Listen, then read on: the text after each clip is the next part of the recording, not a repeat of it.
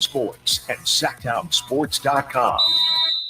If your credit card bills have gotten out of hand, call Consolidated Credit now. If you're making the minimum payments, but your balance is just not going down, call Consolidated Credit now. If the interest rates on your credit cards are so high, it will take years to get out of debt. Call Consolidated Credit now. They've helped over 5 million people. They can consolidate your debts into one lower payment, reduce your interest rates, and get you out of debt fast. If you're struggling with credit card debt, call Consolidated Credit now.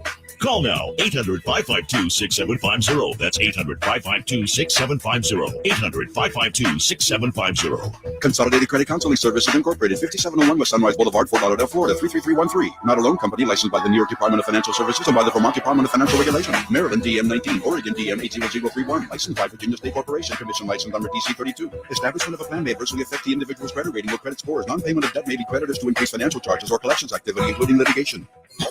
Well, hello there. It's Santa Claus, and I'm checking my list to see who's been naughty or nice. Yeah. Oh, hey, Santa. About that list, I've been a little bit naughty this year. Oh, my. Naughty boys get a lump of coal in their stocking, you know. Yeah, lump of coal.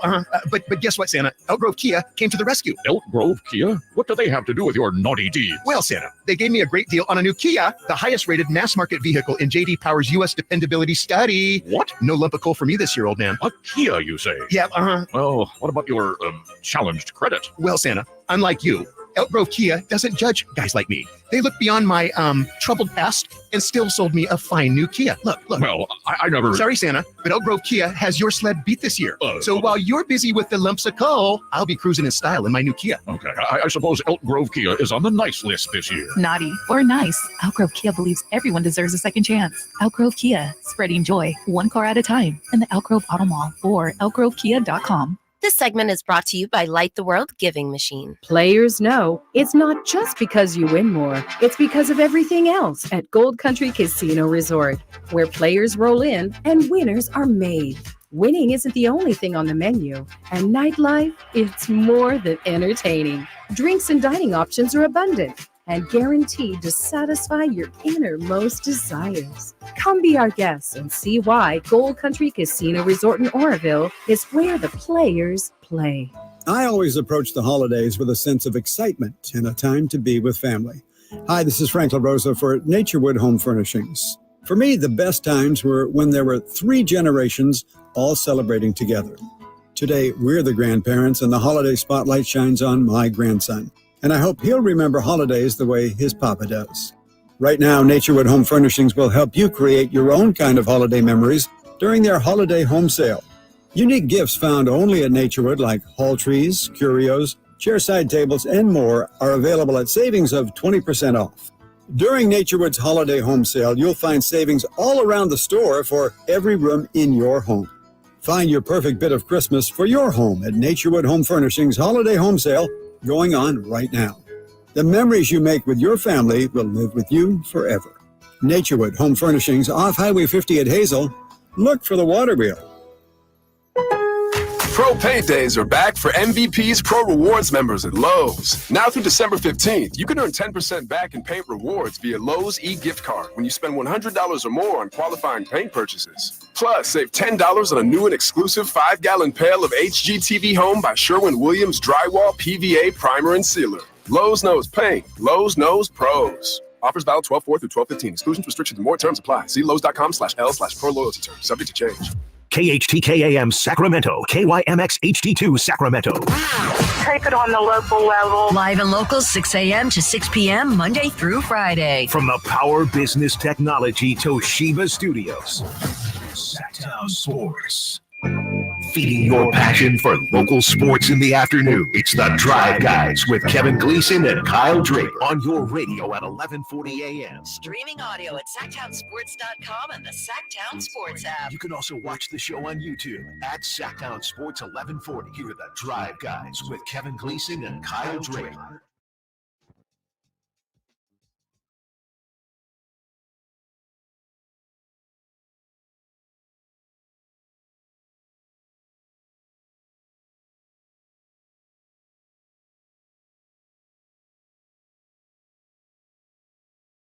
I'm done. I'm tapping out. Yesterday we get back and from overseas, and I must have been a little jet lagged because I'm watching the 49er game, and I thought it was 42-19 49ers. And from what you said, that couldn't happen.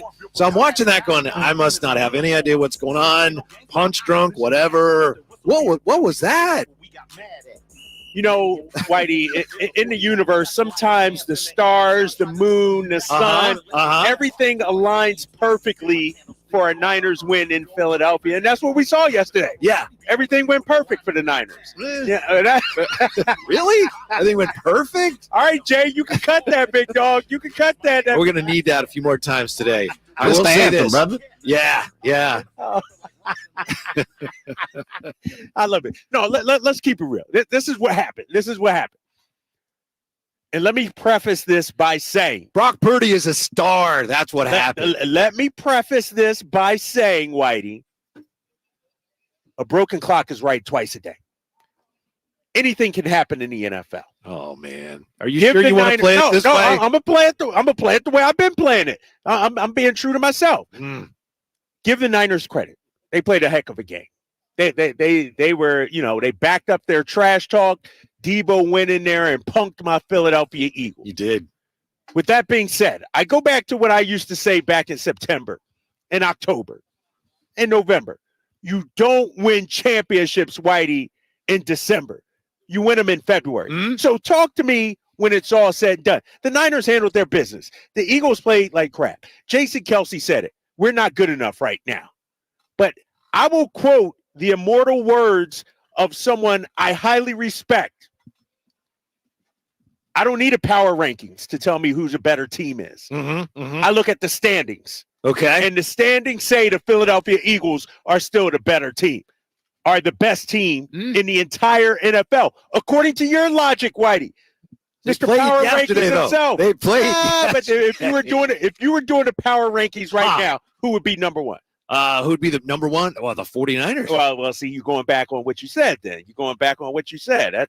I see how it is. I mean, did you not watch the game? I couldn't blame you if you bailed on that thing early. I did if bail. you pulled the parachute a little early. I did bail. But you know what? Knowing the Eagles in the city of Philadelphia like I do. What does the city of Philadelphia have to do with it? Because we're scrappers. Yeah.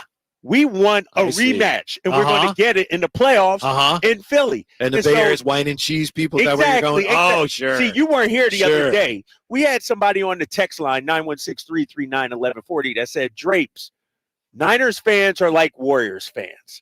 They're front runners. And that's what I'm seeing right now. I'm gonna take all the heat that I deserve, because all last week you weren't here, my friend. I was giving it to Niners fans, and they were quiet. They weren't calling in. They weren't texting. They were quiet. You may hear from them today. I'm hoping. Kyle doesn't seem to understand exactly what went down yesterday. If you're a Niner fan, help me help him. We're all about helping you today. Yeah. And by the way, the Eagles got a ton of fair weather fans who've jumped on board. No. Yes, that's what happens when a team is successful. When you're in the Northeast, when you're Boston, New York, Philly, you don't get bandwagon fans. It's passed down from generation to generation. Don't slander my city like that. In addition to that, there are a lot of bandwagon, late to the party fans. That's the nature of fandom. And Bay Area fans, Northern California fans, there are a lot of them been around a long time. Even Warrior fans. There are Warrior fans that supported that team, in the old building. So just, I know it's a tough day for you. It is. It's a hard day. And I got to give you a ton of credit. I don't know if you'll even want to talk about this yet. But can I throw it on? Hold on. Yeah. This is really your call. And I really, if you're on the YouTube chat, you can see it right now. Hold on. Yeah. Did you just turn your mic off? Okay. All right. Okay. He's going to, this is worth waiting for here. All right. Look at that. Man of his word. There. You know what you look like right now? There we go. You know what you look like? You look like an MVP candidate. An MVP, my friend. Pretty. Oh, this does look good on me, though. This does look good. Red is my color. I know Jeffrey Chadia from NFL Media is going to be with us today, and every week he updates the NFL Most Valuable Player race, and today he has I think number 2, he has Brock Purdy. Number 3, Jalen Hurts. So, you can Who's he complain to got him number about 1? that. I forget who he's Is got. it Dak? Yes, it is. Thank you. He's Dak's got- number 1. So Brock Purdy goes on the road in Philly, plays great, still can't even be Jeff Chidia's top MVP candidate. Number 2. Number 2. Yeah. That had to be tough for you, especially the fact that Brock Purdy 19 and 27 for 314 and 4 touches. You know what was tough? And I was worried early on in that game when the Eagles came out of their first 2 drives with just field goals. I said, no, you got to score touchdowns against these guys. Field goals aren't going to get it done. And so when you looked at the halftime score, I think each team had like 3 scores, but the Eagles had 2 field goals and a touchdown where the Niners had 3 touchdowns. So what was the number? Because, again, we just got back from overseas. I don't even know what I saw. How many possessions in a row did the 49ers score touchdowns? They still might be scoring right now, man. 6? They're like LeBron. Not 4, not 5. That was incredible. They got us. And the Niners exposed what we already knew about the Eagles and their flaws. That secondary is not good, especially when you don't get a pass rush. In those first couple of drives for the Niners, they were able to get a pass rush on Brock Purdy. They were able to get some hands on ball, some deflection. Oh, yeah. Early on, it looked like, wow, the 49ers had no chance of moving the ball. Right. First couple of possessions. And so I'm like, we're good. The defense is fired up. But as the game went along, both line of scrimmages, the fact that the Eagles couldn't establish a run, that killed them. Secondly, the tackling by the Philadelphia Eagles was atrocious. I didn't see a lot of tackling. Oh, there wasn't any tackling. I mean, it was unbelievable. And how about the Eagles in the third quarter going down, scoring, and then they give up the big play to Deebo Samuel. That was the game right there. It's you know what? I'm going to call it like I see it. The Niners did a whole bunch of talking all off season. During the season, their fans did a bunch of talking. But Niners fans, your squad backed it up. They went into Philly and punked the Eagles. They treated us like a bunch of suckers. And that's what we were yesterday. That's unacceptable in the city of Philadelphia. That can't happen, and it won't happen again. I'm upset. I'm sure it won't happen again because next time they play, it's going to be at Levi Stadium. You still got Baltimore to face later this season. You got Seattle. You got some tough games, but no, it was like you still. I know about Seattle.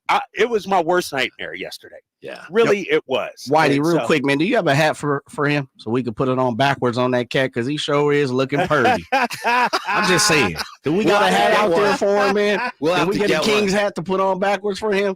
Yeah, that's a great call, Jay. A little backwards hat too, so I can look like Brock Purdy. Come in with my little backpack on too. Come on, tracksuit, new tracksuit. The 2 things I would say if I were you, well, I might think of them, I might not say them, but it's true. One, your team, they look tired, and it's understandable. And the 49ers took full advantage of it. No, but your team, I think it was their 3rd game in 13 days, whatever it was. And you could see physically they were overmatched yesterday. The other thing, and you touched on this already, it's true. That was a great win for the 49ers, but they ain't won nothing yet. Exactly. And so everybody's coming at me in the YouTube chat. Bring it on. Well, that's because of what you said. No, I accept that. I'm okay with it. But you're right.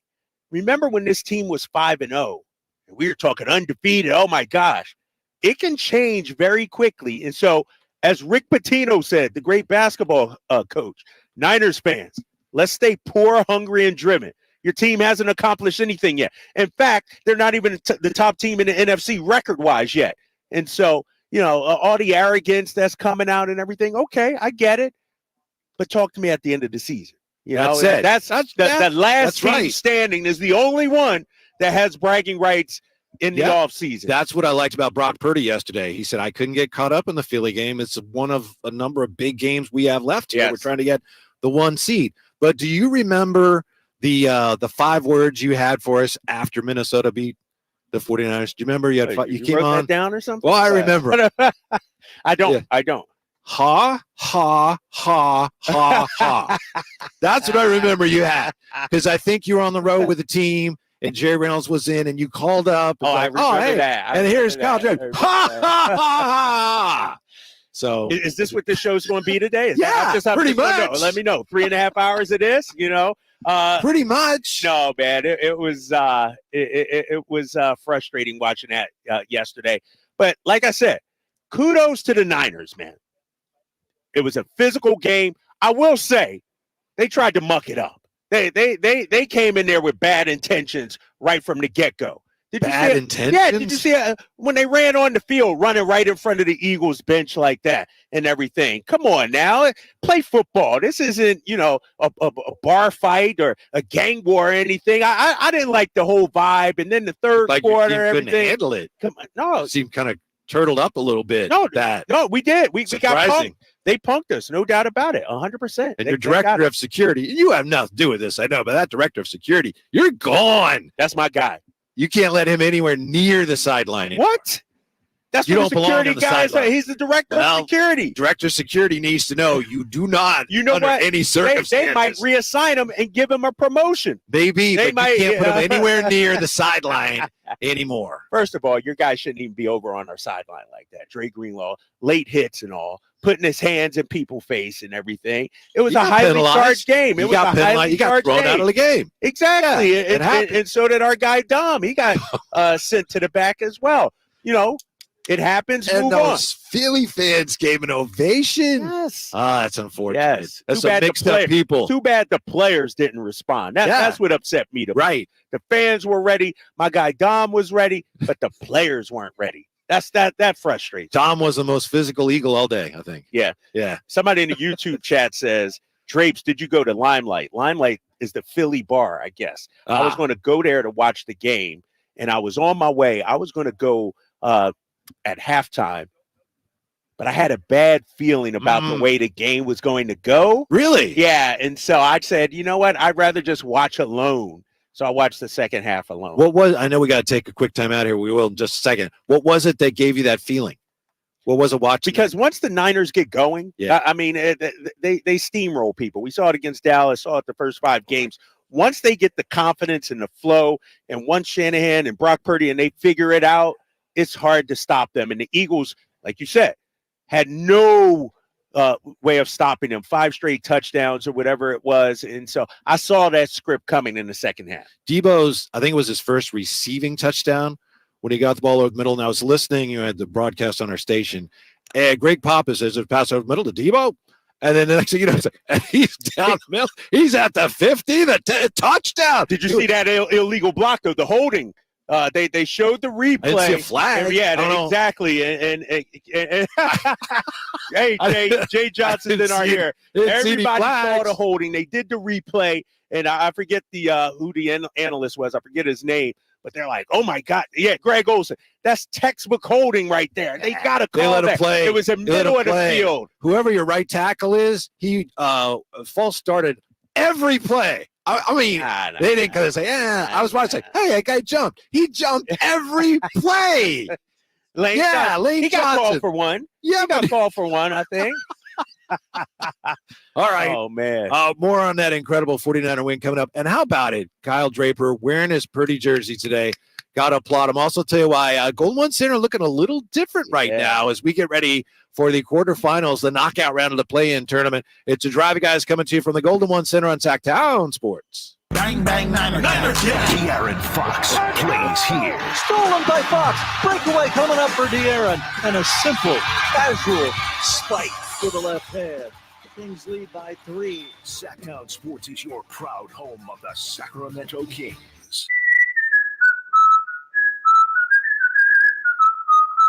Yep, 'tis the season. Hi, if you're like me, you take pride in your gift giving. Well, I've got a terrific idea for you. Gift cards from the Good Feet store. Okay, so arch supports aren't exactly what they've been hinting for, but you know they'd love them. And with the Good Feet lifetime warranty, it's a gift they'll enjoy forever. Buy a Good Feet gift card now, and Good Feet will boost its value 20%.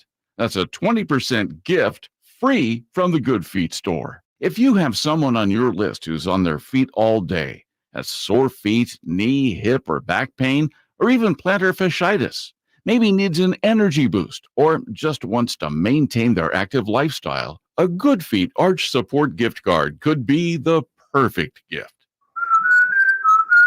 The Good Feet store in Sacramento, Roseville, Stockton, Modesto, and Vacaville. Online at goodfeet.com. David Banner.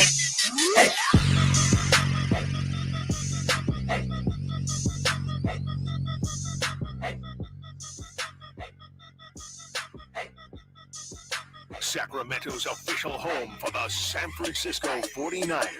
Sactown Sports. I don't know what was more surprising. The way the 49ers beat the Eagles yesterday, not really surprising that they beat them, but the way they beat them was a little surprising. Or hearing Kyle Draper today. And we knew this is a tough situation for Kyle. He comes out complaining that the 49ers were bullying the Eagles. You complained about that? No, because you know what happens. I thought we were going to see a good football game, a great football game. I didn't know we'd see cheap shots. Better get the violins. They're trying to bully him out there. Come on, play football. Come on, man. They were trying to bully him? Come on, man. It's pro football. They, you know what? Philadelphia, whatever bullies, it takes right? to win. Okay. I hope Niners fans are proud of their team. And that showing we saw there, Dre Greenlaw getting into it with my guy, Dom. Draymond Greenlaw? Yeah, exactly. Draymond Greenlaw. Kings fans, y'all wouldn't stand for that. Don't stand for it from the Niners now. They come talking trash. And I'm trying. I need some Eagles fans to call in, man. I'm by myself right now. Somebody's calling in. We'll see if they're Eagle fans. 339-1140, 1-800-920-1140. Let's start with Doug. Doug, you're on the Drive Guy, Sactown Sports. What's up? Hey, Whitey, take a break. All this is going to be directed at Mr. Draper. What you got, Doug? Come with it. I'm ready for that smoke. Man. You know what? You back up really well. You're smooth. I'm listening to you, and you go, oh, yeah, and everything. Now you're agreeable. Where were you on Friday? Friday, you were saying crickets. What'd you do? No, where were Niner fans on Friday? So hold on, Doug. No, time out, Doug. Time out. You know what a man does? A man goes in and said, hey, we got smacked. We weren't very good. And tomorrow's another day. I said that, Doug. I said that. I said we got punked. We got treated like suckers. Give the Niners credit. They came in. They kicked our butt. They tried to bully us. Yeah, they bullied us. They mucked the game up. We'll see them come to the NFC Championship game. Did you bet your house on it? What, this past game? You bet your house on it that Philadelphia would win? No, not this last week. You got to understand. I'm saying, man, you bet we were tired. We were tired. We weren't the better team. Our defense is not where it needs to be right now. But like I said earlier in the season, Doug, you don't win championships in December. You win championships in January and February, big fella. So you can give me all the smoke you want right now. Go ahead. You can be an arrogant Niners fan right now, but when it's all said and done, one team. Okay, hey, you know what? That's what all is fun about sports. It's never serious because there's a lot more things in life that are a lot more serious. Thank you, Doug. You said it was a good game. I was going, it was a great game if you're a Niner fan. Yeah, it was a great game. You're right, Doug. Thanks, Doug. Here's the thing, though, and I'm ready. Come on, Niners fans, bring it. I don't mind. Real quick, Whitey. Real quick. Yeah. I know you have your pen and your paper. Let's keep a count of how many excuses Drapes has today. He's already said jet lag. He said tiredness. I may need another pad. Yeah, just in case. Let's just keep track of it because you do a great job of being a statistician there, Whitey. Let's make sure we keep how many. Okay, he's got 2 or 3 already now. Bully. A dirty game, jet lag, and tiredness. So we got 4 already. It's not February, not January. That's right. Yeah. The holding call, dude. That was a big play. That was a game changer that they didn't call. But here's the thing, though, Whitey. Wait. That was a game changer? Yes. It's 42-19. No, because the Eagles had just scored. If you make that call, maybe it's a 3 and out or a third down, and you got to, punt the ball. And the Eagles get it back, and we're right back in this thing. But I will say this, because, Whitey, you were on the shores of Okinawa last week. Yes. All week long, I heard it's one game. It's 1 of 17. It's just a regular season game. And now that they won, all the smoke is coming? I thought it was just 1 of 17, though. It's just one game. You made your bed. You have to get in there when it comes to a lot of the trash talk that we've been hearing from you about the 49ers, not just last week. And last week, yeah, I didn't hear a lot of it myself, but I've been hearing it all season long, going back before the season started about Brock Purdy, game manager, all that. Brock Purdy is an MVP candidate. So, yeah, that's part of the reason why people are quick to point out to you, hey, the 49ers beat your team pretty good yesterday. Your team didn't show up yesterday. Big game. That was a huge game for your team. You're right. There's a lot of football left to be played. That was a big game yesterday. Only one team showed up. That was, you have to admit, you may not admit it here, but that was surprising. Yeah, a little bit. We got off to a great start talking about the Eagles. Our offense the offense was shredding that defense those first two drives. 6 points up. But couldn't punch it in. Mm-hmm. And that was, the huge turning point, because if you're the Niners, you're only down 6-0. You get the touchdown, you're up 7-6. It's a whole different ball game psychologically. And so the Niners were the better team on that day. But if you look at power rankings, based on what you said, the best team record-wise is still the Philadelphia Eagles. But they just played yesterday. Come on, they just went head-to-head yesterday. That doesn't mean Let's get to Donald. Thanks for hanging on. Got a lot of people. We'll get to as many as we can on the phones here. 339-1140, 1-800-920-1140. Hey, Donald, you're up. Drive Guy, Sactown Sports. What's up? Man, Kyle, if you wasn't a Kings fan, I'd just own you right now, because you sound like a straight-up sucker. Dude, what am I supposed to say? My squad got their butts handed to them. What am I supposed to say? They kicked their ass all up and down the field. And I'm not a cursor, but I got to say this. And here's the thing about it. They ran up 500 yards in 2 quarters and in a half. It was impressive. It was impressive. You don't want to run this back. No, we got to run it back. We got to. We beat y'all in the NFC Championship game. We handled y'all, and let's not forget that was a blowout too. Let's not forget the 49ers didn't have a quarterback in that game. There was a reason why you didn't have a quarterback. It was a reason. The Niners had no hope in that game, Jay Johnson. Don't get in my ears. It wasn't no blowout, though. Y'all had no hope, though. Once Brock Purdy had his elbow taken off, there was no hope. What was the final score? Blowout. Was it a blowout? Score-wise, it wasn't a blowout, but it was never in doubt. Let me say that. It was never in doubt. Yesterday, really never in doubt also. Once the Niners got up, it's like Ali Frazier. We need part 3. Well, it'd be like Ali Frazier if in one of the fights, one of them didn't have both gloves, right? It's not even. I know the win last year for the Eagles was the bigger game, but the 49ers did not have the quarterback. And that's why, as the 49er fans know, and as you know, that's why the 49ers did so much talking. That's why Debo did so much talk. It's like, would have been a different story if we had our quarterback. Well, you better back it up. Okay, they just did. They backed it up. They won. They took round 2. It's going to be another round. These are the top 2 teams in the NFC. I think they'll meet up again, and then we'll, settle it once and for all. But, Niners fans, have your moment.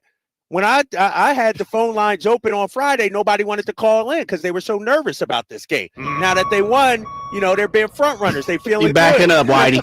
Put it on there. Clear. Watch out behind front runners. That's another excuse. Put it on there. Yeah, look out there. Do I have any Eagles fans that could come to my rescue? I'm taking these punches, these shots all by myself out here. I need some help. Your boy needs some help. Daniel, 339-1140, 1-800-920-1140. Yo, we got to take time out. We'll get back to the phones. We'll see if we can find any Eagles fans. I'm guessing we don't find a lot of them today. Those fair weather Eagles fans. I'm here, though. Yeah. I'm here. I thought about calling in sick. Awesome. No, I wanted to face it. Really? That's me. I was dreading coming in today. All right. More for Kyle Draper. Hey, he's wearing his Brock Purdy jersey today. Got to give him that. Drive Guys coming to you from the Golden One Center, Sactown Sports. On the move? Got somewhere to be? Take Sacramento Kings basketball with you. The Sactown Sports app will let you stay connected to your passion. Never miss a moment of Sacramento Kings basketball with the Sactown Sports app. Get year-end pricing during Happy Holidays at Folsom Lake Honda, your one-stop Honda shop. Folsom Lake Honda is your one-stop Honda shop for great pricing on our entire selection of new CRVs, HRVs, Ridgeline Civics, and Accords. Plus, with low finance and lease options, now's the time to buy. Hurry in and save during Happy Honda Days at Folsom Lake Honda, or go to folsomlakehonda.com. Folsom Lake Honda. Yeah, your one-stop Honda shop. Yep, that trailer hitch and folding bed cover from TruckSmart makes road trips a breeze. Right? I'm so much more organized on the job site since TruckSmart installed my truck rack and toolbox. And they had it all in stock, so I just waited as they installed everything. Take a look at this sweet Rhino truck lining. They sprayed it on. Yeah, you win. That is sweet. Truck Smart, truck and SUV accessories for on the road and the job site. Stop by one of our 2 locations in Rockland or Auburn. Trucksmart.com. Your truck's gonna love them. A holiday message from Jackson Hewitt. Jingle bells, jingle all the way.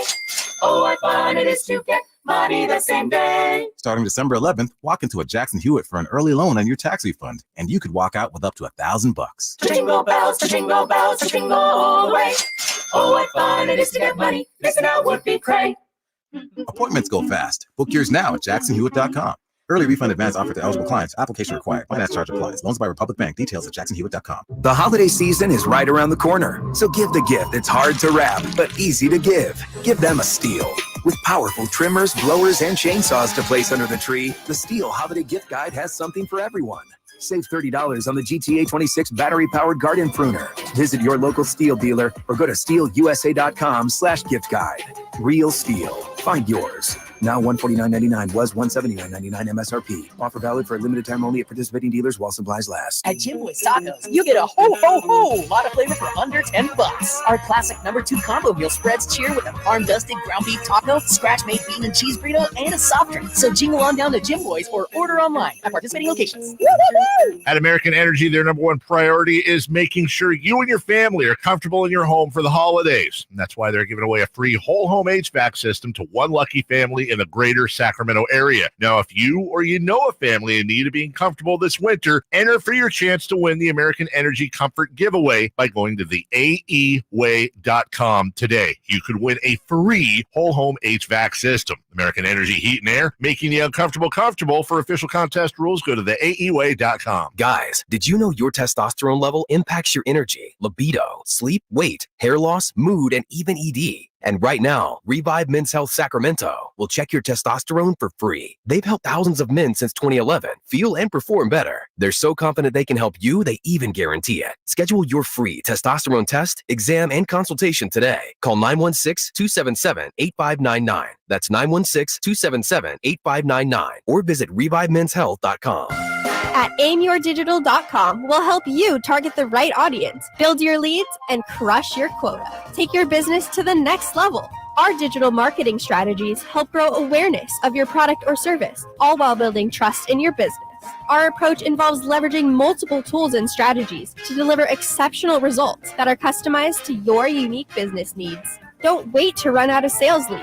Keep your business growing. Get started with aimyourdigital.com today. It's no secret to golf enthusiasts that Timber Creek and Sierra Pines in Roseville are one of the region's most unique and scenic places to enjoy a great game of golf. 27 holes, boundless options. Elevate your game on our newly renovated driving range, putting green, and chipping area. Whether you're aiming for fun, lower scores, or all-around growth, we've got you covered. Experience golfing dreams in Roseville and book your tee time at timbercreekgc.com. Timber Creek and Sierra Pines, your ultimate golf haven. I'm upset. 50,000 on my head is disrespect. Just sort of in my mind, yeah, man, I got hurt here. You know, that was this year, late in January. But was it going to be the revenge game or anything like that? No. For me, it was week 13. We're going into it's a new year, hostile environment. We needed this game. We need this game. And obviously we have some really important games coming up too. So that's where I was at with that. I didn't want to get distracted by I got to go back and show everybody what could have happened or what could have been. Got a new team. This is 2023, and that's where my mind Sacramento's official home for the San Francisco 49ers. Sactown Sports. That was a little upset music for you. Yeah, I'm upset. I'm still upset about that. Yeah. Listen, to you, to everybody listening, happy Purdyversary. It was a year ago today. Brock Purdy replaced an injured Jimmy G in the first quarter versus the Dolphins. 21 games since then, including playoffs. Brock Purdy's passer rating 114.1. That would be, check the notes. Yes, the best in football. Number one passer rating in the last year, Brock Purdy and Kyle Draper paying his respects today. Yes. To Brock Purdy by wearing the number 13 jersey. And how about this, Whitey? Really well. I'll spice it up a little bit. I just went and bought this jersey. And as you know, jerseys are not cheap. Today you got it? Yeah, I bought it today. I had to pay my bet, right? Uh-huh. But this will be the last time I wear this jersey. And so I'm going to give it away to somebody on the YouTube chat, actually. Wow. Because I'm never wearing a Brock Purdy jersey again. This is like, you don't want to save it for the next time they might play? No. Now, if it was Tom Brady, a surefire Hall of Famer, shoot, if it was Jalen Hurts, somebody that has a legitimate shot at the MVP, maybe, but not Brock Purdy. I can't. You don't think he has a legitimate shot at the MVP? I think he'll split some votes with CMC. And so I think, that may be an issue for him. But with that being said, I can't doubt my man Brock Purdy for 12 straight weeks and then all of a sudden hang his jersey up in my closet. That can't happen. I'm not like that. I'm a man of my word here, Whitey. Yeah, at some point, you're going to have to admit you're just wrong about him. I mean, at some point, maybe today's not the day. Maybe you're not ready for that. No, today's not the day. Yeah. Today's not. He's a good. I've always said he's a good quarterback, but I still haven't seen him tested really. Like yesterday was not a test. No, they just bull rushed the Eagles. They mollywopped them. That Josh was not, Johnson could have done that yesterday. Josh Johnson could have done that. No, exactly. No question. Dak Prescott could have. I mean, come on, man. Sam Darnold could have went in there and got that win yesterday. Are you actually looking at these games? Of course. You got to understand. It wasn't about the throws Brock Purdy made. It was the inability, A, to get a pass rush, and B, to get a tackle. Like Brock Purdy, the numbers look good. Rating looks good. Yeah. The dude wasn't touched after the first quarter. And how about the yards after the catch? I need somebody to pull up that number. Every single time the Niners got the ball, the Eagles' first tackler missed, like whether it was CMC, whether it was Kittle, whether Evo's still running for touchdown. Well, I see what you're trying to do. You're trying to change the narrative from, wow, the Eagles got destroyed, back to Brock Purdy's not all that. So we don't have time right now. We don't have time right now for your Brock Purdy slander. We'll probably revisit it at some point. Yeah. There's a lot of fans, a lot of your fans are anxious to talk to you about the game yesterday. 339-1140, 1-800-920-1140. Start with Bobby on Sactown Sports. Bobby, you're on with the Drive Guys. How are you today? Hey, what's up, guys? How are you? Hey, good. What's up, Bobby? Hey, so Drape, you're lucky we love you, man, because you're a great Eagles fan. You're good at your job, and I'm lucky I got an Eagles fan as my neighbor because we had this talk. He wouldn't actually return my text this morning, but but great, this is a great thing because, like I said, I respect you. You're good at what you do. Thank you. But you got to know, and I don't care what you say on air, but deep down inside, as someone who understands sports, I'm going to say pretty well, like yourself, that was a bold statement yesterday. Like, you guys got absolutely dismantled in pretty much every phase of the game. So you can say what you want on air, but you and I both know both squads at full health now. Man, I thought, I was hoping as a Niners fan it'd be closer because I wanted to see. I had to see it, but man, they passed the test. Niners looked fantastic yesterday. Eagles look like trash. But here's the thing about sports, though. Go ahead, Bob. It's defense, though. I didn't realize your defense is it's just a lot of bad mismatches. And I got to be honest, I was very surprised. That was the last thing I expected was a 23-point, just absolute at the link. But it was your D. Your D is just not the same as last year. That was the noticeable difference. And your lack of run game. Swift is a really good scat back. He is not. McCaffrey made him look like they are on different levels. And that was just very obvious yesterday. Bobby, you neutralize that pass rush, and then your secondary. Right. No. It's exposed and a little we knew that, though, right? That was the biggest weakness in the Eagles' whole system is their secondary. It's not good. And when you play against a team as talented as the Niners, I mean, with so many weapons, it's going to be a long day. That's why that pass rush is so important. Yep. And, after that first quarter, they weren't able to get to Brock Purdy. And so, you know what? But this is sports, Whitey. As we know, just because someone wins on December 3rd, 2023, that doesn't mean they're going to win when it's time to, win a championship. Like, it's. Hold that thought right there for just a second. Go ahead. Jay, is that an excuse? Should I write that one down? No. This is sports. Go ahead. Put that on the note too. This is sports. Okay, this is sports doesn't mean, okay. All right, got it. Yeah. Go ahead. Yeah. Oh, backing the truck up right there, Whitey's backing up. You guys can have all your fun right now. I get it. It's your day. Bring it on, Niners fans. But you know as well as I do, one head-to-head meeting does not determine what will happen in the playoffs. We've seen it far too often. Come on now. I mean, you can have your day. Your team is better right now. But the Eagles, it ain't September. No, but here's the thing. The dirt aren't on the Eagles' grave right now. They're not 6 feet deep. They still have a shot. It's not like, oh, you'll never see the Eagles again. They're done. Come on, man. It's one game. Right. It was. You keep telling yourself that, and that's what they're telling themselves. Yeah, but that was a humiliating loss yesterday, and there was a lot at stake yesterday. It does go beyond the playoff ramifications. Ultimately, that's more important. But, these teams don't like each other. There was a lot of talk from both sides about what they were going to do to each other. And for that to be a one-sided game like that, that's very humbling for your squad. And I'm sure on a personal level for you too. No, yeah, it is. It is to an extent. But when you look at, the stretch of games that the Eagles are in right now, if we want to go back to Dallas, you got Dallas. You got Kansas City. You got Kansas City. You got Buffalo. You got San Fran. You got Dallas again. So that 5-game stretch, I thought we'd go 3-2. Right now, we're 3-1. So we're, by my prognostications, we're fine. Everything's okay. Yeah, but here's why you're not. The record, as you pointed out, you only have 2 losses, one fewer than the 49ers, right? But some of these wins, it's like a house of mirrors. I think the Eagles were 5-0 going into yesterday in games which they were losing at halftime. And they had won. They were like 5-0 in games they were behind by 10 points. And that's on one hand, that's admirable. But that's not sustainable in the NFL. Right. What I'm saying is your team has been lucky this year. No, good. How about that? Clutch. They have been good, but they've also been very fortunate. And it was going to come back to bite them at some point. I thought it would have happened in Buffalo. Niners are a good team. Give them credit. I mean, they came in there, and I've said it before. I'll say it again, Niners fans. They punked the Eagles. They made them look like suckers out there, and that's okay. At the end of the day, Philly's 10-2, and the Niners are what, 9-3? Come on now, we're good. Everything's okay. In case there's a tie, who's got the tiebreaker now?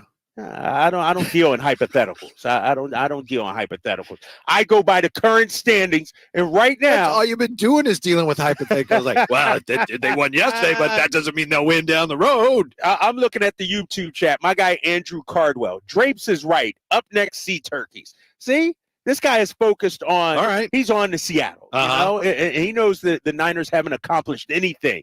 If we're talking about regular season championships, okay, go ahead. But the Eagles are about the Super Bowl. We're trying to win a Super Bowl. And which franchise has won more Super Bowls? Which franchise has won the more recent? You guys are like the Celtics in the NBA. Y'all won when, Roger Craig was running 25 times. This is a different ball. They've won since Roger Craig was running. I think they won a couple. 339-1140, 1-800-922-1140. Steve joins us on Sactown Sports. Hello, Steve. What's good? Whitey, welcome back to the States, man. Thank you. Nice to have you back, brother. Appreciate that. So, man, Kyle, I talked to you on Friday. My brother's an Eagle fan. I haven't spoken to him since I don't know when. But look, man, I gotta give you the respect. I would love to sit here and bust your behind, but you're out here standing on business. You're out here owning it up. So you know what, man? I'm just going to throw it out there and just say, well played, sir. Well played. But I will say the vibes you were giving me on Friday were the vibes you were giving everybody on Friday, man. Everybody. This was going to be the game. This is a December 3rd game right here. This is going to be the one.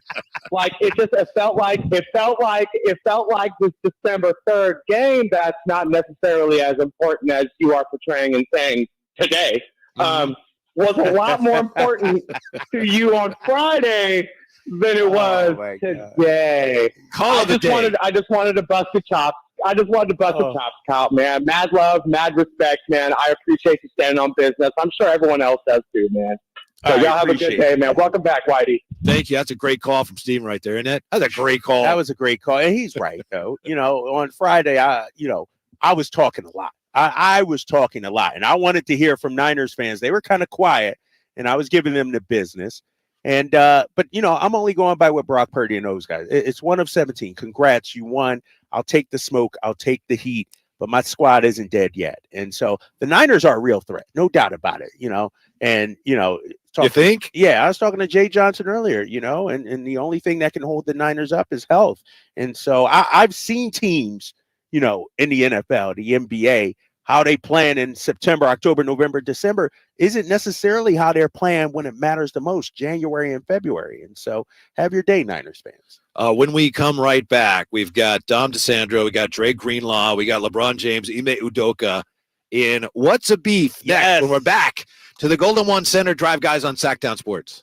Can the Niners build off their NFC Championship appearance from last season? How will the quarterbacks perform throughout the year? Purdy back, now going to throw for the end zone, wide open, Brandon Ayuk is on fire! Will the defense lead this squad again? Intercepted, ball got tipped up and taken by Fred Warner. Get all your 49er coverage throughout the NFL season on Sactown Sports and SactownSports.com. As we come together to celebrate the end of this long, long year, Stockton Honda has savings to bring us all cheer. Happy Honda Day savings and selection galore. Stockton Honda's online express purchase and great people give you more. Save on 400 new Hondas at Stockton Honda during Happy Honda Days. Shop in person or online with our express purchase option. Anytime, anywhere, it's all here. StocktonHonda.com. Power Business Technology is proud to be 100% independent, locally owned, and managed Toshiba copier dealer. Local ownership cuts out the red tape, allowing ourselves to never be too busy to personally answer the call when our clients need us. Recognized for excellence in service execution, training, and customer service, we're proud to be named a 2022 Toshiba ProMasters Elite Dealer. Contact us today for all of your business printing needs at 844-POWER-BZ. That's 844-769-3729, or visit us at powercopiers.com. Carmichael Dave here for Jiffy Lube, your proud sponsor of the Drive of the Game. Now listen to every Kings game for Gary Gerald's Drive of the Game call. Then listen to Jason and myself the next morning for a chance to win a $100 Jiffy Lube certificate, courtesy of all the Jiffy Lube locations in the greater Sacramento area. Get your vehicle ready for the holiday driving season at Jiffy Lube today. Oil changes, wiper blades, tire rotations, and more. For more information, go to jiffylube.com. With RT Painting, our name says it all. We are a reliable and trusted commercial and residential painting company serving the Sacramento area since 1998. Employee-owned, our attention to detail is second to none. Put our decades of experience serving our community to use for you. Get a free quote today. Call us at 916-900-8112. That's 916-900-8112. Or go online to rtpainting.com. That's rtpainting.com. RT Painting, your trusted and reliable painting contractor of choice. Well, hello there. It's Santa Claus, and I'm checking my list to see who's been naughty or nice. Yeah. Oh, hey, Santa. About that list, I've been a little bit naughty this year. Oh, my. Naughty boys get a lump of coal in their stocking, you know. Yeah, lump of coal. But guess what, Santa? Elk Grove Kia came to the rescue. Elk Grove Kia? What do they have to do with your naughty deeds? Well, Santa, they gave me a great deal on a new Kia, the highest-rated mass-market vehicle in J.D. Power's U.S. dependability study. What? No lump of coal for me this year, old man. A Kia, you say? Yeah, Well, what about your challenged credit? Well, Santa, unlike you, Elk Grove Kia doesn't judge guys like me. They looked beyond my troubled past and still sold me a fine new Kia. Look. Well, I never... Sorry, Santa, but Elk Grove Kia has your sled beat this year. So while you're busy with the lumps of coal, I'll be cruising in style in my new Kia. Okay, I suppose Elk Grove Kia is on the nice list this year. Naughty or nice, Elk Grove Kia believes everyone deserves a second chance. Elk Grove Kia, spreading joy, one car at a time, in the Elk Grove Auto Mall or elkgrovekia.com. Kevin Lewis of National Garage Door. Whether you need to repair a broken spring, install the new opener, or buy a quality Rainer door, National Garage Door is here for you. Call us today to see how we can transform your house with a new garage door. 638-4554 National Garage Door. Yep, 'tis the season. Hi, if you're like me, you take pride in your gift giving. Well, I've got a terrific idea for you. Gift cards from the Good Feet store. Okay, so arch supports aren't exactly what they've been hinting for, but you know they'd love them. And with the Good Feet lifetime warranty, it's a gift they'll enjoy forever. Buy a Good Feet gift card now, and Good Feet will boost its value 20%. That's a 20% gift free from the Good Feet store. If you have someone on your list who's on their feet all day, has sore feet, knee, hip, or back pain, or even plantar fasciitis, maybe needs an energy boost, or just wants to maintain their active lifestyle, a Good Feet Arch Support gift card could be the perfect gift. The Good Feet store in Sacramento, Roseville, Stockton, Modesto, and Vacaville. Online at goodfeet.com.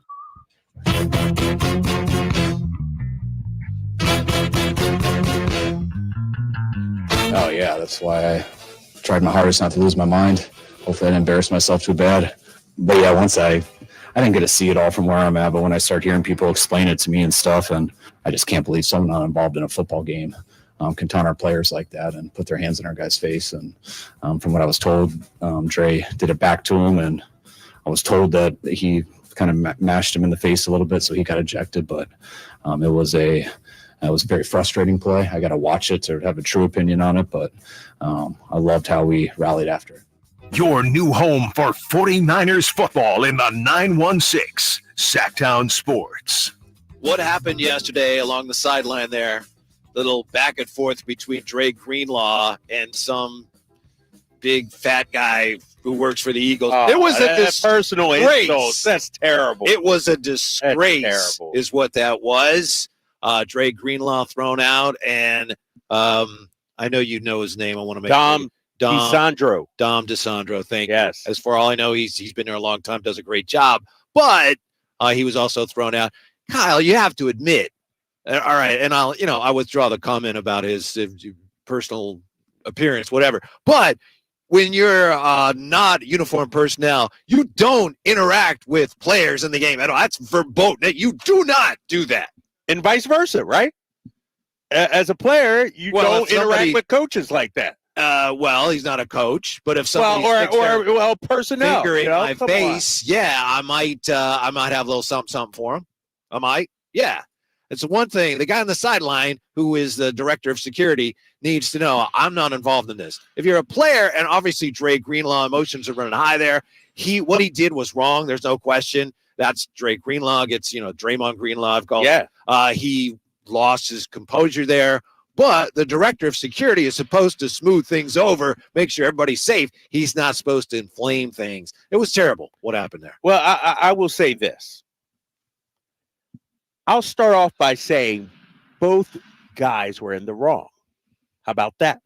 But I'll also add that this game was so emotionally charged because the Niners came in there trying to muck it up, trying to act like some big, bad, tough guys. So right from the jump, the Niners made this more than just about football. This wasn't just about football. There was a hatred out there and the Niners took it to that level. So it is an emotionally charged game. Both guys were in the wrong. With that being said, so it's a 49ers fault that Dom DeSandro it's the Niners' because fault. The Niners came in with too much emotion. It's the Niners' fault that they escalated it to that level. Yes, instead of playing football, it was the Niners that came in there with an agenda. Yeah, you know what? Win. We're going to come in here. We're big and bad. Yes. We're going to come into Philly and the Link and beat you guys. And regular season game, we got the win. Yeah. Come on, man. Debo Samuel and them came out there. No. That's Neanderthal football. Come on. We're talking about multi-million-dollar athletes start acting all big and tough and everything. Well, Dre Greenlaw come on, man. He got tossed out of the game. So, and you can argue that he should have for what he did.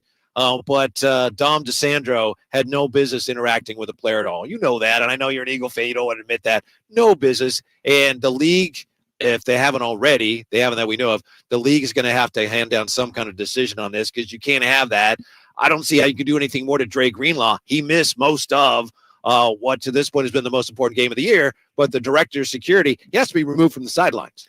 Not at all. And why? And what's going to wind up happening is maybe a fine, but I don't think you got to understand the context of this game. Now, if this was simple week rule, 2, show me the rule. You got the rule? You got the NFL handbook right there? No, we don't know. We don't even know what the rule is. The rule is you do not, the sideline personnel, you do not have any interaction with the players whatsoever. That is unnecessary. So he runs into you. That's different. That's. But here's the thing: when you're the director of security, your job is to protect your team and your players. And so not you from can't, other players. You can't tell me. You can't tell me if we're here at the Golden One Center. If somebody from the opposing bench charges down to the Kings bench to try and mix it up with the player, security will not try and get in front of them. Come on, that's the security's job. First of all, that's I know security's job. Director of security here. I went to. I played against him in high school, and I went to junior high with elementary school. Sean, Sean would try and get in. I wouldn't want to tangle with Sean. Right. I've known that for a long time, but I know that he would do his job in a very professional manner. That's not what happened. See, but this is the problem. This is the problem with this discussion. You can't be objective, Whitey. You can't. You can't be objective about the whole game. You always say that, but of course I can be. First of all, it was a late hit. Oh yeah, that was Second Drake of all, Greenlaw, that was what he right. did was even the 49er announcers on our station, Tim Ryan said, yeah, he probably should have been ejected there. So I get that, but the director of security can't go up to Drake Greenlaw with I think he said what was that was a BS move, whatever he said, and getting in his face like he can, but you know what? Do that. But everyone here's the knows thing. That this is an emotionally charged game. Matter. Okay, I said both guys were wrong, but you're making it sound like he should never work in the NFL again. He can't be on the sidelines ever again. You have to look at the context of the game. Think about this in terms of basketball. Ron Artest went into the stands and got into a fist fight with a patron, a fan. Right. That's the worst thing ever done in the history. And he was allowed to be back on the court and resume playing. So you can't tell me, Dom, oh my God, they should revoke his credentials. Come on, see, that's a homer take. Sideline, because what he did was that's a biased take right there. It's not biased. If this was against Seattle, you'd be like, yeah, Dom, go get him. It's just there's a clear rule there, and there are reasons why there is that rule, and it's very important. And some of it has to do with, as you mentioned, the malice in the palace. And dude, yeah, we understand you're emotional about it. You can't mix it up in any way, shape, or form with a player. You can't do that. I just said both guys were wrong. What do you want me to say? If you want Dom, there must be punishment. How are you going to punish him? I told you, you're going to fine him. You might suspend him a game or something like that. I don't know, but I'm not going to ruin this guy's career over that. I didn't say fire him. I never said fire him. I don't want to fire him. If I'm the Eagles, I promote him.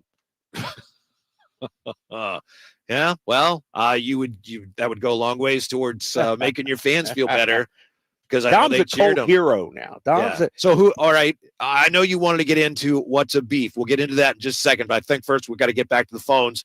339-1140, 1-800-920-1140. Brett joins us if Brett's been hanging on. Brett, you're on with the Drive Guys. How are you? Good. How you guys doing? Good. Thank you for hanging on. What can we do for you? Absolutely. Drapes, you need some fellow Eagles fans to call and console you today? I do, man. I'm by myself. I'm standing out here alone. It's killing me. Well, it's not going to be me, baby. Good, because I was going to let you go. You're going to have to wait for the next caller for that one. What you got, man? What you got? Brock Purdy for MVP, Fred Warner, Defensive Player of the Year, Christian McCaffrey, Offensive Player of the Year, and Trent Williams for President. Trent Williams for President. Okay. By the way, thank you, Brad. And again, thanks for hanging on. By the way, one of the key plays of the game was the next play after that, whatever you want to call it on the sidelines, whoever you want to blame, point fingers, however you want to see the league dish out punishments. Right after that was a 3rd and 7. And Brock Purdy hit Ayuk, and it shut down that crowd at a time when it looked like, here we go. The Eagles might get back into this because Dre Greenlaw lost his Yeah, because cool. we had third down. Yeah. Third and 7, big conversion, a big play in the game. And, the inability to get off the field for the defense, too. That was huge. We got to take a timeout. 339-1140, 1-800-920-1140. When we come back, Jeffrey Chadia, senior writer, NFL.com. Every week he updates the MVP race. I wonder how that game yesterday impacted that. We'll ask him, right? We'll find out. Jeffrey Chadia, NFL Network, joins us next year from the Golden One Center on Sactown Sports. It's that time of year again. Sactown Sports is welcoming Santa back to town for the 40th annual Santa Parade, Saturday, December 9th in downtown Sacramento. Grab the family and join us as we celebrate Santa's arrival with marching bands, superheroes, cheer squads, and more. Parade starts at 10 a.m. at 14th and N. We'll see you Saturday, December 9th in downtown for the Santa Parade with Shriners Children's Northern California, California National Guard, and Attic Man Heating and Air Conditioning. Get more information at SactownSports.com. Get the home field advantage every time with Fairfield by Marriott, official hotel partner of the NCAA. Whether you're a student athlete working toward your championship dreams or your team's biggest fan, Fairfield by Marriott has everything you need to get ready for game day. From comfortable guest rooms to complimentary hot breakfast, Fairfield is part of the Marriott Bonvoy portfolio of hotels and official hotel partner of the NCAA. Visit fairfield.marriott.com to book your next game day stay. For the ones who get it done, the most important part is the one you need now, and the best partner is the one who can deliver.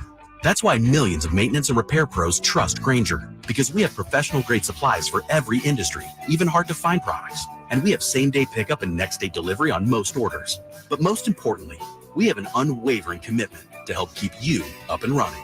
Call, click Grainger.com, or just stop by. Grainger, for the ones who get it done. Get year-end pricing during Happy Honda Days at Folsom Lake Honda, your one-stop Honda shop. Folsom Lake Honda is your one-stop Honda shop for great pricing on our entire selection of new CRVs, HRVs, Ridgeline Civics, and Accords. Plus, with low finance and lease options, now's the time to buy. Hurry in and save during Happy Honda Days at Folsom Lake Honda, or go to FolsomLakeHonda.com. Folsom Lake Honda, yeah, your one-stop Honda shop. Whitey here, reminding you that not all grills are created equal. Give your family a real treat. Bring out all the flavors of the holidays with the amazing Napoleon Prestige line of outdoor cookers. My Napoleon Stainless Steel Pro Series gas grill is turning me into a pro. Napoleon Grills has features other grills can't match. They're built different, built better, built to last, complete with a lifetime warranty. I may never want to cook indoors again. All made with premium steel that boasts absolute quality. Just go to Napoleon.com for your nearby Napoleon Grills dealer. Napoleon Grills. Now is the time for the best selection of grills and fine accessories for the holidays. Guys, did you know your testosterone affects everything in your system, including how you feel and perform every day? Right now, Revive Men's Health Sacramento will check your testosterone for free. Knowing your T levels is the first step in understanding if you have low T. Your testosterone level impacts your energy, libido, sleep, weight, hair loss, mood, and even ED.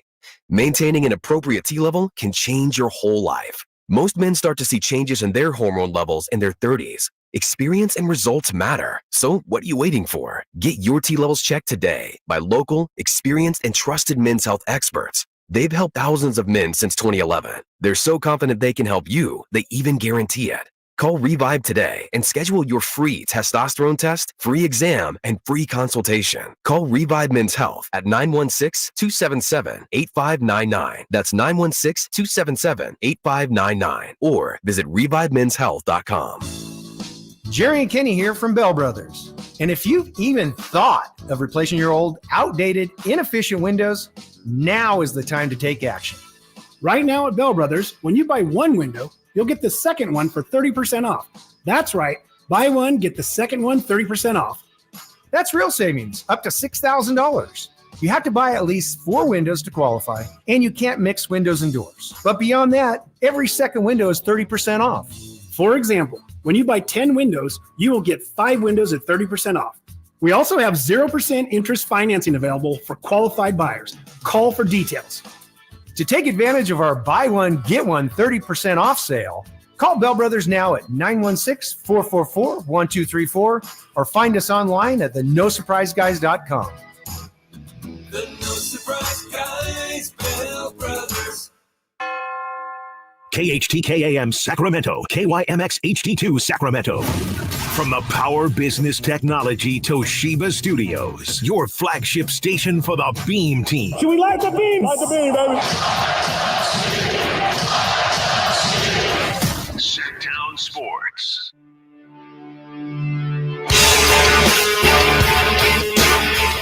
Sacramento's official home for the San Francisco 49ers. Sactown Sports.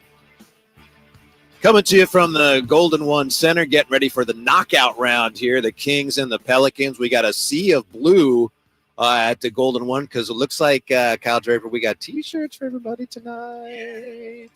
Yeah, excited about that. The blue T-shirts on the every seat in here, in-season tournament quarterfinal, sort of a must-win, a big game, if you will. I'm all for the Kings learning as they go. Like, I think this is a huge game for them just to learn what it's like playing in a big game, and I think this will help you out in the playoffs. Speaking of big games, yesterday in Philadelphia, the 49ers all over Kyle Draper's Eagles, 42-19. That's why Kyle is wearing the Brock Purdy jersey today. He said, 49ers win, I'll wear a Brock Purdy jersey. Joining us with more on the game and what the game means to the MVP race in the NFL, senior writer, NFL.com, NFL Network's Jeffrey Chadilla with us. How are you today, Jeffrey? I'm doing well. How you guys doing? We're doing fine, and we appreciate your time very much. You know, it's an emotional day both ways here on the show. Kyle being from Philadelphia, we've had a few callers poking fun at him today, but how did the 49ers win impact the MVP race as you see it, Jeff? Well, it certainly boosted Brock Purdy into the conversation. He probably should have been there a long time ago, and kind of made Jalen Hurts go down a step. But you watched that game yesterday and you realize the best team in the NFL is in San Francisco, and usually you get the best team in the NFL and the quarterback's playing at a high level, that puts Brock Purdy front and center. And I realize he's got a great team, and I fully acknowledge I was late to the party on this last season, but I think a lot of people look at him like he's still Mr. Irrelevant, 7th round pick, lucky to be playing in the league and leading a team that is really loaded. And he's still got a loaded team, but he's very much a playmaker. You can look at his numbers against good teams like the Eagles, like the Jaguars, like the Cowboys. 10 touchdowns, no picks in those games. That gets my vote. Jeff Chadilla, thanks so much for joining us. You know, when you look at the numbers, you know, Brock Purdy, everything screams out MVP candidate. When I look at yesterday's game, you know, being an Eagles guy that I am, an Eagles fan, I look at that secondary. Is that going to be the issue that comes back to bite them when it matters the most? Or is there anything they can do here in this last month of the season to improve that secondary? Well, they've been concerned about that all season long, and you're right. They've been able to overcome that because Hurts is such a good player. They're such a clutch team. They're well coached, and they find ways to win. But you look at last week against Buffalo, gave up over 500 yards of offense. Josh Allen had 40 yards of that on his own. They gave up 42 to San Francisco. They know the secondary has been a big issue, and they talked about. I know people over there who I saw earlier this year. They talked about losing Avonte Maddox to injury. They talked about C.J. Gardner-Johnson going to Detroit free agency. Just those losses were huge for that team, and they play such a very simple way of defense. They don't try to disguise a lot of stuff, and they try to just beat you with talent. But when they're not winning up front, and it's hard to do against the 49ers when you play that way, it's hard for them to cover up some of those issues on the back end. So, yeah, it's definitely a big issue for them moving forward. Jeffrey Chadilla with us from NFL.com and NFL Network. You wrote something really interesting today, Jeffrey. I'm wondering if you could explain to us here, why do you think this year's MVP choice comes down to big moments more than statistics? Well, because you look at one, you're not getting a number of big games. This definitely has become more of a defense-first league this season for whatever reason. Part of that is, you know, Tom Brady's gone, Ben Roethlisberger's gone, Drew Brees' gone. You don't have the veteran quarterbacks. Aaron Rodgers has been hurt. Kirk Cousins has been hurt. Those guys have names and not playing. So you got a lot of mediocre quarterback play, and you also have a lot of teams that are in contention. And so when you have that, it's almost the Heisman Trophy, where you have these big schools playing at each other, Michigan versus Ohio State or Georgia versus Alabama, where you have a chance to watch these guys go head-to-head and see who really stands out. And so Brock Purdy's had those opportunities now against the Cowboys, you know, against the Eagles. Dak Prescott's going to get those opportunities, against Buffalo, against Philadelphia, against San Francisco, and on down the line. So you have all these players who are also trying to prove themselves as stars now. It's just, you look on that list, there's a lot of players there who people have doubted or we don't know that much about, but they're all starting to take star turns because the opportunity is there for them. Jeff Chadilla joining us here on the Drive Guys, Sactown Sports 1140. Jeff, we were talking MVP, and, I could argue, first 5, 6, 7, 8 weeks of the season, the MVP of the Niners was Christian McCaffrey. Where does he fit into this conversation? Well, unfortunately, he's in that boat with the Tyreek Hills and the Myles Garretts of the world, where you can only have so many guys getting that kind of love. And he's definitely had his moments and had his big games. But when you're not a quarterback, you really have to have a number of splash plays. You got to be doing it every week. And so if you don't do it as a running back every week, he's had a good season, over 1,000 yards. He's an all-pro, Pro Bowl type player. But if you're not doing it every week, people tend to forget about you. And that's really – he's going to be in the conversation for Offensive Player of the Year, but I figure Tyreek Hill's probably going to run away with that the way things are going for him. But he certainly had a great year. And you look at what's around him as well, he also suffers from that in the same way Brock Purdy does. Because when you got George Kittle, you got Ayuk, you got Debo, all those guys, people see the highlights, and every week they see a different player doing something great. It draws attention away from a guy like McCaffrey. Jeff, I wanted to circle back to something you touched on in one of your first responses here. Are there just, when it comes to Brock Purdy and his candidacy, are there just too many people who refuse to see him as an MVP type player for him to actually have a legitimate shot at winning this award? I think that's going to be what people hold against him. And now he's got a great opportunity to shake that, because now people fully see them as the best team in the league based on what happened last week. But there's also recency bias here. And so the more we get away from that game, the more he's going to have the 300-yard, 4-touchdown game to keep it going. But yeah, I do believe that there is, and I people throughout the league who I've talked to, from personnel people to fans to whoever, other radio shows, there's always, he's the guy who's basically playing point guard over there. He's the guy who's passing the ball to Kittle and Debo and Ayuk and handing off to McCaffrey. How could you not put up big numbers? And the argument I had to that is, tell me a quarterback who's playing well, who wins at a board, who doesn't have great players around him. I live in Kansas City, and Patrick Mahomes had Tyreek Hill and Travis Kelce. I look at what Jalen Hurts has in Philadelphia. They loaded that offense for him with A.J. Brown, Devontae Smith, and DeAndre Swift. So it's like, if you're going to play well at that level and be in that conversation, you probably got a lot of talent around you anyway. Jeff Chadilla joining us. Jeff, when you look at, what the Niners have been able to do, it's sort of, their season has been broken up into the thirds. They had this hot start, 5-0, and then they lose 3 in a row. Now they've won 4 in a row. What do you think has changed, I guess, since that 3-game losing streak? What's been the biggest part of improvement for this team? Health.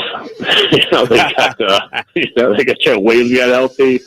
Debo got healthy. McCaffrey had that oblique, I think it was, injury. He's gotten healthier. You can talk about Steve Wilkes and the defense and some of the moves they made over there, trading for a couple of those defensive ends, and Steve Wilkes going to the sideline from the box. But ultimately, they're just a really talented team. And no matter how good you are in this league, you're going to go through rough patches. But the really good teams, the ones that are well coached, are going to find a way to push through that and find their way. You're seeing Detroit go through some of that now. The Chiefs have been going through it. I live here in Kansas City for the bulk of this season. You've seen it in Buffalo. You've seen it in Miami. None of these teams are, we want to act like this is like the 1970s Steelers or the 1980s 49ers, where these teams are loaded from top to bottom. At the end of the day, they're all going to have their moments where they get exposed. But, if you had one more thing I would say about that, I think that 3-game losing streak probably gave them a lot more focus, made them realize that we're not just going to get back to the championship game because we want to. We're going to have to go back and earn it. So I see that as well in the way they play with their hunger. Yeah, Jeffrey Chadilla, nice enough to join us here with the Drive Guys. You mentioned the Chiefs, and I understand your point. There's just so much more parity in the NFL this year than there even has been in recent years, and there's been more parity in recent years than there used to be. But my question is, I was stunned by what happened to the Chiefs last night. Should I have been? No, not if you see them all season long. Yeah. I say, like, the fan base here is really thoroughly frustrated by what they've been seeing, especially offensively, because they've grown accustomed to the quarterback going for almost 5,000 yards, 40 touchdowns, the offense scoring 30, 40 points a game, and they've come back to earth this year. And the receivers are a big part of the story. They're not on the same page with the quarterback. Most games, they're not catching the ball consistently. But, the offensive line has been an issue. This entire year, their offensive tackles haven't played great. They've had turnover problems and penalties in other areas. And this is what happens sometimes when you have a team that is you win a championship with a lot of young guys as they did last year, and then you come back. Some of these young guys, they don't understand that, okay, now it's even harder to do it. And I feel like a lot of teams are really taking it to them and really coming after them, and they're really on their heels a lot. They're playing really good defensively, but sometimes when they play, it seems like they just expect to win because of the Chiefs. And I liken it to Mike Tyson back in the day before he got into the ring with Buster Douglas. And when he walked the ring before that, people were scared before the fight even started, probably had lost before the fight started. Now they know they can knock them out. It's a different fight now. Hey, Jeff, final question for me. When you look at the NFC, you got the Niners, you got the Eagles. How serious should we take the Cowboys and the Lions as threats to make it to the Super Bowl? I think they're both legitimate threats. And I know Detroit is not looked great the last couple of weeks, but they're well coached. They're very physical. The way they're built on the offensive defensive line, it's very similar to the way the Niners are built. Like, they're going to be able to get after you, and that kind of style is going to help you win games in the playoffs. And Dallas, too, has always been talented. It's just a matter of, is Dak Prescott going to make the plays? And are they going to be able to avoid the mistakes in the big games they've had against San Francisco? And so, I always say nobody lives in a vacuum forever. Like, you either grow or you get worse. And so I think when teams look at those kind of teams who have young talent, who are well coached, who've been hungry, yeah, they're dangerous because they want to win as bad as anybody else. Hey, if you're a 49er fan, don't miss what Jeffrey Chadiha had to say today at NFL.com about Brock Purdy and what yesterday meant for his MVP candidacy. Jeffrey Chadiha, we appreciate your time very much. Thanks, Jeff. Enjoy the rest of the week. We'll talk to you soon. Thank you, guys. Take care. All right, now. Yeah, we're going to take a quick timeout. By the way, did you see I don't know how much you saw the game last night. Just another one of those blatant pass interferences at the end of the game that the officials decided, play on. Play on, right? Swallow the whistle, right? A lot of that this year. That was terrible. Yeah. All right, when we come back, the one thing the 49ers cannot forget, even after yesterday, and more on what's going on out here at the Golden One Center where the Kings get ready for a knockout round game against the Pelicans. It's Drive Guys on Sactown Sports.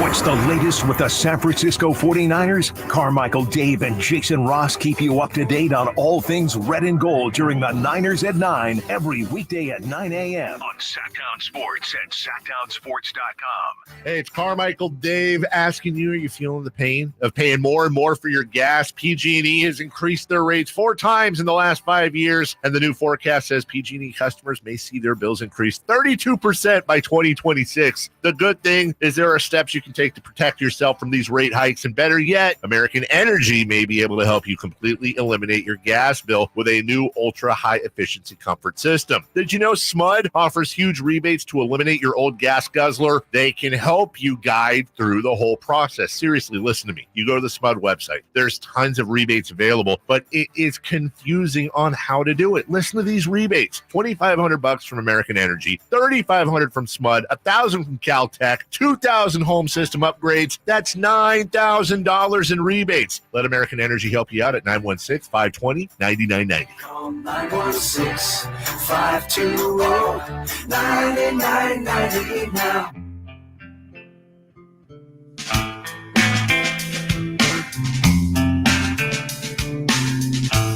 The Drive Guys powering your afternoons Monday through Friday on Sactown Sports. Whitey, Gleason, and Kyle Draper. Great to be back with you, Kyle. I know we're having fun today. Been a while. Great to be back here. Yeah.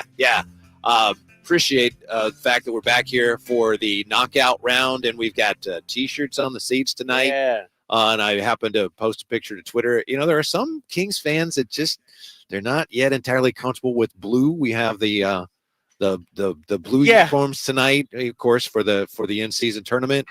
Some fans are just where's the purple at, right? Yeah. Where's our purple? But they're celebrating 100 years of Kings royalty, and so I get it. The original colors were blue, and so it's not Sacramento Kings colors, but we're embracing our heritage right here now. Yeah, and it's the tournament. I know we'll talk more about it, but I was skeptical of the tournament when it was first announced. I remember a couple of years ago when we first found out the NBA wanted to have a play-in tournament at the end of the year. Like, in-season tournament, that'll never work. And I know it's too early to draw any conclusions, but so far, and then it's not just here in Sacramento. So far, this thing is working. Oh, yeah, it's been amazing so far, and I think it's going to be here to stay. Sure, I think they'll make some tweaks. I was saying last week, I would like the games to be sort of all within like a 2-week span so that you don't have a situation like last week. You beat the Warriors, you're high and excited. Then the next night you got to play a regular season sort of, 1 of 82 game against the Clippers. I would like, let's make it a real format, a 2-week tournament and go from like that. Yeah, that's a good idea. I do think the Kings are potentially catching a big break tonight. Because for the Pelicans, if I'm not mistaken, this will be their third game in 4 nights. Yes. Coming off third game in 4 nights. No games last night in the NBA at all. Everybody had off. But no, you're right about it. And this Pelicans team, obviously, they've given the Kings some fits. And CJ McCollum's back. So third game in 4 nights, but they're a young team too. Zion's still young. Ingram's not old. CJ isn't old. And so I expect we'll see the best of the Pelicans tonight. This is, a lot of times, Whitey, I'll say a must feel good game. And this is a must win game. You got to beat these guys. They beat you twice already. It's in-season tournament on your home court, a chance to go to Vegas. When you talk to the players and coaches behind the scenes, they're all like, we want to go to Vegas. We want to go to. So now's your time. Handle your business tonight. And you got a game Thursday in Vegas. We have that phrase, it's got kind of a playoff atmosphere tonight. We're going to need a new term because this isn't really a playoff atmosphere. It's a new in-season tournament atmosphere. And it's a cool thing, but it's a little different and unique. Yeah, it is different. And, but you can just feel the buzz. Yeah, I think around. Oh, it's arena. real. It's real though, right? It's not manufactured. Yeah, it's not manufactured. And I even like just the whole signage out here, which what we see up there on the jumbotron. Like it feels bigger than just a regular game in December. And that was the whole idea. One of the big ideas behind this concept of the in-season tournament is making these games in November and December a little more juicy, and it's working. And it has for worked. The players too. Yeah, it has worked. And if we were playing the Pelicans and this wasn't an in-season tournament game,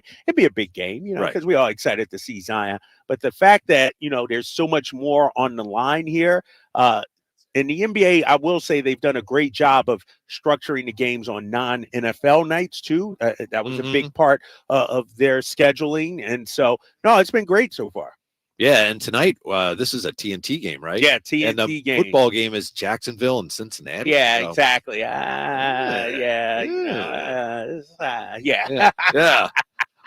Getting back to the 49ers. And do we have to? Yeah, I don't think you're going to mind this part of it.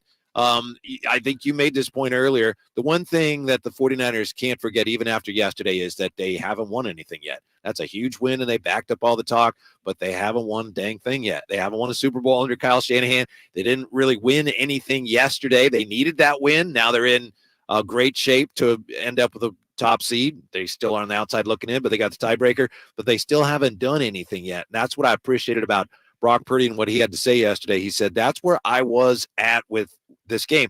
I didn't want to get distracted by, I've got to go back and show everybody what could have happened or what could have been, because he said, we have really important games coming up. Yeah, they got huge games starting, this week with Seattle, the Seahawks. I actually might keep this Purdy jersey. I got tickets to the game on Sunday. Maybe I'll wear it to the game, try to blend in, not stand out there at Levi's Stadium. But no, when you look at it, I don't know about you, but it feels to me like after this game yesterday, I'm ready to fast track to the playoffs, right? Yeah, Like it's let's like, go. Let's go. You know, and we still got 5 more weeks of games, and I'm like, you know, it'll all shake out, and we'll see who gets what seed. But I'm ready to line them back up. Let's get right to the playoffs. I want to thank you because when we talked to Jeffrey Chadia and you talked about other teams in the NFC that could be a top seed, you mentioned Dallas and Detroit, and you didn't mention Seattle. Thank you. I appreciate it. No, Seattle's reeling right now, man. They're being exposed. You know, one week it's the offense, the next week it's the defense. And so with that being said, this is a big game for the Niners coming up this week. Not necessarily for the division title or anything like that, but you're coming off an emotional high, right? Potential trap game, yeah, potential trap game, sort of like, you know, what it was, you know, Dallas earlier this season. You know, you come off that high, you beat Dallas, and so now's your chance, you know, against the team you should beat. You're at home. You just whooped up on them a couple weeks ago. And so, you know, you got to come out if you're the Niners and with that same mentality, that same focus like we saw against Philadelphia. Yeah, and that gets back again to yesterday. As great as that win was, you can't afford any missteps because the Eagles, you know, you still need them to lose one more. Maybe you get lucky, they lose a couple. Right. Maybe they don't. And if you, you know, come up short against a team like Seattle, you kick one, you give it back again. Right. Exactly. Yeah. And you undo a lot of what you accomplished yesterday. Yeah. And that would be, you know, yes, could you go into Philly and win? You just did it. But the odds of it happening is sure it becomes a longer shot for you. Right. And so when I look at the Niners, I can't see any NFC team going into Levi's and winning. You know, even my Eagles, as presently constructed, Eagles got to get a whole lot better, especially defensively. But if the Niners get home field throughout, in my opinion, you can mark them into the Super Bowl. Yeah, well, let's be honest. Jeffrey Chadia pointed this out. When it comes to the 49ers, you would think the one biggest worry here is, can everybody stay healthy? Yeah. And I know that's true. It's football, of course. That's true of every team. But it's been especially true of the 49ers in recent years. And I could argue, and I know Debo missed some time. Trent has missed some time. You know, Hufanga is out for the year. But they've been relatively healthy in terms of historically for the Niners in recent memory. You know, they haven't suffered the catastrophic injury to one of their, you know, skill players, right? They're key guys. The bad ones were the Williams and McCaffrey. Yeah, when that ain't Greenlaw during that stretch when they, you know, unsurprisingly lost all those games. Yeah, and so that's a factor, and so it may be who's the healthiest team, you know, that week going into each game in the preseason. I mean, to think here we are, 12 games in for the Niners, still 5 to go, still so much football, a lot of football to be played. Mm-hmm. Yeah. Let's hope the 49ers keep playing like they did yesterday. And now what happens to your club with a big game against Dallas coming up? I'm worried about this game. You know, we mentioned it, and you mentioned it, how the Eagles have been playing, obviously a tough schedule, a bunch of games in a row as well. And now you have to go against one of the hottest teams in the NFL, the Dallas Cowboys, on their home field, division game. Dak's playing at an MVP level. You got the ground game with Pollard. You got the defense as well is playing much better now, even though Seattle, you know, gashed them for a number of yards. But, you know, Micah Parsons is a playmaker out there. And so I worry about this game. You know, this is a tough stretch, man. When you think about, you know, Dallas, KC, Buffalo, Niners, and then Dallas again, 3-2. You know, I had them going into that. But if you lose this game, you open a door for the Niners. And so I said it before at the beginning of the season. The Eagles aren't competing against Dallas. I understand they're division rivals and everything like that. But really, you're competing against the Niners, and you got to get home field advantage. And so I think this is a massive game. They're battered. They're bruised. The Niners beat up on them. Jalen Hurts, you know, was taken into the tent for concussion to check him out for that. He came back in. I still don't understand why he was in the game with about 2 minutes left. Right. You know, and I'm like, what are we doing here? Do they think there's another quarter? Right. I'm like, get this guy out of the game. But no, man, I'm nervous and worried about this game, you know, because the Eagles have been skating by. They've been dodging a bullet, just barely getting by. And this could turn into a 2 or 3 game losing streak before they get right, sort of like we saw with the Niners. And, it's not just one loss. It could turn into 2 or 3. And that would be disastrous, I think. I would think that's the biggest concern for the Eagles right now is, as we know, their record was it still is very good, but they haven't played great. And the hope and belief was, okay, at some point, they're not playing great, but they're winning these games. And at some point they start playing better and then they're home free. But instead, and it's understandable because the schedule's been so tough, they're getting worn down. Yesterday, they started to go the other way a little bit. And that's alarming. Yeah, that's alarming. It's, and that run that we've seen them make late in games, it never came. And that they look like a defeated team out there. Yeah, a team that place empty. That place empty. And, trust me, man. I wanted to turn that thing off. I started sulking. I'm at my spot by myself, watching that game, and I'm like, man, this is just awful. You look good in that jersey, though. I mean, you should think about. I'm gonna give it away tomorrow. Tomorrow, seriously, on our show when we're back in studio, I'm gonna give it away to somebody. We'll do some sort of contest. I don't need a Brock Purdy jersey. Trust me. Now, if it was Joe Montana. We're the home of the Niners. We could probably get it signed before you give it away. I don't need Brock Purdy's signature. Well, I mean, just. Oh, all right. Yeah, let's do that. I was about to say, I don't need it signed.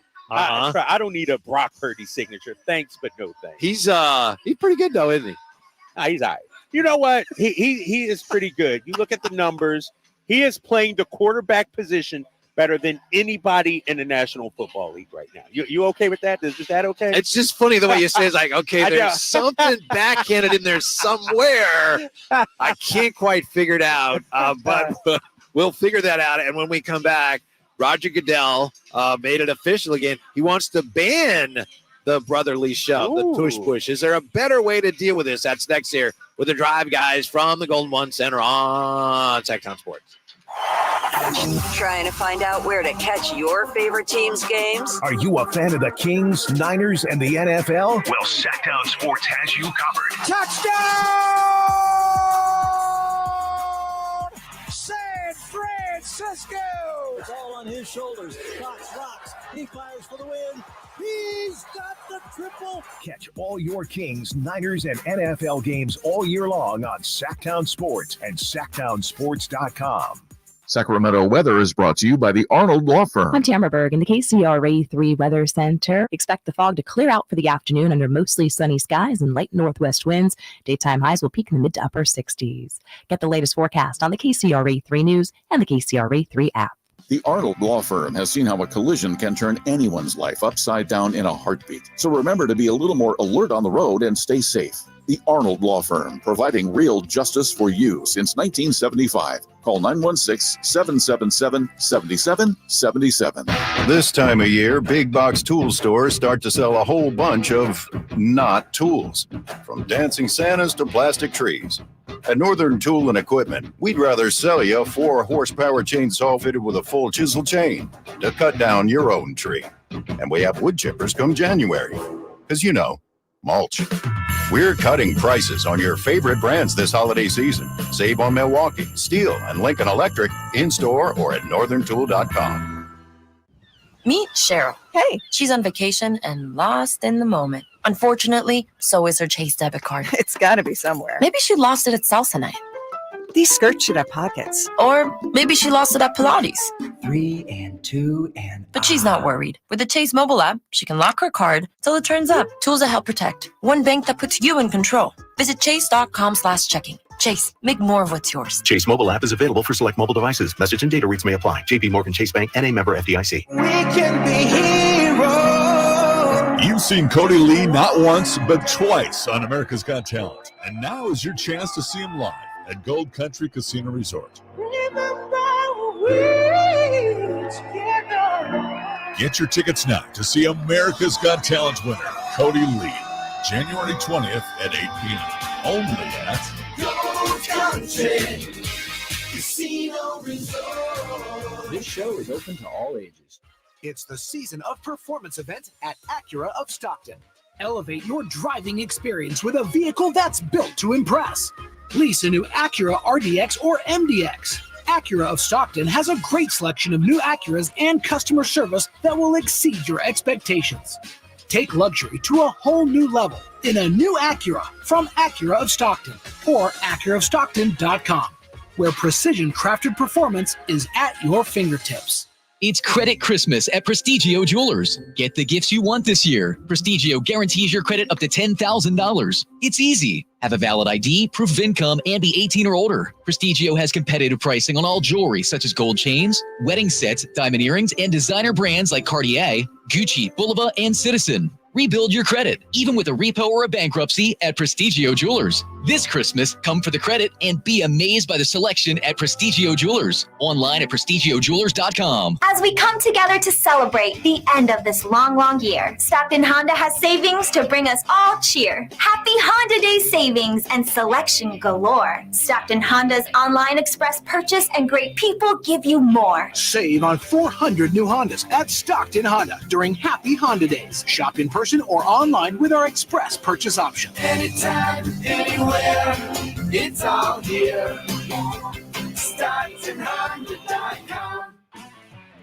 If your passion is bass fishing, only one radio show has the action, information, and excitement of your favorite outdoor sport. Ultimate Bass, hosted by Tournament Bass Pro and California Outdoor Hall of Famer Kent Brown, takes you live to where the fish are biting every Saturday morning. Only Ultimate Bass feeds your passion with the latest news, products, tips, and advice from the pros. Ultimate Bass with Kent Brown, Saturday mornings at 5 a.m. on Sactown Sports 1140, part of SEP's Saturday Morning Outdoors. For a business to thrive, there needs to be a constant stream of new customers. This happens through strong lead generation. Did you know that lead generation is one of the most important tools of any marketing campaign? Let us help you identify your target audience and market your products and services to them. To get started today, contact aimyourdigital.com. That's aimyourdigital.com and start seeing results today. This segment is brought to you by Light the World Giving Machine.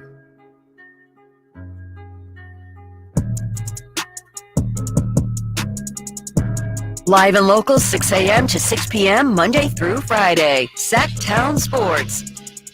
You got the Drive Guys, Whitey Gleason and the great Kyle Draper here coming to you from the Golden One Center. It's great to be back. I'm not going to bore you here with, my vacation slides or anything, but was in Japan for a couple weeks, went to Kyoto for a couple days, and then Okinawa, where my wife is from.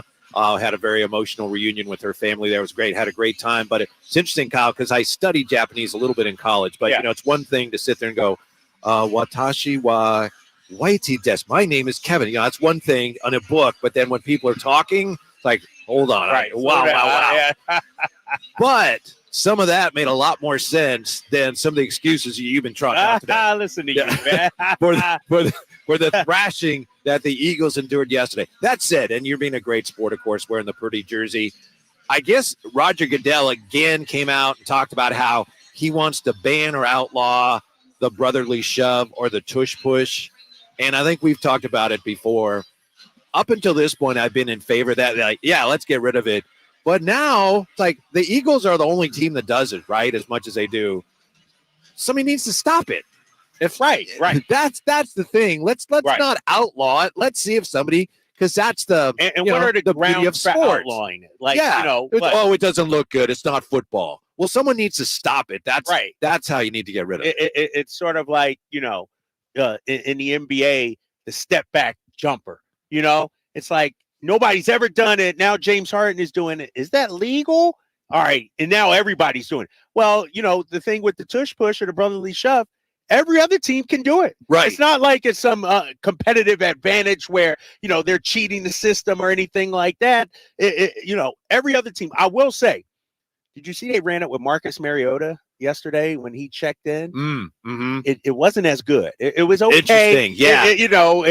They got the first down, I think it was, but it wasn't as sharp. But I think we've seen other teams try it, and because they can't do it, maybe they're raising an issue with the league. That's it. Like, why does the commissioner feel like he needs to come in and we got to outlaw this play? It just doesn't make sense. Someone has convinced him that it's not a good look. And again, like I said, I'm doing a 180 here because I was in favor of getting rid of it because there used to be a rule that you couldn't push anybody, and then they changed the rule. So there's no question, It's totally legal.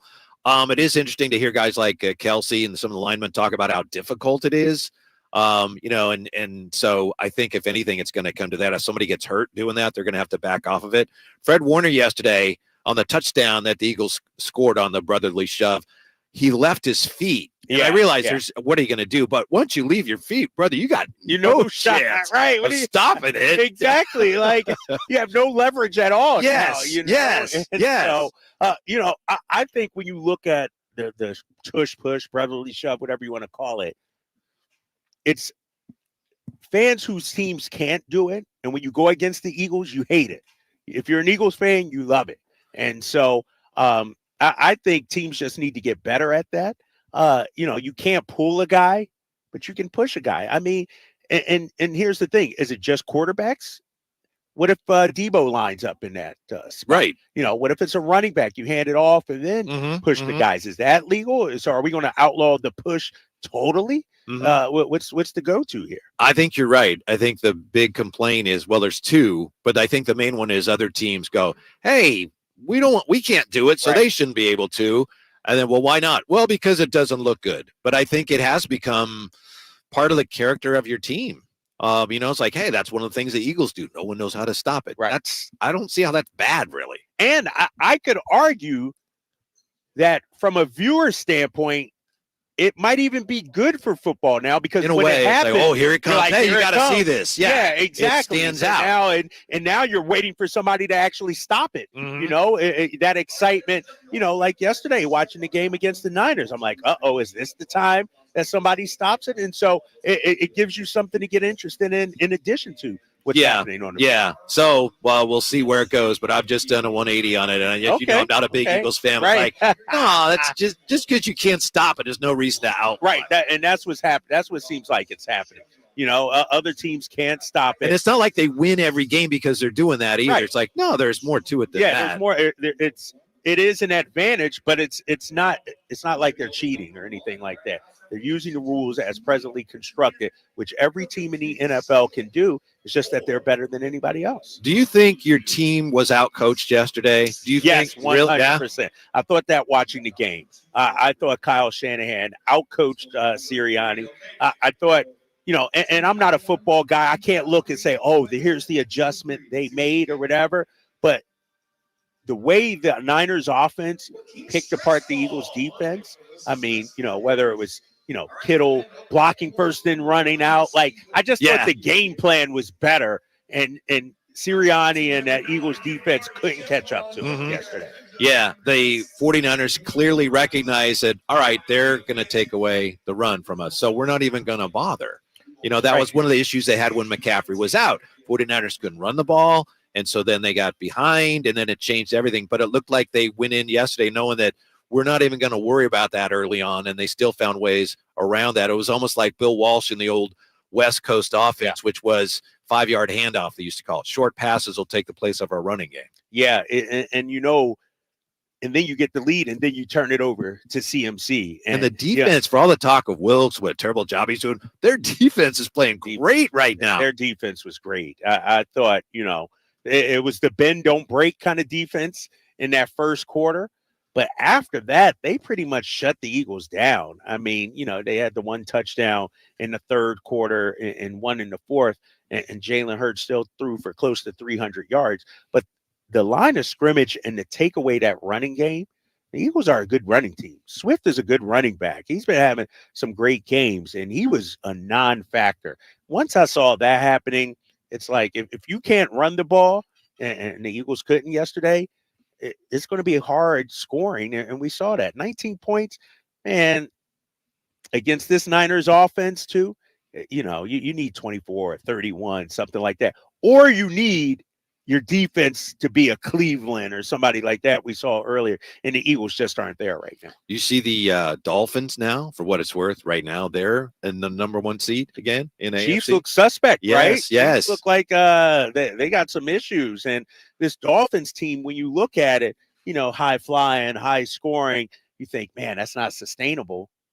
But maybe it is. Like, Tyreek Hill is the most unguardable player in the entire NFL. I would like to see him win an MVP award. And we just talked to Jeffrey G, and he said that's not going to happen for him or McCaffrey because they're not quarterbacks, but he's unbelievable. He is. And, you know it's coming too. That's what's so amazing. Yeah, about him. We know how fast. I think what you see is you don't realize how fast he is until you have to go against him. You know, oh, I got an idea. You know, he's fast, and then you line up against him, and you're like, oh snap! You know, look at this guy go.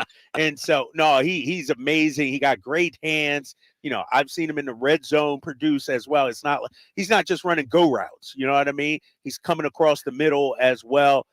You know, he has a chance for 2,000 receiving yards. I remember talking before the season started, him saying, I want 2,000 yards. I was like, whoa, good luck. Yeah. But they say he's like 500 or something away with 5 games left to go. Yeah. I mean, it seems like a foregone conclusion, really. Like, yeah, I think it's going to happen. Yeah. By the way, McCaffrey yesterday became the first 49er to rush for 1,000 yards since Frank Gore.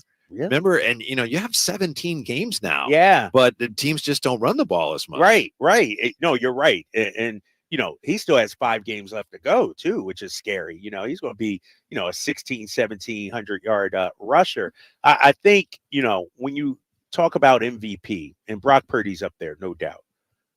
But what CMC does for this team out of the backfield, running the ball as well, he is a weapon. I mean, I watched him yesterday, and he just runs so hard. And there are several times where you thought the Eagles had him at the line of scrimmage or whatever, but he just keeps churning those legs.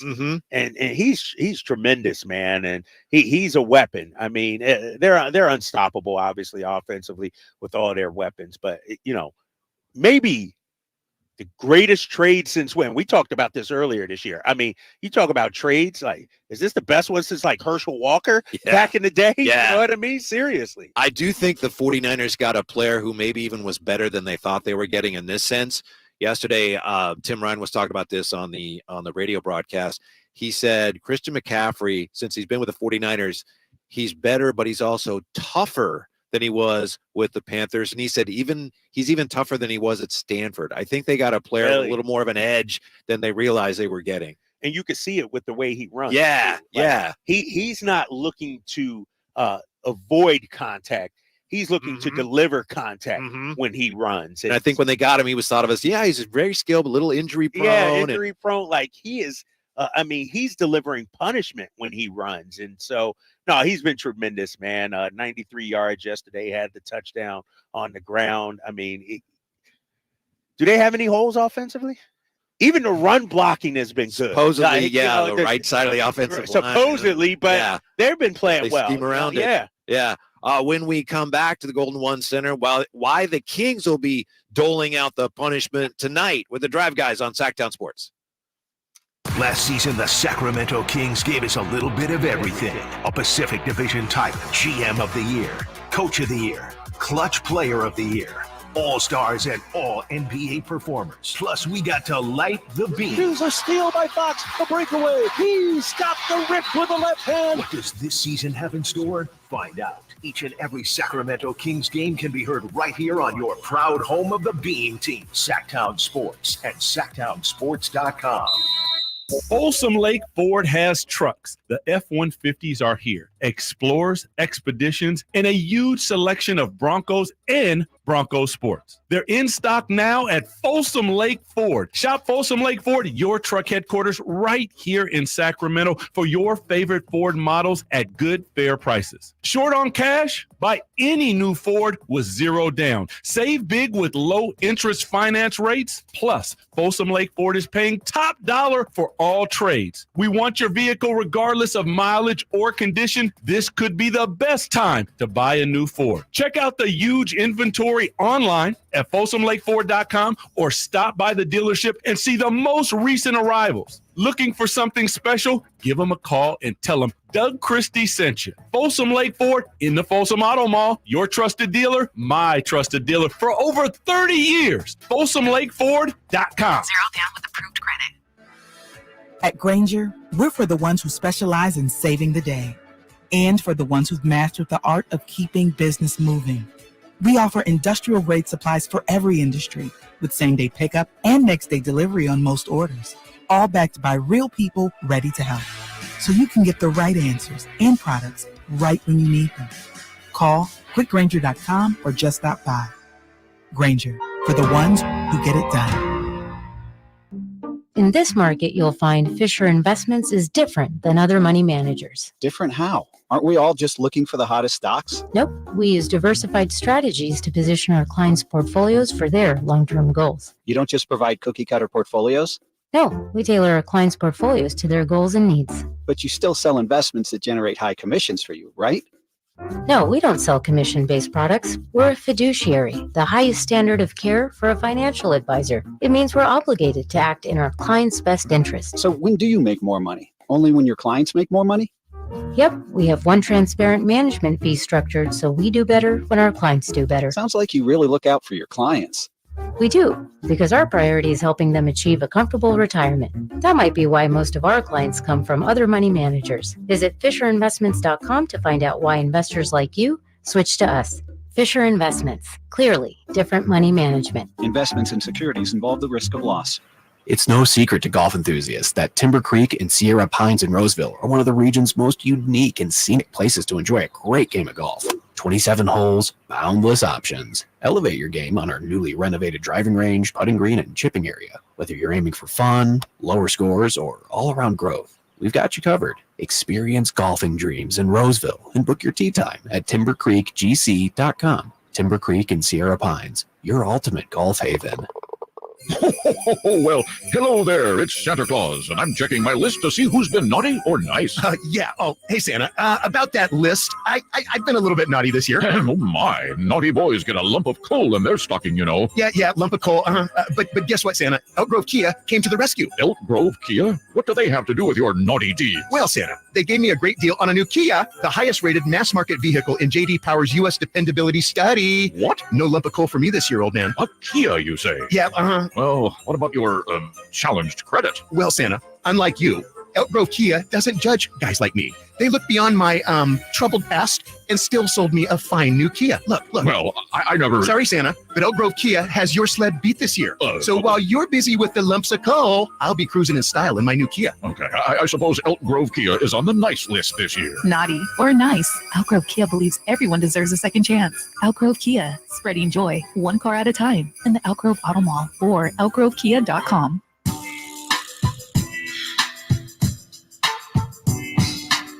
Your home for Kings basketball for over 25 seasons. Sactown Sports. Drive Guys, Kyle Draper, Whitey Gleason. Listen, an ovation should be a standing ovation, but I don't want to stand up for Kyle Draper because he is wearing, if you're watching on YouTube, as you well know, he is wearing the Brock Purdy jersey today. And I remember weeks ago, we said, hey, whoever, depending on who wins that game on the 3rd, someone's going to have to wear the jersey of the other team. And I thought, well, I don't know if we ever actually finalized it. So I didn't know you'd be wearing it today, and I applaud you. No, man. You did that on your own. I did it on my own, and I paid my hard-earned cash for it. Woo.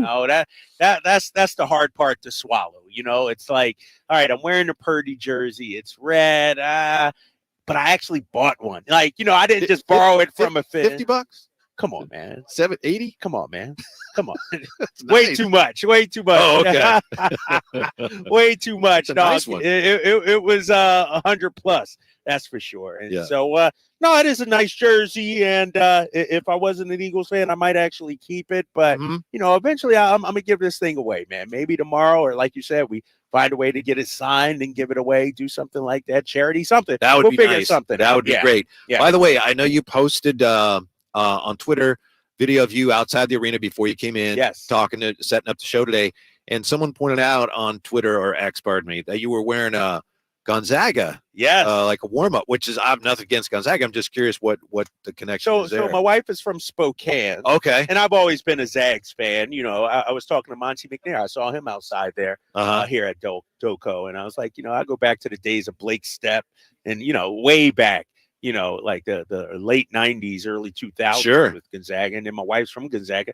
Got to see a game at the Kennel out there. So always been a fan of that program. Great. And so got that swag. It's underneath here. Got that swag from Gonzaga. So yeah, big Gonzaga fan. When I was coaching like 8th grade girls basketball, junior high, middle school level basketball. There's a girl on our team named Amanda Brown who was a great, really just loved basketball. She made the Gonzaga women's team as a walk-on. A walk-on from Sacramento. Now Okay. she's a coach at Pacific. Oh, that's pretty huge. Made the Zags Nice. as a walk-on. That's impressive. Yeah. Especially, walk-ons. I tried out Temple University when I went there with John Chaney. I tried to walk on. He didn't take walk on, so I didn't make it. Nobody made it, so that's impressive. Yeah. For her to be able to do that. That's because of that pass you threw Rashid Wallace, that alley. Yeah. That's still my greatest pass ever, too, man.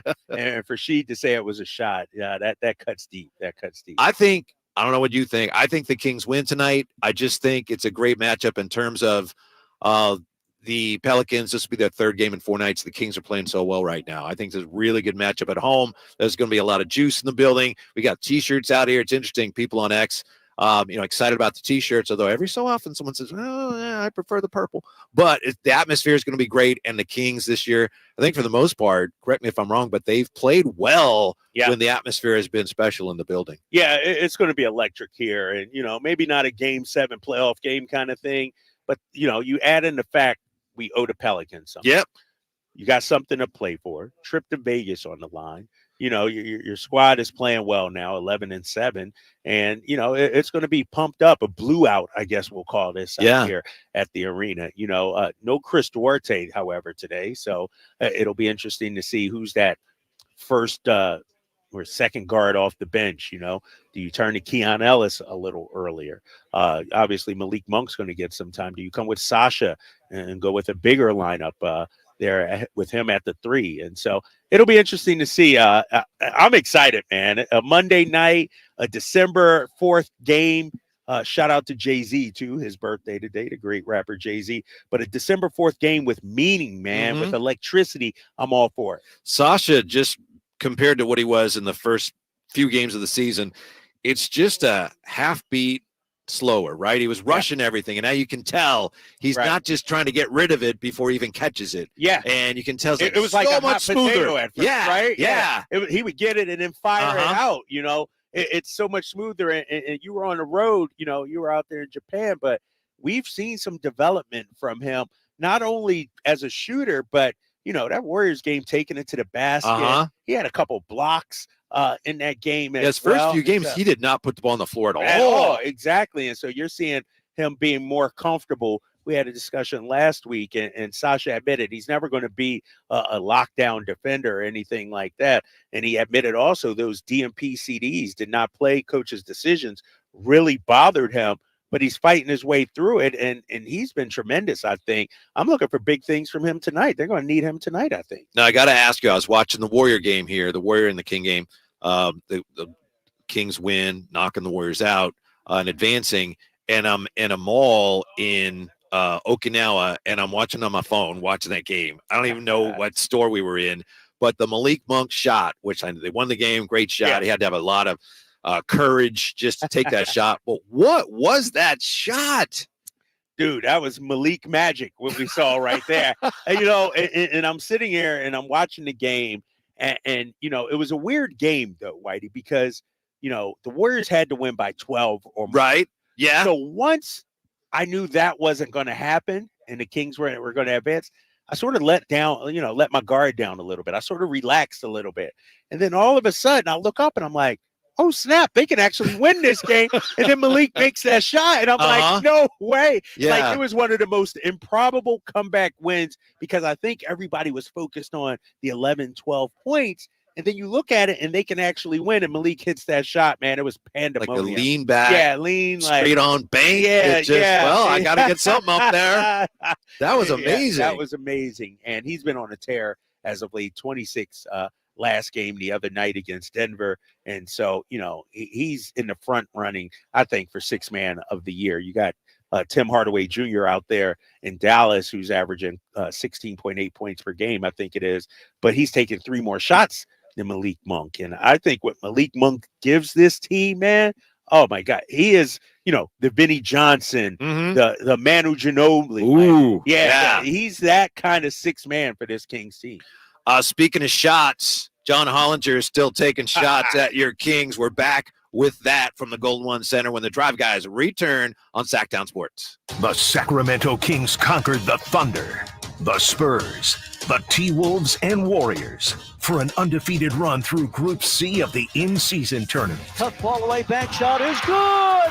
Malik Monk somehow banks it home. 7.4 seconds to go. Now it's the knockout stage and a matchup with the New Orleans Pelicans. Losers out. Winners off to Las Vegas. Join us for Kings and Pelicans, Monday at 7 on Sactown Sports and the Sactown Sports app.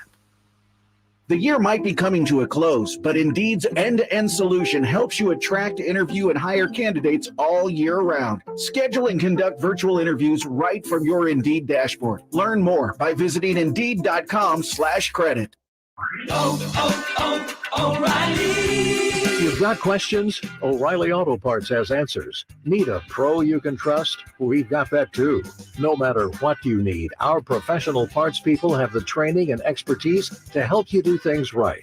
Deep automotive knowledge. Just one part that makes O'Reilly stand apart. The professional parts people. O'Reilly Auto Parts. Do you have a game plan for COVID-19? Prescription oral treatments must be taken within the first 5 days of symptoms, even if mild. If you have a high risk factor, ask your doctor if treatment is right for you. Visit treatcovid19.com. Sponsored by Pfizer.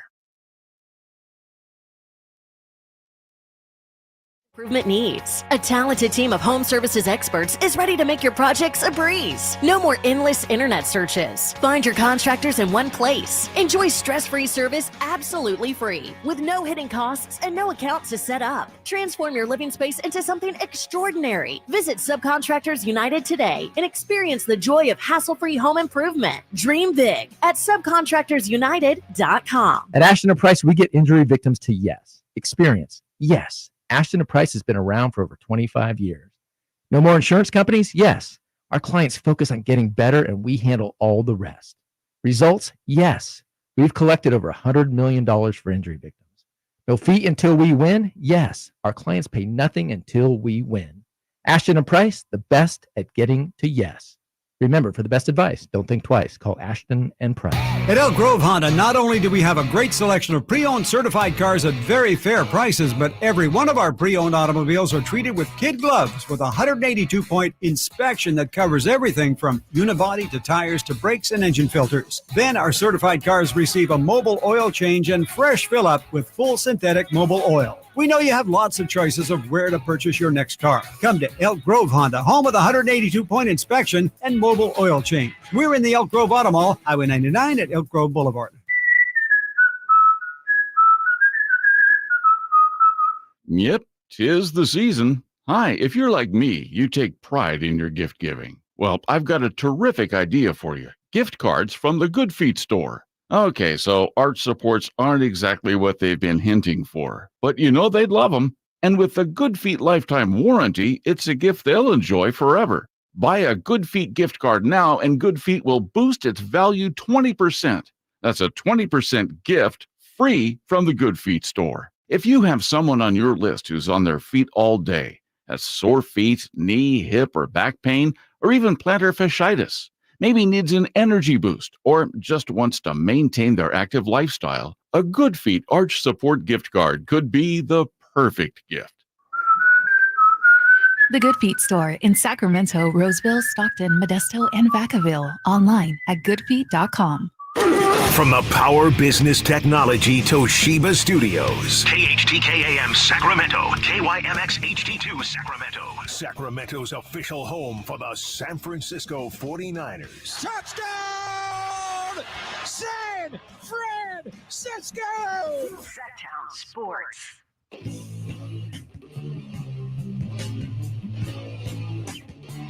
The only station in Sacramento giving you local sports coverage from 6 a.m. to 6 p.m. Monday through Friday. Sactown Sports. Doesn't get much more local than this. It's the Drive Guys, Kyle Draper and Whitey Gleason, coming to you from the Golden One Center, where some pregame workouts are underway, Kyle. Yeah, we got some of the young guys out there. Kobe Jones, Jordan Ford, Slauson's out there. You know, the usual routine. I'm waiting on the Pelicans to get out here. They haven't been out warming up. They're no yet. shows. They're not. Yeah, they know what's in store for them, right? They don't even want to show up, you know? Yeah, although if they read John Hollinger today in The Athletic, the Pelicans have to be feeling very, very confident. John Hollinger, for those who may not know, he used to be with the Grizzlies, right? He was in their analytics department, and he writes for The Athletic. And so he's a guy that not only knows the game, but he's been inside the NBA circles. He's been in the front office. He just doesn't seem to really be real excited about what the Kings have done the last couple of years. Yeah, it's, you know, and we've said it time and time again. There are certain people, when they write about your franchise, Sacramento Kings fans, you got to tune them out, or at least be ready for your blood pressure to be raised. Hollinger is one of those guys. And you've been trying to get him on the show, right? I think Jay's tried to get him on the show. Yeah, we tried to get him on, tried to get Kevin O'Connor to come on as well. Like there's a certain, you know, subsection of NBA media types who are afraid to come on our show. I wonder why, you know? And I might try and get Amin El Hassan because he's a Sacramento hater. That surprises me because I think he usually knows what he's talking about. Yeah, and that's my guy. I might have to get him on one of these. Maybe he could set somebody straight here because this Hollinger stuff, I read the article you're about to bring up, man, and it's just another trash hit on Sacramento. By the way, speaking of people in the media, we got Mr. Spears is going to be here tonight. I was just looking to see where I was going to sit. You got Anthony Slater's here, Kendra Andrews here. So for this knockout round, this is a big dang deal. National types out here, and this is a huge game, man. And the Kings got to get this win. You can't go down 0-3 to the Pelicans. You know, think about it. When you look at it, they've lost to what? 4 teams now, 3 of them twice, you know? Right. So Rockets, Pelicans, Warriors. And Warriors, yeah. So then they lost the game to the Clippers. So you got to get this one tonight. Mm-hmm. Now, just going back to what we were talking about before the break, as you pointed out, down the stretch of that game against the Warriors, you were feeling comfortable because you realized, okay, if they lose, they're not going to lose by 11 or more. That said, and I'm sure you guys talked about this, but how much more important was it for them to actually win that game? That was massive, you know, from a psychological standpoint, from a big brother, little brother standpoint. Yeah. You know, and you just had to do it at some point. You had to beat to them. do it. Exactly. And it's one of those things, once you get over the hump, you prove to yourself you can do it, and to do it in the fashion they did. Come back from 24 down. Remember, that first half, they were getting run out of their own building. And I'm sitting there thinking, oh, my gosh, is this what we're going to do, Sacramento? Is this what we're going to do, Kings?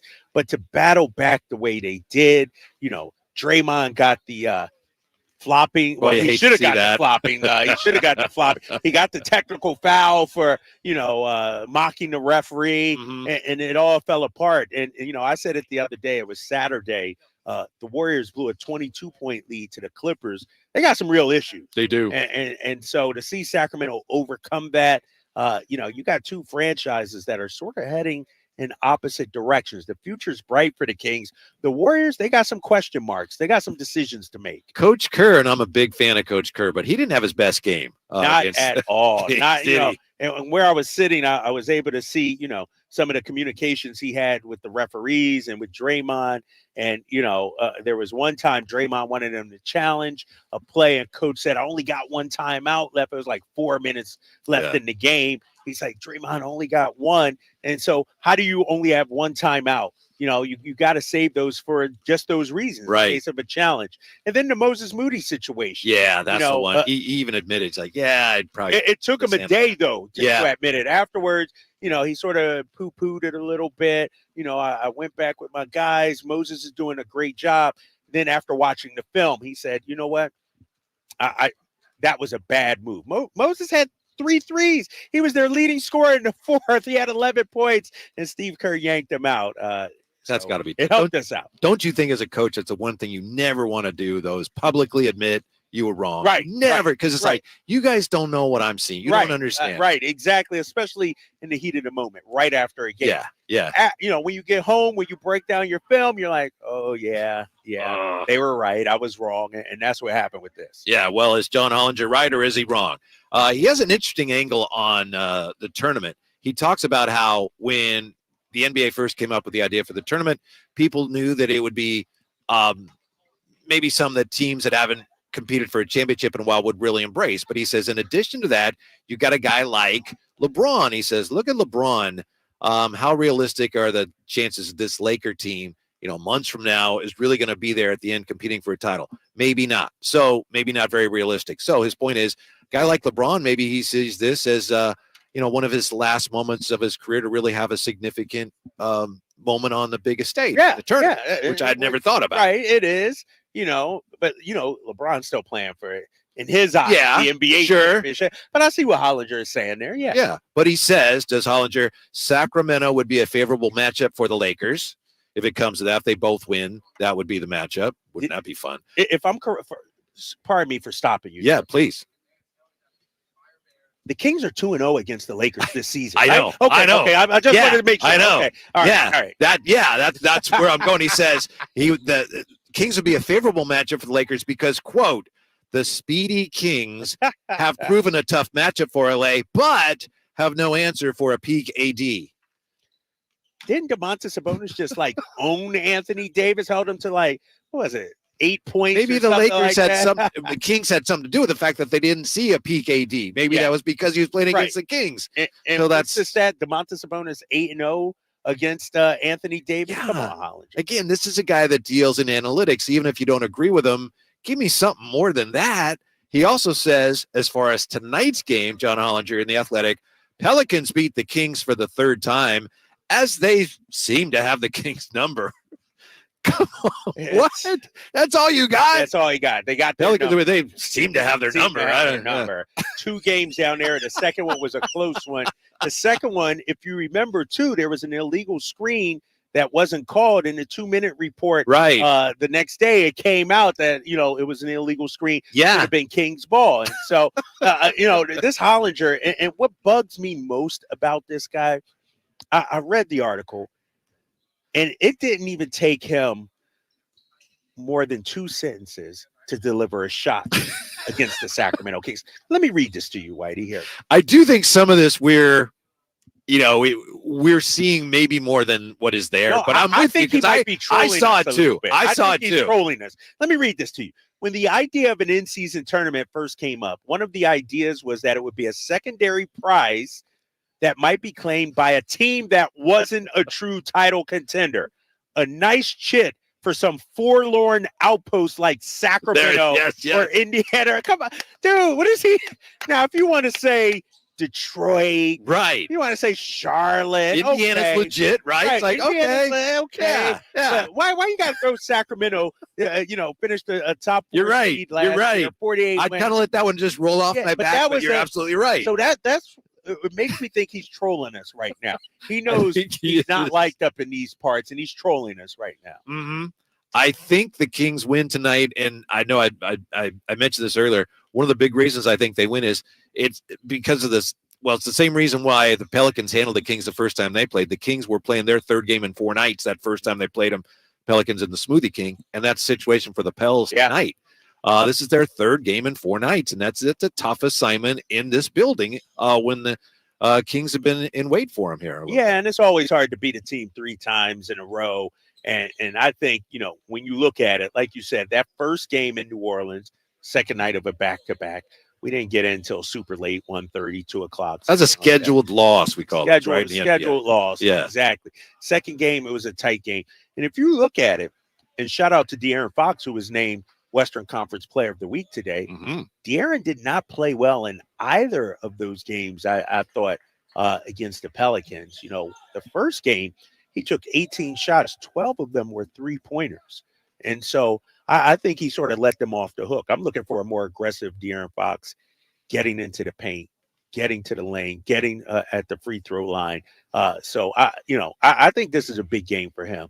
And so what happened in New Orleans, if you're a competitor, right, you remember that, and so I expect the Kings will come out fired up, ready to go. Yeah, but they seem to have their number. To me, it's just like one of the weakest of weak reasons. And he's an analytics guy. Give me some numbers. Give me some fact-based stats here. I just think they got their number, actually. You didn't even say they have their number. They seem to have their number. It's a lot of lazy sports writing.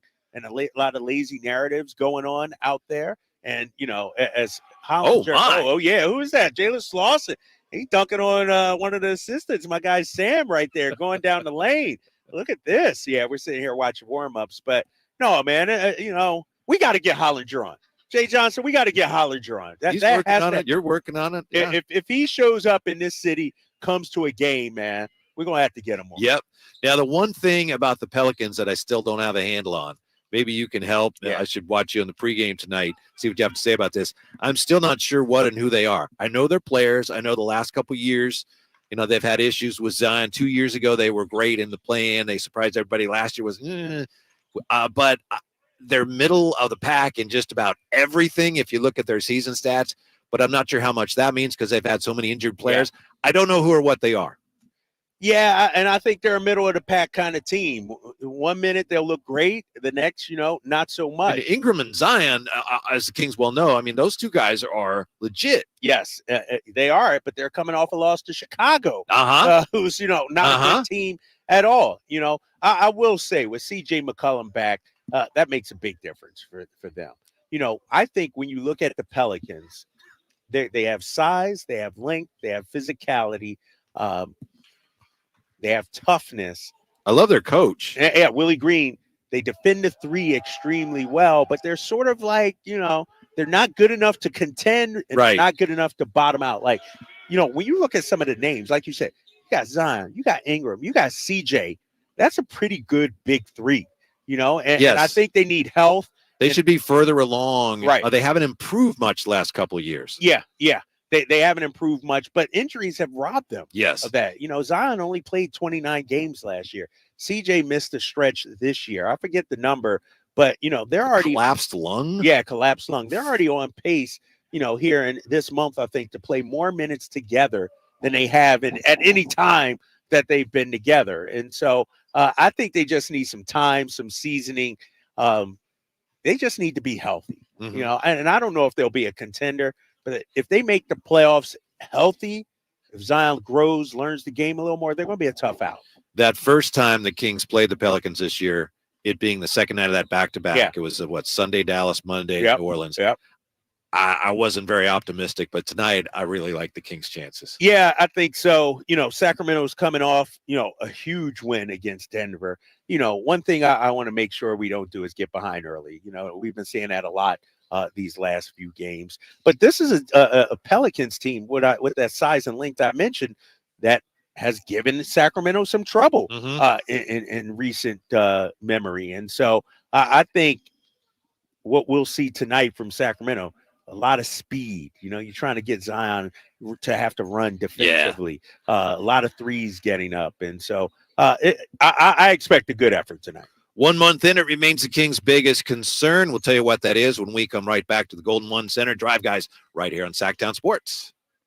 The Sacramento Kings play here. He's got the triple. Sacramento takes the lead. Get your Kings fix all season long right here on your home of the Sacramento Kings, Sactown Sports and SactownSports.com. If you or someone you know is having thoughts of suicide or experiencing a mental health or substance use crisis, 988 provides 24/7 compassionate support and connection to trained counselors. When you call, text, or chat 988, you'll be quickly connected to trained counselors who will listen to your concerns, provide support, and connect you to additional resources if needed. There is hope. The Lifeline works. You are not alone. For 24/7 support, just call, text, or chat 988. Red Hawk Resort Casino is an entertainment experience like no other. We're the only place where you can play blackjack, then hop on an indoor card track. We're the only place with more than 2,000 of the hottest slots and a state-of-the-art 18-lane bowling center.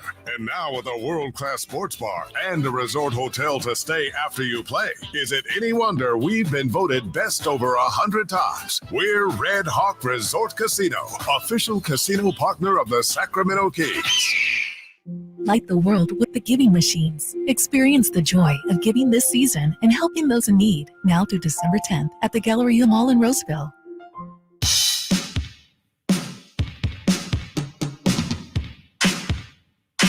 Your flagship station for the Beam Team, Sactown Sports.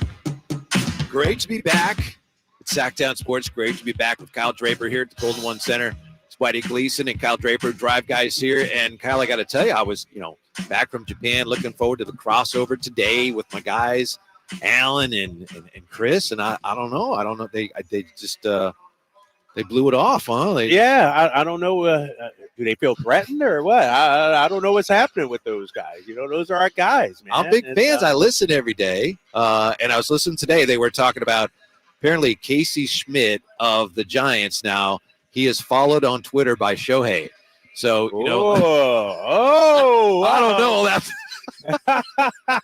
Is that what we're doing now? That's what I heard with Styles and Watkins. But I'll tell you this. I was in Kyoto, and I bought some Japanese baseball league hats from this guy. I bought the Oryx Braves, and I bought the Fukuoka SoftBank Hawks. And I asked that guy that I bought the hats from, where is Shohei going? And he says Dodgers. Really? Yeah, but that's assuming that he had any idea what I was actually talking about. Right, exactly. I'm not sure what I asked him, right, but I think if I asked him what I think I asked him, he says Shohei to the Dodgers. But how about that? Giants fans getting little early Christmas boost out of that notion. I mean, if he goes to the Dodgers, that's like the worst case scenario, right? Like, you can go to any other team. Yes. Just don't make it the Dodgers. Yeah. I've been assuming that's the case, but we'll see. I think he's going to take his time on that, too. Hey, as we get ready for the Kings tonight, we're basically 1 month into the NBA season. Basically. There was a piece today, I think it was, again, in The Athletic, the biggest concern for each NBA team 1 month in. For the Kings, they listed the defense. Would you agree that that's still 1 month in, their biggest concern? Yeah, I still think that's a concern. Obviously, health, but every team can say that. I think when you look at the Kings defense, we're seeing some improvement there, Whitey, but, it's still not, top 15 or even middle of the pack right now. When you look at the Kings defensive rating, as I pull it up right here. 19th right now? Last check it was 19th. Yeah, still at 19th. And they had been they were floating around 13, 14, 15, And so I think that has to improve. I'm looking also, as great as the offense has been, especially lately, they're 28th in fast break points. As a team that wants to play fast, you would think that would be higher. It would be more. And so they got to figure that out as well. Yeah. 19th, though, I mean, let's not kid ourselves. That's better than last year. You still want to see that get higher, but what last year they're 27th, whatever they were. So they're still progressing in that area. Yeah, they're progressing. And you talk to Mike Brown, and we've heard him, if he's top 15, if you're a 15 or so, middle of the pack, that's good. They're close. They're inching there. But they need to improve on that end. And especially it comes down to limiting paint points again, right? Yes. That's still an issue for them. Yes, limiting paint points. And that goes back to, you look at, a lot of people want to point at Domas as not being a shot blocking center. I could argue, you need some better perimeter defense. That's it. That's it. It's like, don't put your center in a position to get scored on like we're seeing so far this season. Yes, I'll say that till I'm blue in the face. The best rim protectors are the guards that keep the ball out of paint in the first place. Yes. That's great rim protection. And expect a center to be like a goalie back there, slotting shots. Speaking of blue, we do have a sea of blue here at the Golden One. It looks like T-shirts tonight. And I posted a picture on X of the scene here. Fans excited about the T-shirts for the most part. You still, Kyle, as we discussed earlier, hear from a few fans who say, I wish they were purple. But I like the blue. Yeah. I was at Dick's Sporting Goods earlier, and they had the what'd you get there? Well, they didn't have any Niners jerseys, believe it or not. I went there first, and they didn't have any. Like, they didn't have a single shred of sold Niners. out after yesterday. All them bandwagon fans, once again, and so, but, they had the statement edition, city edition, whatever. Like, those look good, man. Those really look good. And I understand it's not purple or anything like that, but, forget about that just for a second and appreciate the look of what they're wearing now. Mm-hmm. Well, at the old Arco, the seats were blue. The actual seats were blue because when the Kings first came here in '85, they were blue and red. So it's a nice look. And, of course, we're familiar now with the in-season tournament court, the gray court with that blue beam running right down the middle. And the Kings, most importantly, have played they've played well in the in-season tournament uniforms. No, and from what I see from Sacramento, and they make a point of this in the shoot around and the film session, they know how big the in-season tournament is. Like, it's a priority for them. And fortunately, they've played their best basketball this season in the in-season tournament games. You know, that win in Minnesota was massive. Yeah. That was a huge win for the Kings to get. And so I think they know what's at stake. You know, I think I said this on the air with you, or maybe, you know, it was when you were gone. Flyer. Yeah, high flyer. Like, when you go to the film session, they talk about the $500,000 that each player could win. What you could do with $500,000. You could, you know, all the ice you could buy, all the jewelry, you know, all the people you could feed with $500,000. By the way, broadcasters get No, I don't get any. What? Nothing? Dude, don't get me started on that. The NBA is making billions on billions. Salaries have skyrocketed, but media salaries have gone down in the league. Like, where's our part of that, though? You know, it's like new television deal about to happen. Yeah. Can we see some of that? Don't get me started on that. Wow, I'm sorry I brought that up, but I'm with you. I'm with you 100% on that. Before we get any further, I wanted to ask you, I know we touched earlier on the back and forth between Dre Greenlaw and your boy Dom DeSandro. Which beef do you was there more to? Which was a more legitimate beef, that or what we saw? I think it was Saturday between Ime Udoka and LeBron James. That's a great question because and I know you. In all fairness, you brought it up. Yeah. What's beef? What's beef? Yeah. What's beef? Yeah. Jay, you got the music. I need music for this segment right here, Whitey. Be careful with that music, because we saw a number of beefs happen over the weekend. Now, the Dre Greenlaw Dom DeSandro beef, that was heat of the moment beef. That was, you know what, two rivals going at it. You know what? Like, outside of that game, they don't hate each other. There's no backstory or anything like that. But when you look at LeBron and Ime Udoka, somebody on the internet, on Twitter, did a deep dive. And they pulled up all the times Ime Udoka, who used to be a player, right, got schooled by LeBron James. There's LeBron dunking on Ime. There's LeBron blocking his shot. And so I think there's some deep-seated beef between those two that goes back years. And for what Ime did, you know, I don't want to repeat the language here. It's a family program. But he told LeBron, stop acting like a bee. You know, LeBron didn't take too kindly of that. Ime got tossed out. To his credit, LeBron just said, hey, we're all grown men here. Don't throw that word around. Don't throw that word around. Because somebody courtside recorded it. Yeah, it's crazy how they get the audio, leaked audio and everything like Not that. like LeBron went after LeBron said, hey, watch your mouth. Exactly. And Udoka got, eventually got thrown out because it was his technical. And so I'm going to side with LeBron on this. You know, you start throwing around words like that, you got to remain professional.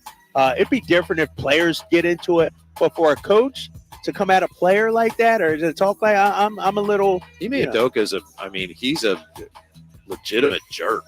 Because a jerk's all I can say. When he was here, there's people you could ask people. Right. Remember when he was here? He's like, I didn't care for him. Yeah. And even in Boston, when he was head coach there, he rubbed his players the wrong way. Eventually, he got it turned around. But no, you're right about that, man. And so I'm siding with LeBron on that. I hate to do it, but I'm with you. Okay. I hate to side with LeBron, but there's no question. You siding with Dom, my guy Dom? No, I'm not. I got one more beef with you. Not with you, but for you. Okay. Florida State. Yeah. In the college football playoff committee. Whose side are you on with that beef? Because their president wrote a scathing letter. How can you go undefeated? You're a Power 5 conference, and you win your conference championship, and you don't make it in. The only way you can say Florida State should not be in is to say the games don't matter. Right. Is that really what you want to say? The games don't matter? It's ludicrous that Florida State did not make the what more can you do? Playoff. Right? What more can you do? Well, the quarterback got hurt, Right. And so what you're seeing is, and we knew this, Whitey, an SEC bias. No question. There was no way that Sickening. they would leave out both Georgia and Alabama. There had to be one represented, no matter what. And the fact that it's Alabama, Florida State goes undefeated. Ohio State, one loss as well. It just college football has an issue, and I'm siding with Florida State in this beef right here. Yep. You know what? As long as the teams that are in the college football playoff, no matter how many teams you allow in, as long as ultimately it comes down to a committee, you're going to have these controversies. Right. And I get SEC champion. I get it. Like, I could argue Georgia still should be in there. They've been number 1 or number 2 all season long, and you lose by a field goal to Alabama. Like, what is going on here? Right. To me, I think you reward the teams who play the best, not just one weekend, right? All season it should long. Be Georgia, because they're better than Alabama and Florida State. They should be the 2 teams. I agree. I agree. And Washington and Michigan, that should be your 4. So that's the beef I'm on today, man. All right. And you're still clinging to, what is your take now on Dom DeSandro and that whole thing was? Both guys were wrong. I said. I said both guys were wrong. When you look at the context of that game, people's emotions. So it's a play on. You're like, we're good. We play on. That's how I would do it. Their linebacker got thrown out. Our security got thrown out. All right. Play on. And if you want to find Dom, go ahead. Find him. But, I think if I'm taking into context everything that happened in that game, right from the opening jump, this thing was on a heater already between these two teams. So. I don't agree with you completely on that, but I understand where you're coming from. And I will say this, 49er fans have kind of a blind spot when it comes to Dre Greenlaw. It's similar to what I worked in Barrie for a long time, to what a lot of Warrior fans have had over the years for Draymond Green. It's like, you don't realize how much he's really hurting you. Right. Like what he did yesterday, he plays with emotion. Okay, but that could have turned that whole game around. It didn't.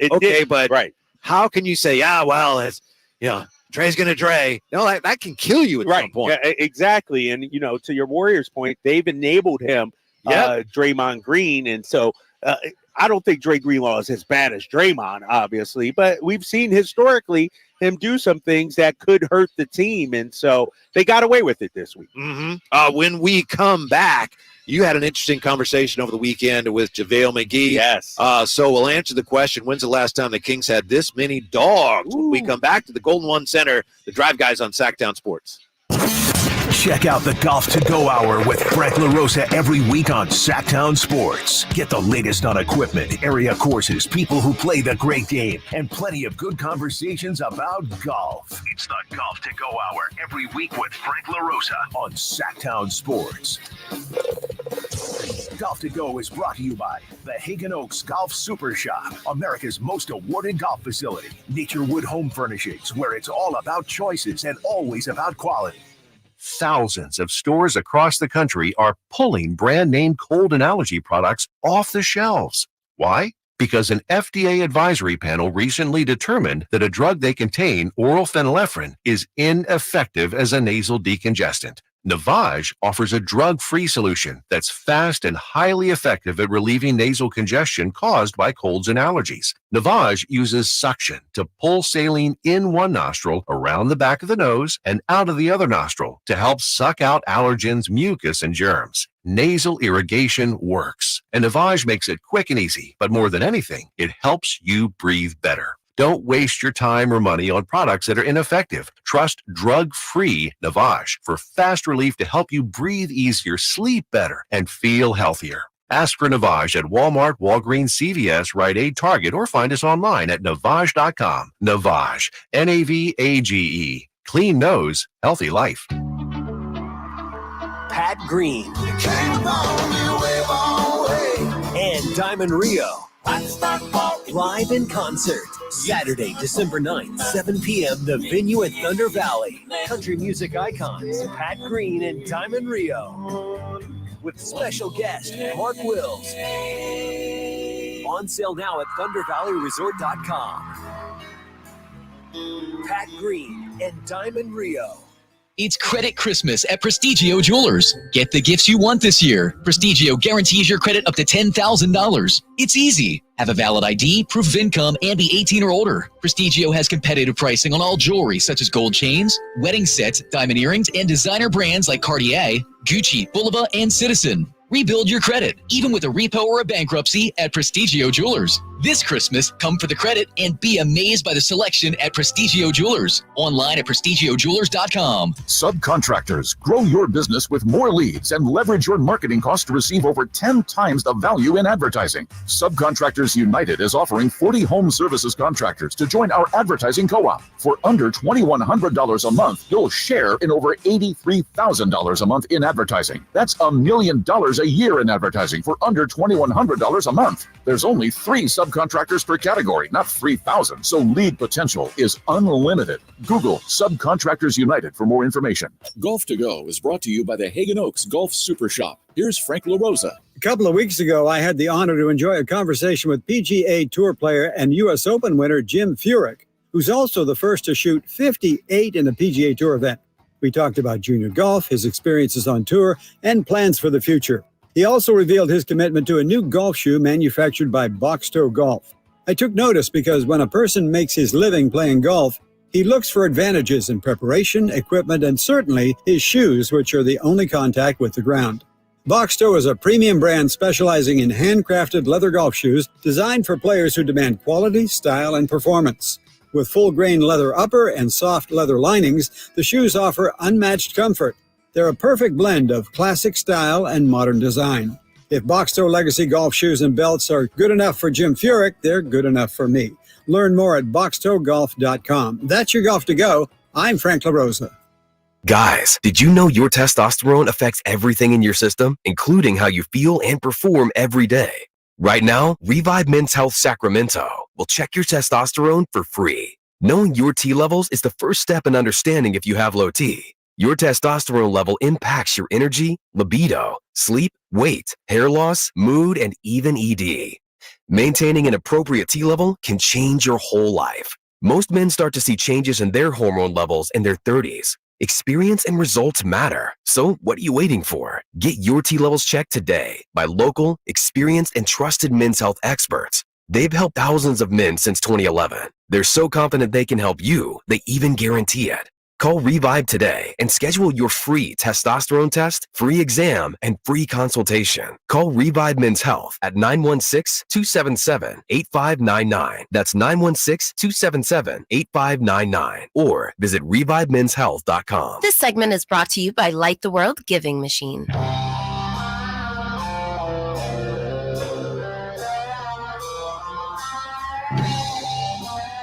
The Drive Guys powering your afternoons Monday through Friday on Sactown Sports. Sacramento, Kyle Draper, Whitey Gleason coming to you from the Golden One Center. We're going to get to the phones in just a moment. Also, look at how many dogs this Kings team has and how long it's been since they've had this many dogs. But, Kyle, you travel a lot more than I do. What's the longest you've ever been in a security line? Like getting ready for a flight? Because I know with the team, it's pretty quick, right? Yeah, the team, it's quick. I think, so before I didn't have TSA pre-check and clear. Yeah. It was Denver. Denver's a notoriously rough airport. You got multiple levels and everything. It was brutal. I mean, it was a good 2-hour wait. 2 hours, yeah, okay. It was a good 2-hour wait. Okay, because we were in Osaka a couple days ago, and it was like an hour 40, and I thought I'd never seen anything like that. Yeah. And the thing was, it was moving, and it was still long, huh? Yeah. It was one of those. I thought I was going to miss my flight in Denver. Were you concerned at all? No, we had a big layover, layover, but it was worked out all right. So. Yeah, well, I guess I shouldn't complain if you had a 2-hour layover at Denver. It was pretty bad. It was pretty bad. 339-1140, 1-800-920-1140. Todd joins us, wants to weigh in on Dre Greenlaw sideline situation. Hey, Todd, how are you? I'm good, man. How you doing? Good. What's up? Hey, I just got a couple questions. Question number one, are non-player, non-coaches allowed to be that close in an NFL game on the sideline?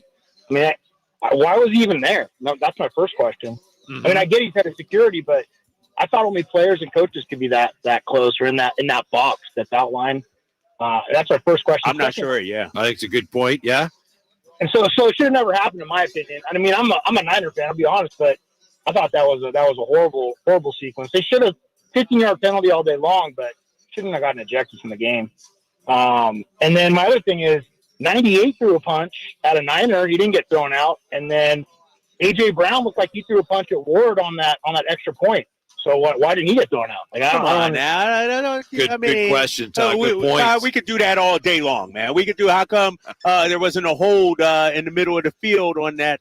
No, but we're talking about fighting and punching. We're not talking about holds. We're talking about 15-yard unsportsmanlike ejection. So why? I could argue the officials did not do a good job controlling that environment on both ways. I could argue that. You're on that. But 98 clearly threw a punch. I mean, I saw it real time. Like, I don't. Why didn't the officials see it? I mean, Todd, thanks very much for checking in. I think it's a great point about how close the director of security to the sideline was for the Eagles. That the league has to look at that at the very least. And if they do it beyond the scenes, fine. But it's like, dude, you cannot do that. They have to fine him or remove him from the sideline, whatever it takes. But I think as far as Dre Greenlaw goes, I mean, he wasn't ejected because of any punches. He was ejected because it was the takedown, the suplex, right? Yeah. I mean, of the Eagles receiver, well out of bounds. That's all that was, really. Yeah. And I didn't want to see it either, but he had that coming. Yeah, like a Draymond Greenlaw. It's sort of, like something Draymond would do. And so it was clearly after the fact, you can't I mean, come on, right. Suplex a guy, so it was well deserved. Yeah. Mm-hmm. I know Kyle Shanahan was upset that, hey, a guy who's not on the team can't stick his hand in somebody's face. Drake Greenlaw probably was going to get ejected even if that had happened. Right. Yeah, no, you're right. You're right. But Kyle says both were wrong. Both were wrong. Play on. You lose your linebacker, you lose your director of security. I don't think anything further should happen. Maybe a fine, but it is a good point you raised. I hadn't thought of that maybe the officials they were almost, it was borderline that they were losing control of the game. Yeah, it was. It's not like they didn't know that was coming yesterday.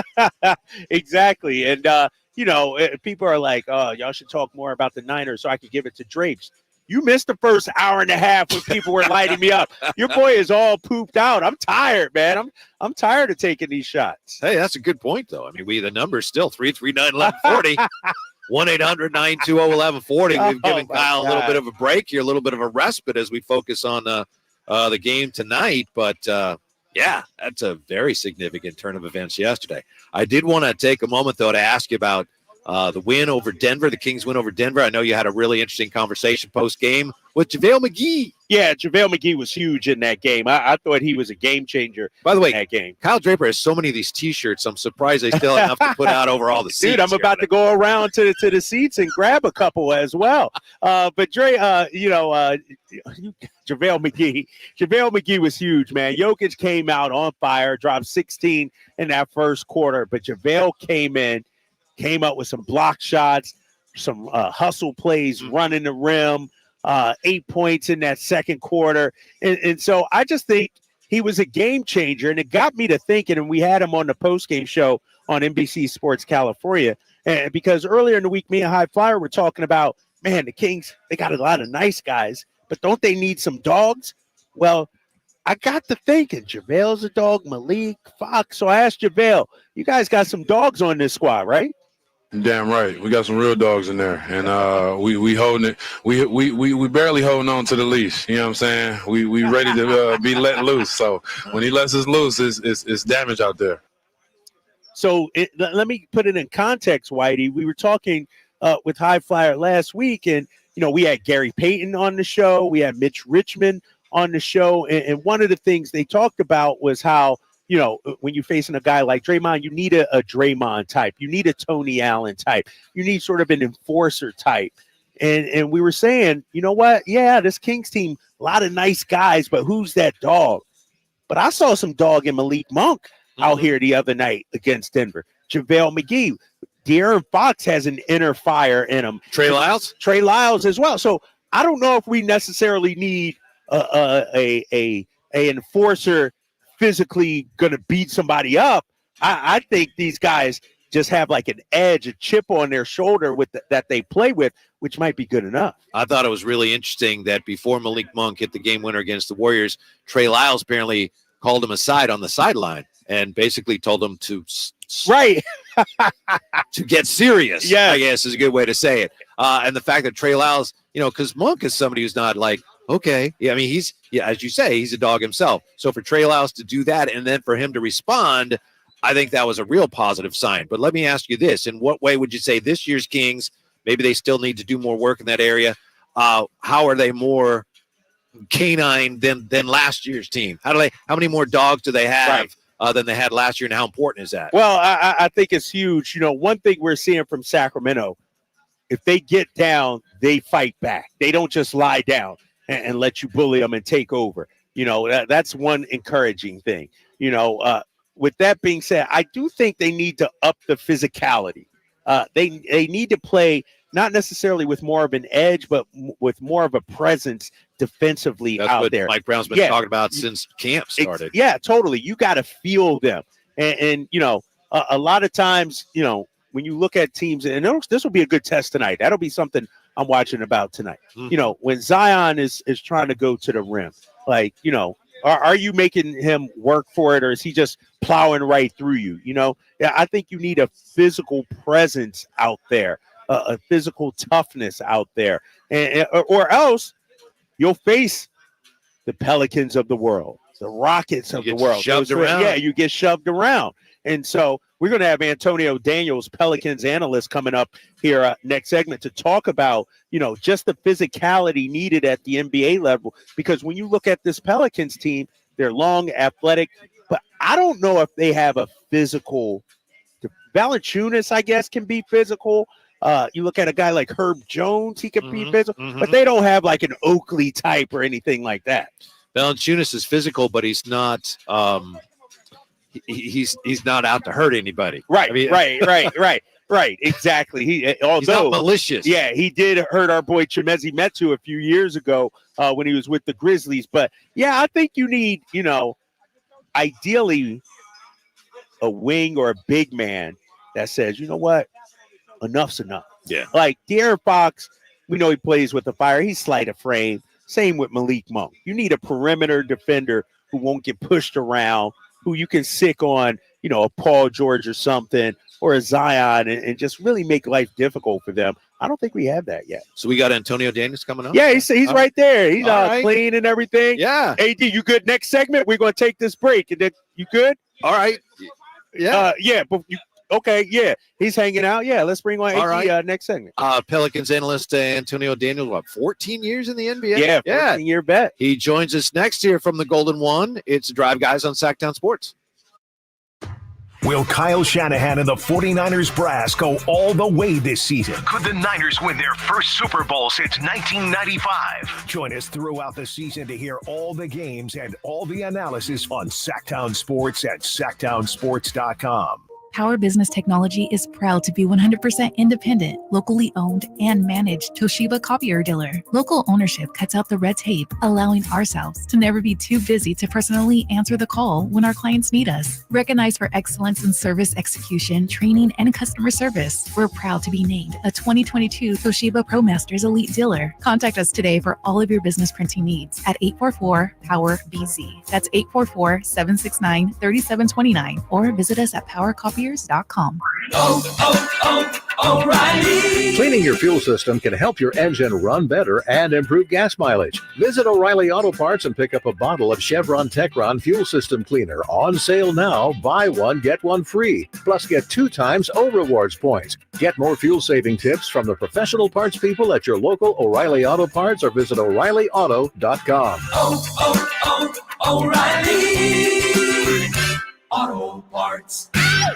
Folsom Lake Ford has trucks. The F-150s are here. Explorers, Expeditions, and a huge selection of Broncos and Bronco Sports. They're in stock now at Folsom Lake Ford. Shop Folsom Lake Ford, your truck headquarters, right here in Sacramento for your favorite Ford models at good, fair prices. Short on cash? Buy any new Ford with 0 down. Save big with low interest finance rates. Plus, Folsom Lake Ford is paying top dollar for all trades. We want your vehicle regardless of mileage or condition. spring, this could be the best time to buy a new Ford. Check out the huge inventory online at FolsomLakeFord.com or stop by the dealership and see the most recent arrivals. Looking for something special? Give them a call and tell them Doug Christie sent you. Folsom Lake Ford in the Folsom Auto Mall, your trusted dealer, my trusted dealer for over 30 years. FolsomLakeFord.com. 0 down with approved credit. Kenny and Jerry here from Bell Brothers, and we want to talk to you about hard water.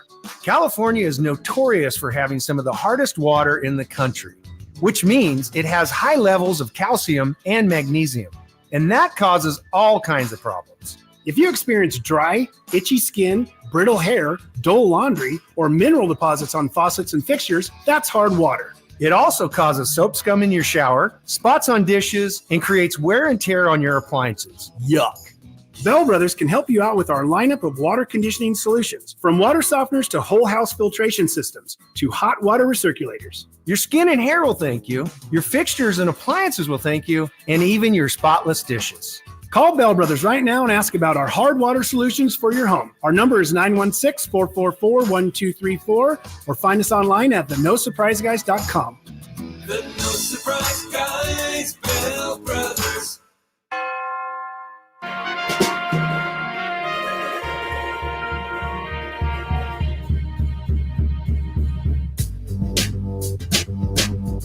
Your home for Kings basketball for over 25 seasons. Sactown Sports.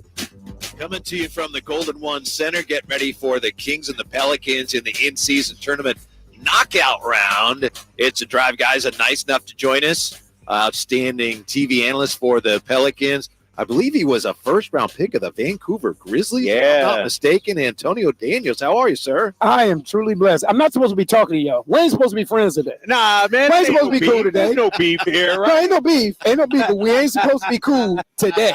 Tomorrow, we all good, fellas. Right? We all good. Now, you were just telling us you were watching you were watching the Warriors and the Kings, and you were unhappy with the way the Kings were playing early in that game. Yeah, listen, this in-season tournament's fantastic.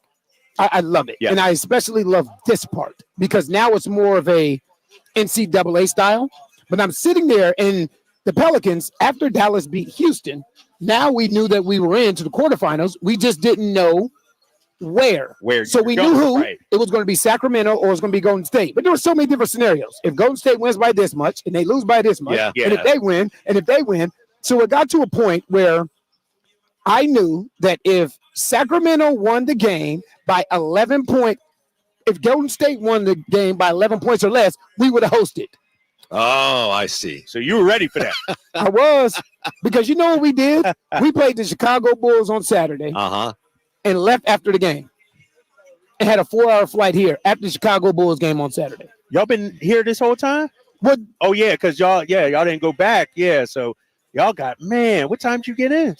Like 2? Yeah. And think about 2 o'clock West Coast time. Right. It's 4 o'clock Central Standard Time. Yeah. So yesterday was really a day off, like for everyone, just to kind of. I was wondering, did they practice or anything? No. Or not? Yesterday was a All day right. off, a day of recovery. So this is your third game in 4 nights tonight, right? Yeah. Yeah. 4 games in 6. Yeah. Wow. Mm-hmm. What you said we're not supposed to be hanging out. We're not supposed to. You're right. I remember the trip to New Orleans. Outside of the food, it was a house of horrors for my squad. Yeah. We got our butts handed to us down there. What did you see those 2 games, and what are you looking for tonight in this matchup? You know, I'm not going to say. Let's take the bias out. Okay? Let's take the bias out. There are certain teams, for whatever reason, that are a tough matchup because of the way the roster's constructed. Right? Yeah. So when I look at the Sacramento Kings, I always, anytime the Pelicans play against someone, always the first thing I look at is, okay, who do they have to guard Zion and who do they have to guard Brandon Ingram? And when you look at the Sacramento Kings team, they don't have a physical matchup for Zion. They don't have rim protection. Zion is a in the paint presence. And if you don't have rim protection, that becomes problematic. If you don't have someone with a little bit of size and physicality on your perimeter to throw at Brandon Ingram, that can become problematic. So when I look at this Sacramento Kings team, as good as they are, and I honestly feel like De'Aaron Fox is incredible is an understatement.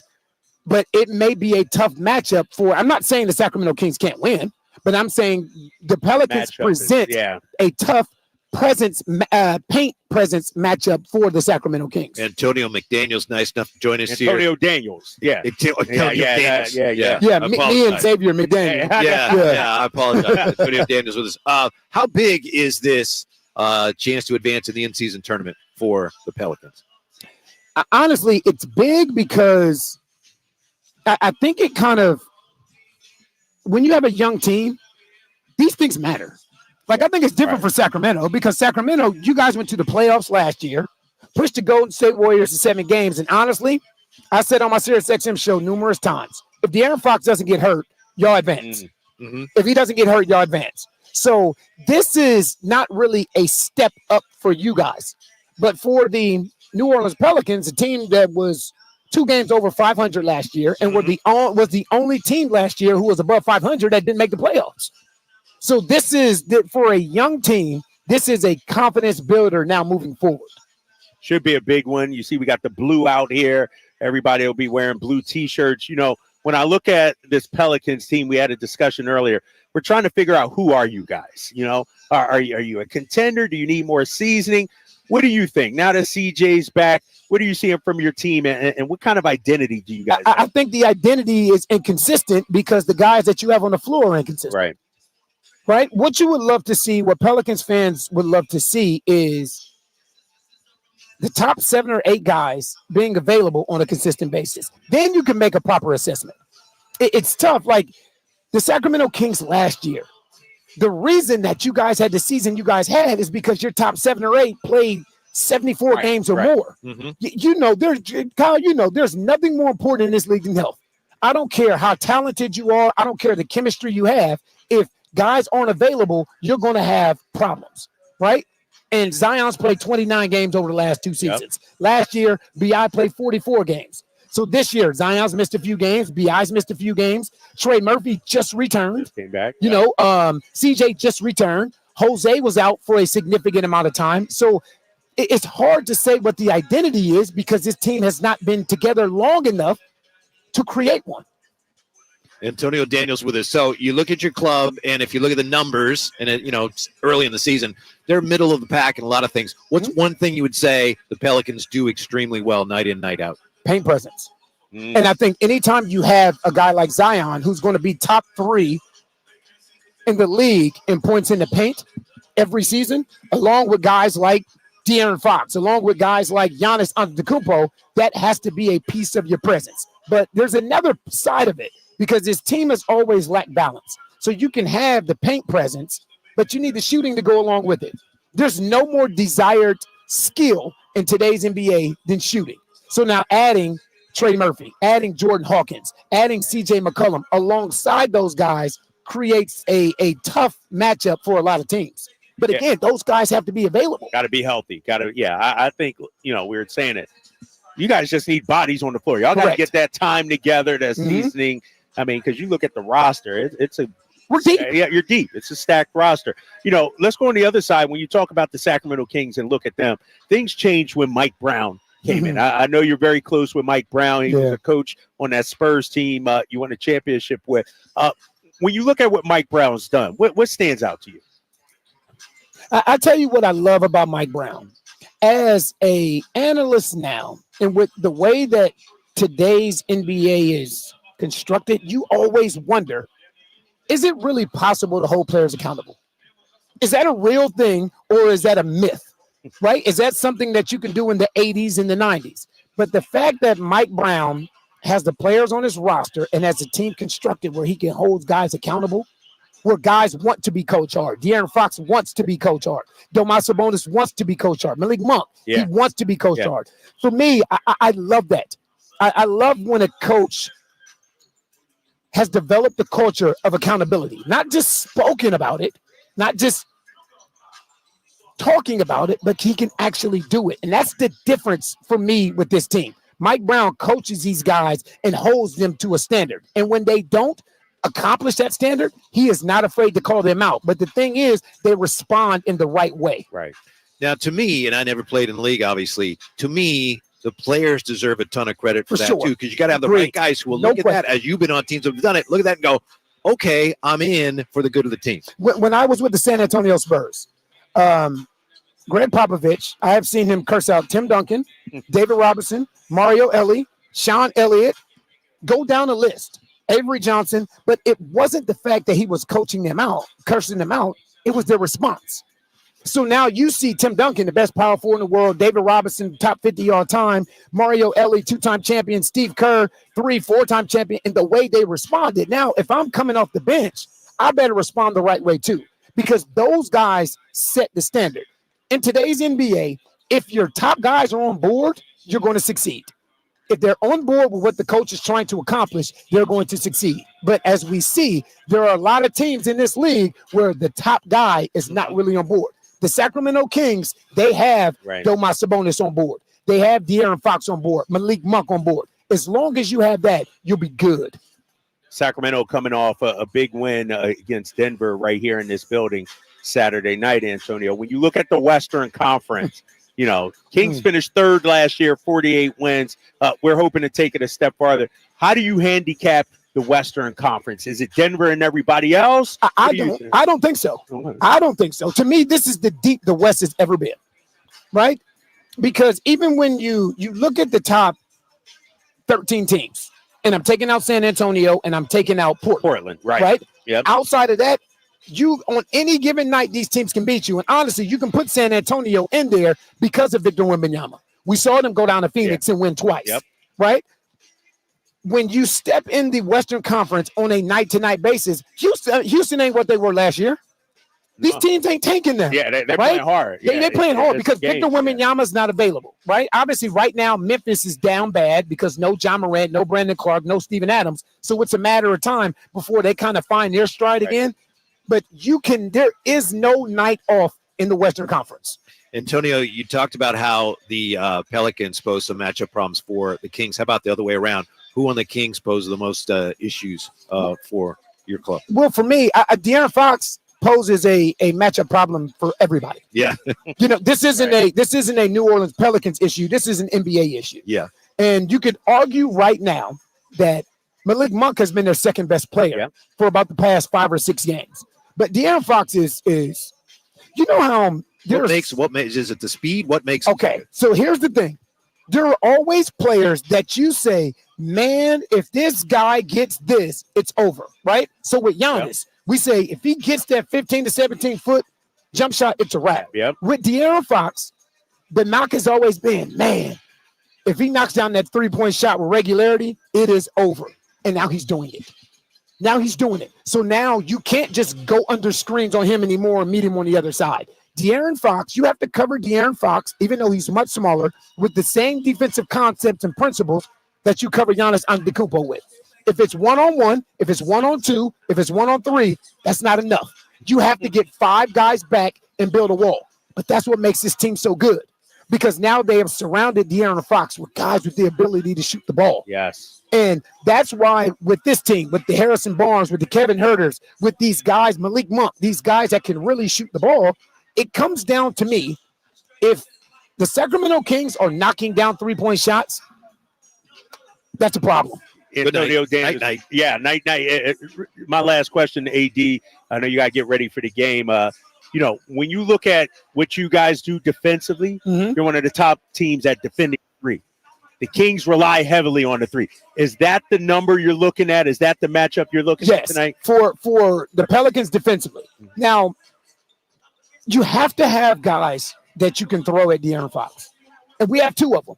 Yep. We have 2 really good perimeter defenders. One of them is the best perimeter defender in the league in Herb Jones, right? So he has to stay out of foul trouble. But then you also have Dyson Daniels. Yep. So you have guys with length, with a defensive IQ, athletic ability, long wingspans, and with very active hands. So you have different guys that you can throw at De'Aaron Fox. And that's one of the reasons that this team is better as far as defending the 3 is concerned, because they do a good job of individually keeping guys in front of them and not getting this team caught in rotation. Right. You don't have to help as much. Right.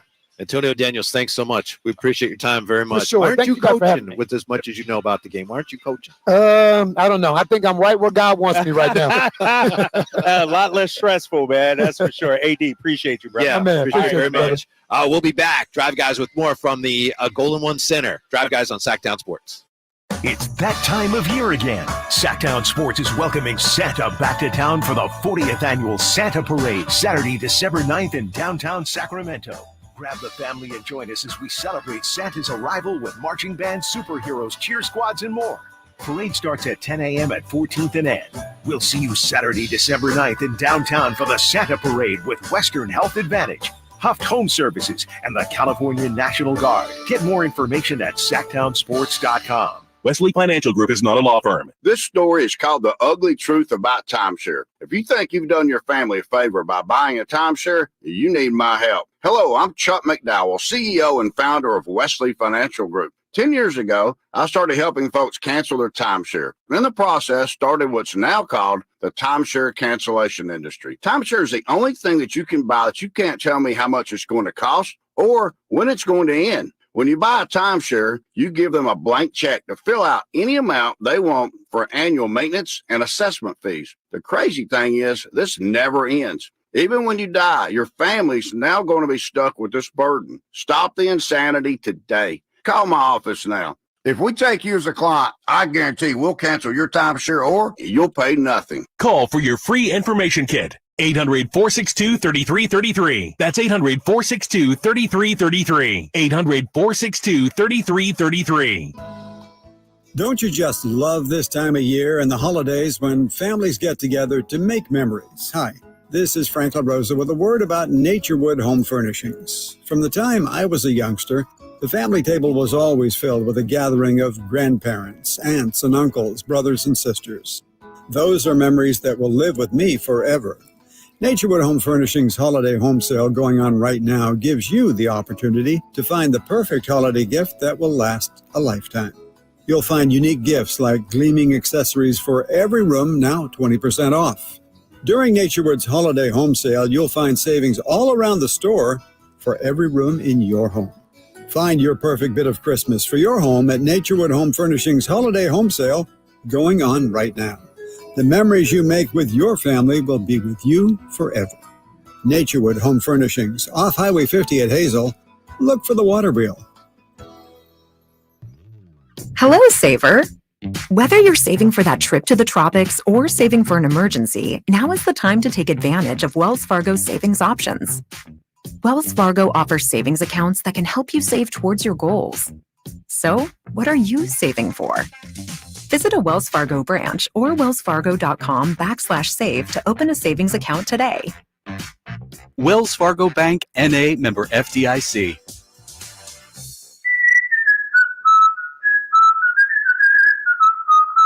Yep, 'tis the season. Hi, if you're like me, you take pride in your gift giving. Well, I've got a terrific idea for you. Gift cards from the Good Feet store. Okay, so arch supports aren't exactly what they've been hinting for, but you know they'd love them. And with the Good Feet lifetime warranty, it's a gift they'll enjoy forever. Buy a Good Feet gift card now, and Good Feet will boost its value 20%. That's a 20% gift free from the Good Feet store. If you have someone on your list who's on their feet all day, has sore feet, knee, hip, or back pain, or even plantar fasciitis, maybe needs an energy boost, or just wants to maintain their active lifestyle, a Good Feet Arch Support gift card could be the perfect gift. The Good Feet store in Sacramento, Roseville, Stockton, Modesto, and Vacaville. Online at goodfeet.com. Carmichael Dave here for Jiffy Lube, your proud sponsor of the Drive of the Game. Now listen to every Kings game for Gary Gerald's Drive of the Game call. Then listen to Jason and myself the next morning for a chance to win a $100 Jiffy Lube certificate, courtesy of all the Jiffy Lube locations in the greater Sacramento area. Get your vehicle ready for the holiday driving season at Jiffy Lube today. Oil changes, wiper blades, tire rotations, and more. For more information, go to jiffylube.com. With RT Painting, our name says it all. We are a reliable and trusted commercial and residential painting company serving the Sacramento area since 1998. Employee owned. Our attention to detail is second to none. Put our decades of experience serving our community to use for you. Get a free quote today. Call us at 916-900-8112. That's 916-900-8112. Or go online to rtpainting.com. That's rtpainting.com. RT Painting, your trusted and reliable painting contractor of choice. Discover Roseville's hidden gem. Timbers at the Lodge, nestled in the Timber Creek Golf Course. Savor a culinary journey where every bite tells a story. We serve breakfast 7 days a week with happy hour Monday through Friday, 3 to 5 p.m., where you can relax on the outdoor patio next to our newly renovated and expanded putting green. Thursdays always feature our $28 prime rib dinner. Reservations encouraged. Learn more at timbersatTheLodge.com. We look forward to welcoming you to Timbers at the Lodge, where exceptional food meets great times. KHTKAM Sacramento, KYMX HD2 Sacramento. From the Power Business Technology Toshiba Studios, your home for the Oakland A's every weekend. And it's swung on line to left center, base hit, and the A's have won it on a walk-off line drive, base hit to left center. Sactown Sports.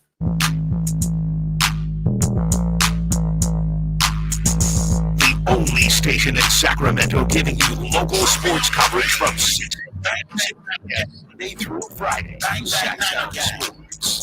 Thanks for being with us. Coming to you from the center. We just talked to Antonio Daniels from the Pelicans and Gleason. He was wondering why I was wearing the Brock Purdy jersey. Oh yeah, you lost a bet. Antonio Daniels says, "Well, look at the bright side." And then he just walked crickets. I don't know what it is. No bright side. And then somebody with the team, somebody of the organization. Over there. Guy Jeff over there, okay, who does this stuff.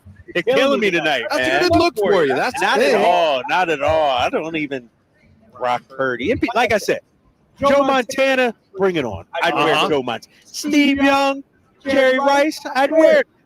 Brock Purdy, you're going to hang on to that one, man. You really feel that way. You're going to hang on to that one. You know, remember earlier this season, the Brock Purdy rookie card, somebody told me was going for $150. I said, Brock Purdy? Rookie card? What? Mr. Irrelevant? Like, well, those are the cards you put in the spokes of your bicycle, right? To make noises. You don't say a Brock Purdy rookie card, right? You sure do. And I'm like, Brock Purdy jersey, well, how come it's not on a clearance rack, when I bought it today? But he's that guy right now. He is. Enjoy it before that bubble bursts. Yeah, and the best thing about him is that yesterday after the win, he said, couldn't get caught up in all this talk about the Eagles. We got some big games left to play. That was classy of him. It's the right thing to say, but also it felt pretty good to do what he did yesterday. Yes, it did. But it was classy of him not to take any shots or anything like that. You know what? It's 1 of 17. Move on to Seattle. And I guess there are some people on the chat here thinking that we've kind of let you off the hook a little too easily. They missed the first hour and a half, man. It was brutal. Like I was getting lit up, but we're here to talk Sacramento Kings, baby. That was just by Jay. Game. I think Jay lit you up more than anybody. He played Bang Bang Niner game for like 5 minutes straight. Yeah. I ain't worried about that, man. Yeah. We earn our stripes in the postseason. Maybe they'll get to play again. I don't know. The way the Eagles are going, I don't know if they're going to get back to the NFC title game, but they could. I mean, they could. Like the texter said last week, Niners fans are a lot like Warriors fans. They're arrogant. And I'm feeling that right now. I'm getting that. And it's okay. Fans. It's okay. Is that Niners fans? That's fans. When the team the wins, Eagles they're arrogant. We're humble. We're poor, hungry, and driven in Philadelphia. We're blue collar. We're grinders. I hope that someday Kings fans, when they beat the Warriors, it'll be like, yeah, of course we did. That's how it was, in the C-Web days. And now I understand the dynamics of it, but like, finally we beat that team. Oh, we got to beat that team. But, it wasn't always that way. Yes. It's like, the Warriors were the little brother. Right. Yeah. Right. Like to see him get back to that someday. How about this game tonight? I think we're both pretty optimistic. Where do you think the Kings, what's their best chance of beating the Pelicans tonight? We got to knock down threes. My number is 14. 14 or more threes, you win. Pelicans, I think, third in the NBA in three-point defense in terms of percentage. I would say we got to stop Zion, but let's be honest. Nobody stops Zion. Got to hope he stops himself. Right, we got to hope he stops himself. Like, we don't have the personnel physically to match up with Zion.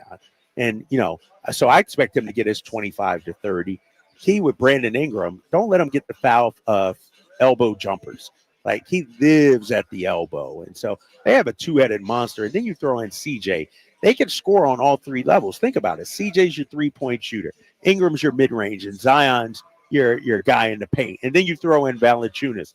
This is a tough matchup. That's where I think, the Kings have to knock down their three-point shots. Their numbers from the three-point range, as you know, are way down this year. A lot of that's because they got off to such a bad start there. But that's one of the differences. If you just look at just the pure numbers this year and last year, there's a lot of room for improvement from the Kings in that area. Yeah, and we're watching Keegan Murray on the far side over there on the other side of the hoop getting him some shots. I would love to see him get going from three-point range, 4 or 5 threes. He's been off this season, maybe a couple of games here or there. But, him, Kevin Huerter, and Malik Monk, those are our three-point shooters. We need them to get going tonight. But, this is a game. You could break down the X's and O's. You could talk about the matchup. But there's more involved in this. This is a pride kind of game, too. You got yourself handed, got your butt handed to you down there in New Orleans. They beat you twice. They beat you, on last second on the second one. This is a game in front of your home crowd. You beat Denver. You're feeling good. 11-8 is a lot different than 12-7. Yeah, 12-7, you're doing something, and you get the trip to Vegas too. So it's like a glorified playoff game, not necessarily at that same height, but like AD was saying, Antonio Daniels, sort of like an NCAA tournament. You lose and you go home kind of thing. Right, and this is unusual. Of course, we'll be listening Sactown Sports, watching NBC Sports California, but this is also a Monday night nationally televised game on TNT, which is very unusual. Yes, you got TNT in the building. I see my boy Chris Haynes down there. He'll be on the sidelines. Mark Jones will be on the call for NBC Sports California. You got the Pelicans broadcast crew. You got national media. I see Mark Spears down there talking with Alvin Gentry. And so this is a big game, as CJ McCollum. Look at CJ just walking onto the floor right there in the corner. Man, that dude is nice. He can play, man. You can't let CJ. That was a good trade. 25. Good trade. Yeah, that was a good trade for them. How is Keegan Murray coming along here with his back issue? No, he had some struggles the other day against Denver in that game back.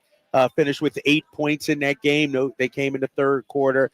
Not much of a factor out there. And so I think what you see from Keegan with that back issue is it's going to hamper him more defensively than offensively. Being able to get down, slide your feet, move, especially if you have to check Zion, the physicality needed with that. And so that's something to keep an eye on.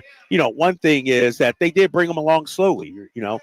Last Monday, he went through a full practice, didn't play Tuesday, didn't play Wednesday, practice on Friday, and then finally got back out there on Saturday. So I hope it's, if not 100%, as close to 100% as possible. Mm-hmm. And I wanted to ask you, we were going to talk about something that I know you asked AD about. Where do you think the West is 1 month in compared to what you thought it would be like? I honestly think it's wide open. Like, Denver's great, and they're awesome, and Jokic, clearly they're the front runners, but I got 4 or 5 teams right after that. I'm gonna throw Minnesota in. And Golden State is not one of those. Golden State's definitely not one of. Golden State, you blew another 20-point lead, 22 to the Clippers. Come on now, they got some issues going on. But Minnesota's in that mix.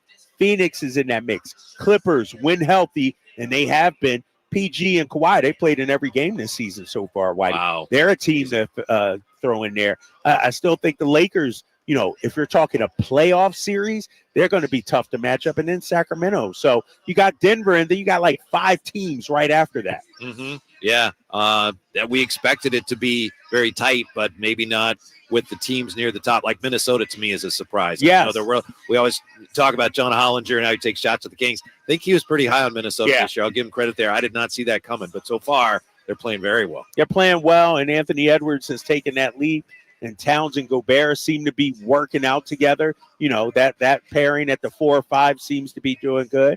And they've got a tremendous home court advantage. They were 7-0 at home before losing to the Kings. And I just think, man, like AD said, if you go 1 through 9, 10, anybody can beat anybody. Mm-hmm. We're going to take a quick timeout, come right back to the Golden One Center, take a look at why this in-season tournament is so far not just a success, a huge success. That's next with the Drive Guys on Sactown Sports. Can the Niners build off their NFC Championship appearance from last season? How will the quarterbacks perform throughout the year? Purdy back, now going to throw for the end zone, wide open, Brandon Ayuk is on fire! Will the defense lead this squad again? Intercepted! Ball got tipped up and taken by Fred Warner! Get all your 49er coverage throughout the NFL season on Sactown Sports and SactownSports.com.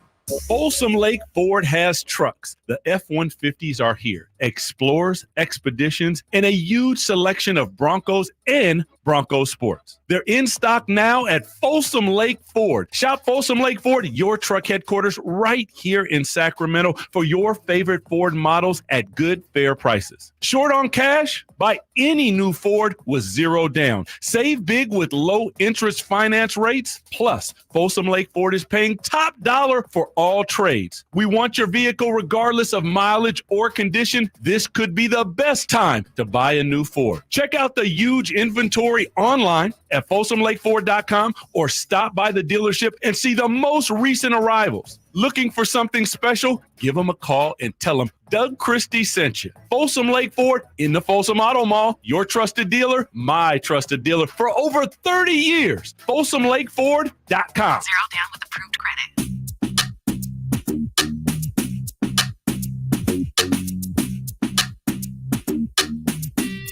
Your new home for 49ers football in the 916 Sactown Sports.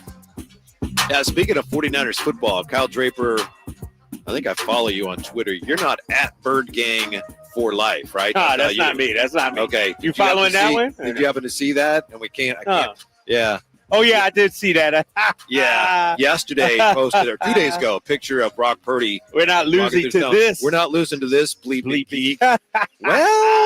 Well, old cakes exposed, right? Oh, my gosh. But I bring that up not only to further antagonize you, but also to point out that's part of the whole Brock Purdy thing. There's still some people that are reluctant to embrace how good he is because to some people it's like, no, he doesn't look like a quarterback. He doesn't look the part, right? Yeah. You know, he looks like he could be a science teacher, a PE teacher, or something like that. Not the quarterback and MVP candidate who goes on the road in Philly and just gashes you like that. What was his quarterback rating? Like 144 or something like that. It was something amazing.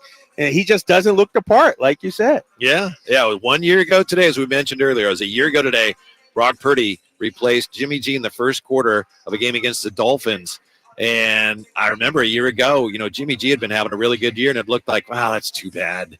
I guess the 49ers are done. Boy, and it looked like this was their year. Well, they obviously didn't win at all, but Brock Purdy proved to be a guy who was a very good quarterback. It was one of the biggest surprises, really, I think, in 49er history, and it's still one of the big stories in the NFL, or should be, the fact that this guy that no one wanted and who doesn't look the part and who football fans, by and large, just don't accept as a legitimate quarterback, he's really good. Think about how far we've come in not only the last year, but let's say season and a half. You go into last year, thinking Trey Lance is the guy. Remember him? Oh, yeah. Remember him? I think I do. Yeah, I do. Yeah. and so he gets hurt. Jimmy G. By the way, Trey Lance definitely looked the part. It's like, oh, my goodness. Right. What a specimen. Right. You thought that was your franchise quarterback, not Brock Purdy. And, then even going into this season, there were some who thought, man, what are we going to do with Trey? And in fact, traded him, you get rid of him. That creates a whole controversy, Bosa. But the one guy who's been steady pretty much the entire season, outside of CMC, obviously, is Brock Purdy. Mm-hmm. He stabilized that quarterback position. But the Niners, who've sort of had, Jimmy G had a good run, but prior to that, it was a carousel of QBs. Right. And Brock Purdy made some plays yesterday. Made some nice throws and made some plays with his legs. Yeah, his ability to throw on the run, I think, which has impressed me too. Yeah, he made some throws on the run yesterday, extending the play with his legs. I thought were huge. But football, being football, yesterday didn't it come down to you mentioned this earlier. Eagles just did not get to Brock Purdy. It's crazy, right? The line of scrimmage. If you win the line of scrimmage battle, the trenches, you win the game, and you could talk about the Eagles defensive line. They didn't get to Brock Purdy, but also the offensive line didn't create holes for the run game. And so give the Niners credit. They dominated both lines yesterday. Yeah, and it's funny how before the season started, Trey Lance might be the quarterback was a big storyline. Bosa, is he going to sign, was a storyline. Of course, those things ended up being no big deal. And it was just a couple weeks ago, Steve Wilkes, we were sitting right here talking about, they're going to put him on the sideline. Is it going to matter? The defense has been playing great. So is Steve Wilkes a genius now? Yes. Remember people wanted him fired earlier. Yes. Is Steve Wilkes a genius? We okay with Steve Wilkes, Niners Nation? He'll probably get another head coaching job. Right. Next year. Isn't it funny how, man, when the players play better, the coaches look better. Yes. Bosa looks like a different person now. Yes. To start the season. He looks tremendous. To your point about the importance of winning, quote unquote, in the trenches, the 49ers season seemed to turn around when they went out and they made the trade and they got Chase Young. Yeah. You throw Chase Young in there, the Steve Wilkes coming down from the booth, the bye week, like all this can happen at the same time. And then bam, this defense has taken off. They're playing with a hunger. They're playing with a passion. Jeff Chidia, we had him on of the NFL Network. He said it, that 3-game losing streak and then you throw in the bye sort of refocused this team. And that's what you're seeing since coming back. They've, been mowing down opponents. So now we got the Kings tonight. Hopefully they'll play better defense against the Pelicans with a spot in the tournament semifinals, right? Semifinals. Tonight. Vegas against either Lakers or Phoenix Suns, man. Yeah. Think about that.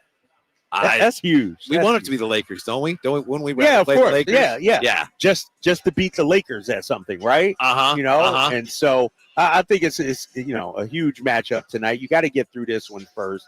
This Pelicans team, they got the names, but they're not a soft team. Like this is a gritty, hard-nosed, physical team. This isn't a wine and cheese team. They like their beer, they like their peanuts. That's their kind of style. And so it'll be interesting to see if the Kings can deal with the physicality on both ends of the floor. Valanciunas has been killing us these last couple of games. Got to run him. He's outplayed Sabonis. Yes, right. You said that earlier. I agree. Get up and down the floor. Get up and down. Get into a track meet. Launch the threes, 45 threes tonight. Get Malik Monk out there in the open floor, De'Aaron Fox. I think that's going to be key. If you got to set up your half-court defense, offense against this Pelicans defense, it's going to be tough. Now, why do you think the tournament to this point has been a success? And again, I just, full disclosure, I was very skeptical that it would be half as successful as it's been so far. I think you listen to players and coaches, anytime you have something to play for, like a tangible product, and I don't know if you saw today, the NBA came out with what the trophy is going to look like, what the players receive. They get medals if you win it. Anytime there's something tangible to play for, I think it adds more intensity to it. Throw in the 500,000 and give it up to certain teams too. I don't know if every team is feeling this way, but the Kings feel, this is important to them. You hear De'Aaron Fox talk about it, Malik Monk talk about it, Mike Brown. And so from an organizational standpoint, they've made it a priority. Like, no, we want to win this thing. We want to go all out. And we've seen some of the best ball the Kings have played have come into 4 games so far. Yeah, we know that the league decided to have an in-season tournament because they were hoping to make some of these early season games more meaningful for fans. And the whole key was, okay, well, how do we get the players to buy in? For whatever reason, maybe it's, they are spending a lot of money in the prize pool. The players clearly have bought in. And the tournament has made these games more meaningful for the players. And that's the thing that you can't help but notice. Like, wow. I mean, I go back to that preseason game between the Warriors and the Kings. It was a preseason game. But remember, it mattered. Both teams wanted to win. Right. And it's the same thing. As long as the players want to win, what's on the line is almost secondary. They want to win this thing. So that's what's made this a success. Total buy-in from the players. I thought it would take the players a while, but I think we've seen for the most part, if anybody's against it, they're keeping their mouths shut. We've had almost total buy-in from the players, and that's to me why it's worth watching. Yeah, and for the most part, you've had the stars healthy and available for most of these games, and we talked before the in-season tournament started, with the stars who's making 40, 50, 60 million a year, what's 500,000 to them? Right. That's not enough to incentivize them. But you're seeing the stars, bringing their best in nights like tonight. So to your point, you could try all sorts of things. If the players don't buy in, Yeah. You can feel it. You can see it. And that's not what you're seeing right now. You're seeing the players buy in. And like I said, we're looking at this now, and you can feel the buzz, a vibe in the arena. You got some people who have came in early. You got the national media here as well. And so there's this buzz surrounding tonight's game. The thing that scares me from the Kings standpoint about the Pelicans, other than the obvious basketball things that we've talked about, is that for the Pelicans, they would never admit this even to each other, but they're not going to win a championship this year. But could they win the tournament? I mean, yeah. So, right. This is their chance to make this season very, very memorable. And how about Antonio Daniels putting the Kings in a different category than the Pelicans? Because I thought this was important for the Kings, too, to learn how to win big games. And AD said the Kings are pretty much already there, having faced Golden State already in a 7-game series. And so I still like to lump these two in, especially for some of the new players on this team. I mean, a chance to advance to Vegas, be one of the final four standing going into the semifinals on Thursday. I think it's huge, man, especially if you're Sacramento. Knowing what's on the line tonight and you're at home, it's a big game tonight. It is. It's a big game. I know we talked earlier about the John Hollinger piece in The Athletic, kind of an in-season tournament preview, and he talked in his first sentence about how for some franchises this thing would be huge, and he mentioned Sacramento, lumped them in there. What did he call it? The far-flung outposts of the NBA. Yeah. And I don't – I was very nice of Antonio Daniels to say what he said, but I don't see the Kings as one of those franchises right now because they were in the playoffs last year. Right. We're still a step away, at least, right? We're still growing, maturing, learning, I think. Right. But the Kings have a legitimate chance to finish with a high seed and maybe advance in the postseason. So to me, that separates them from a team like New Orleans. On the other hand, they're just totally, and Sabonis, I think, set the stage on this. The Kings are totally dedicated to trying to win this thing. And I remember media day talking to him, and I couldn't tell. Chris Watkins and I talked to Sabonis about the in-season tournament, and he's like, "Oh, this is a big thing." He's like, "No, I think he means it. I think he means it." Yes, and we're seeing that within the play, and that's why I think it's here to stay. There's some tweaks, obviously, the league can make, yes, but from the court situation, from the format, with the group play, and then the knockout stage, I think it's been a huge success. High Flyers here. High Flyer. Turner. Oh, Diva. I owe him $1, man. I owe him $1. We bet $1 on the game. I got to sign it. Let me reach into my pockets. I got you, big fella. You know what? He's taking like my last $1, too. He got the pen. He got a pen. Give it up. Give it up. Let me sign it. I'm signing this $1 for High Flyer. $1? Yeah. You're lucky he let you off at that. Wow. Henry, thank you for filling in while I was gone. Appreciate that very much. There you go, big dog. Yeah. Frame that. You see what that says, right? That is nice. That's my name and says Go Eagles on it. Man, get on out of here. Get on out of here. Are you going to be wearing the jersey tonight on TV? Heck no. I'm about to burn this thing, man. No, there's no way I'm going on TV. That's very cool you to bring that out today. Yeah. Thank you for being with us. Stick around because we got game night coming up. Scott Marsh and Henry Turner as we get ready for the knockout round of the in-season tournament from the Golden One Center on Sactown Sports. The Sacramento Kings conquered the Thunder, the Spurs, the T-Wolves, and Warriors for an undefeated run through Group C of the in-season tournament. Tough ball away, bank shot is good. The lead bump somehow banks it home. 7.4 seconds to go. Now it's the knockout stage in a matchup with the New Orleans Pelicans. Losers out. Winners off to Las Vegas. Join us for Kings and Pelicans, Monday at 7 on Sactown Sports and the Sactown Sports app. Visit Boot Barn for savings on top quality holiday gifts this week only. We're offering $40 off exotic cowboy boots and up to $40 off select leather western boots. Our holiday specials this week also include 25% off select outerwear, western shirts, flannels, and jeans. Additionally, we're offering savings on children's outerwear and denim. Visit us this week and save on gifts for the whole family. Boot Barn, unwrap the West.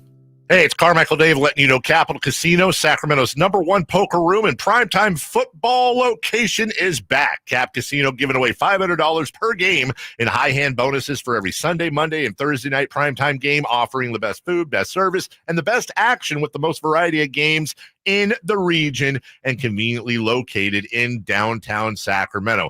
Check it out. Capital Casino. And as always, please remember to gamble responsibly. 1-800-GAMBLER. This is Jeff Scott. Did you know there's a way to outsmart COVID if you get it? Now, there are medicines that can treat COVID whether or not you've been vaccinated, which is great news, especially if you're over 50. If taken in the first 5 days of having symptoms, COVID medicines can help stop the illness from getting serious. Call the healthcare provider or the statewide COVID hotline at 833-422-4255 to learn more about COVID medicines. Brought to you by the California Department of Public Health.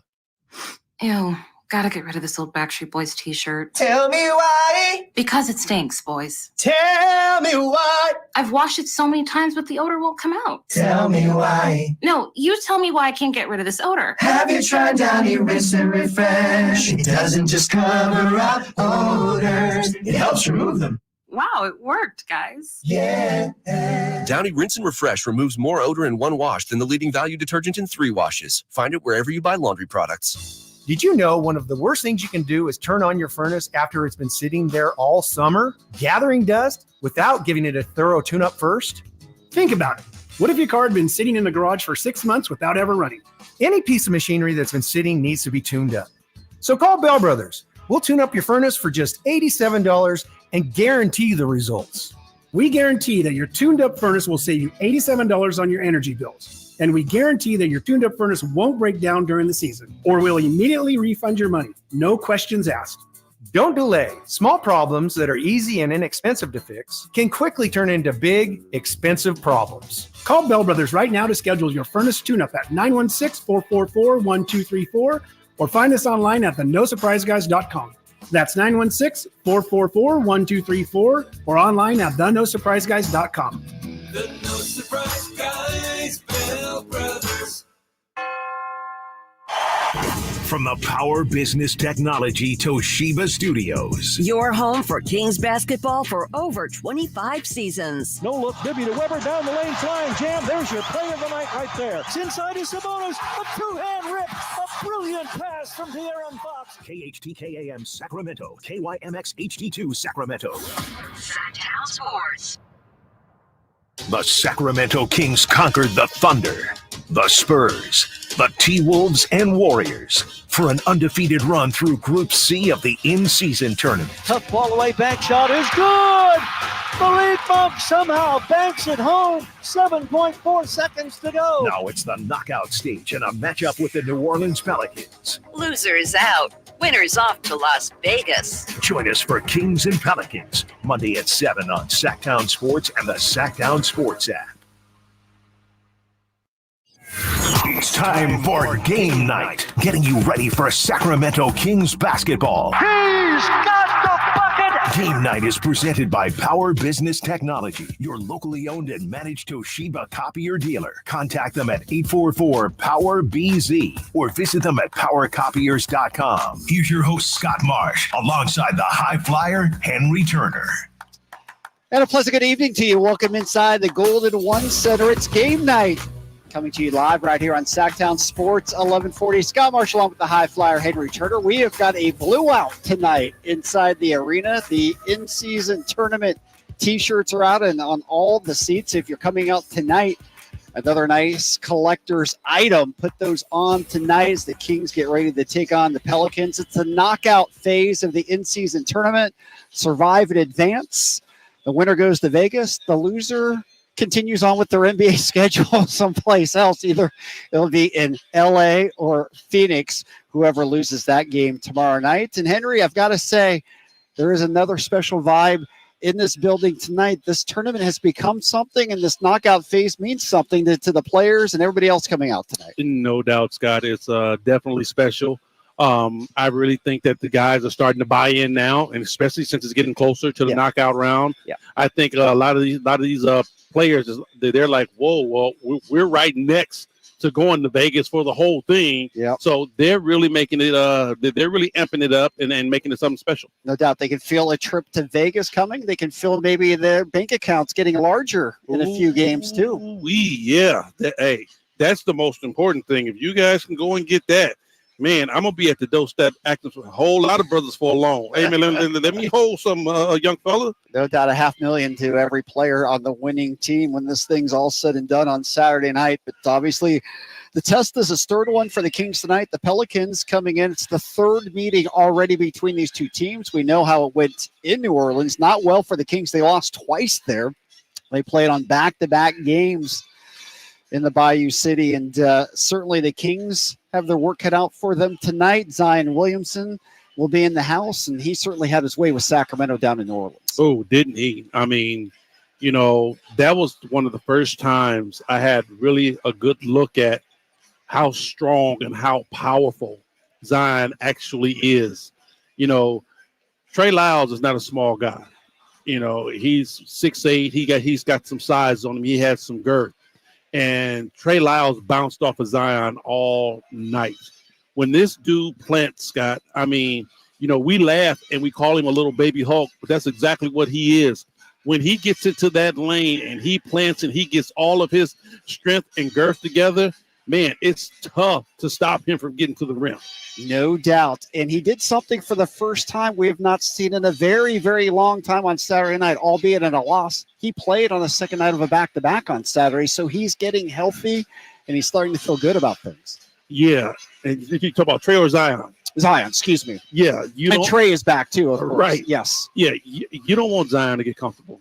I mean, you really don't. You want to try to make him as uncomfortable as possible, bro, because it's hard to stop him. Like I said, pound for pound and strength for strength, you're going to have to be a 7-footer, at least 250, 260 plus to bounce around with him down there. And if you're anywhere around 6'5", 6'6", 210, 205, oh, it's a wrap. It's over. It's barbecue chicken. Yeah, it's over. You can only hope they kind of contain Zion Williamson. He is a unique player in this league. We all understand that. But the one thing we do know, High Flyer, you've got to get to his left. You got to cut off that left hand. Oh, he going left, and more left. I mean, he definitely, he will run you over like a freight train to get to that left-hand side. He really isn't efficient when he goes to his right or tries to score with his right. But, man, once he gets up around the rim and he gets that close, it really makes no difference. Yeah, no question. Of course, the Kings coming off a big win on Saturday night against the Nuggets, 123-117. The Kings led by as many as 17. Denver got close, got it to within 2 in the fourth quarter. The Kings hung on. It was the Fox and Monk show. We keep saying that time and time again, both of them coming up with 26 points. De'Aaron also 16 assists, a career high. Only 1 turnover, and he was brilliant down the stretch again. You know what, Scott? If I was ever impressed by this basketball club, it was against Denver. It was against the champs. You're going up against a juggernaut of a team, and the Sacramento Kings did not let up. They did not falter. Okay, Denver made their run. Basketball is a game of runs, but the Sacramento Kings came right back. I mean, they really took control of that game, and they led and did what they needed to do almost a whole 48 minutes. Yeah, they did. And the Kings certainly had a couple days of rest. Denver was coming in on the back-to-back. No Jamal Murray, all those things. It doesn't matter. They still had the Joker who put up, even what was for the Joker, a great night. 36 points, 14 rebounds, 13 assists. He did everything he could, but at the end, the Kings were just too much. Man, was that a man night or what for the Joker? I mean, whoa. Watching him play, Scott, it's nothing pretty about his game. Let's just put that out there. Yep. It's nothing pretty about his game, but it's so effective that you have to respect it. The dude is very, very effective out there on the floor. And I'm talking about from the three-point line all the way down to the baseline. He can do a little bit of it all. And he gave the Sacramento Kings all 31 flavors. Yeah. He gave them everything they wanted. But like you said, the Kings played that up-tempo style, and as great as the Denver Nuggets are, they couldn't keep up with that pace. Nope. And obviously they were flying in from Phoenix. But again, there's no excuses in this league. Denver was 4-0 in prior back-to-backs. Their first loss on a second night of the back-to-back. And for De'Aaron Fox, it's been back-to-back for him now. He got another Western Conference Player of the Week honor today. De'Aaron has been putting in work, bro. De'Aaron is in his bag. And I'm so glad that he's starting to get his just due. Because it's tough, Scott, to go out there and, put in hard work the way you do. Not that De'Aaron's kicking back looking at, okay, I want to be, the player of the month or the player of the week or whatever it is that when you do that and you're giving it your all and you should be there and you don't get it, that's disheartening. But I'm glad they starting to show him love and starting to recognize everything that he's putting in. No doubt. He is getting his just due. And then tonight, normally the press conference works with Mike Brown, that just took place about 20 minutes ago, where reporters ask him questions.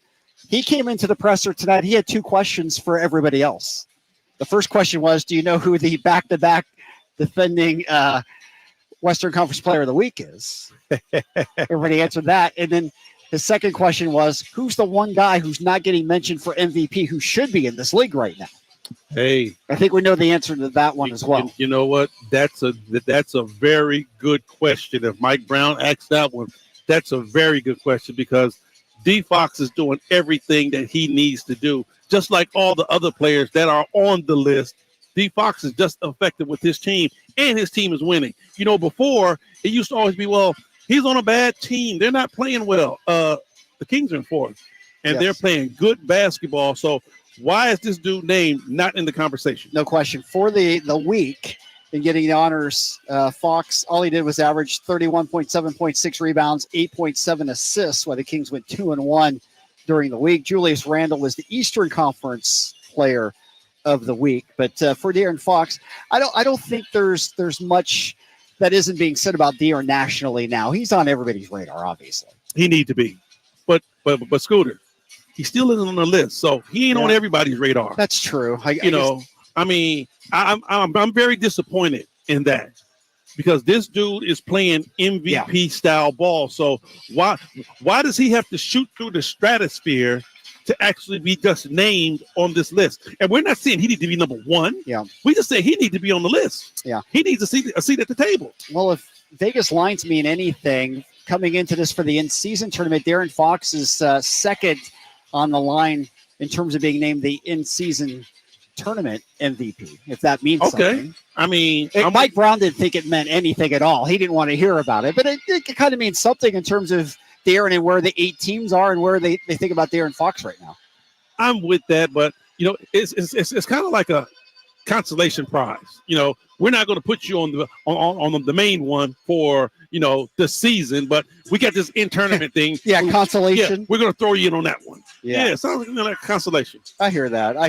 Obviously, if De'Aaron keeps playing like this, though, there will be no denying him being on that list as we move throughout the year. You know what, Scott?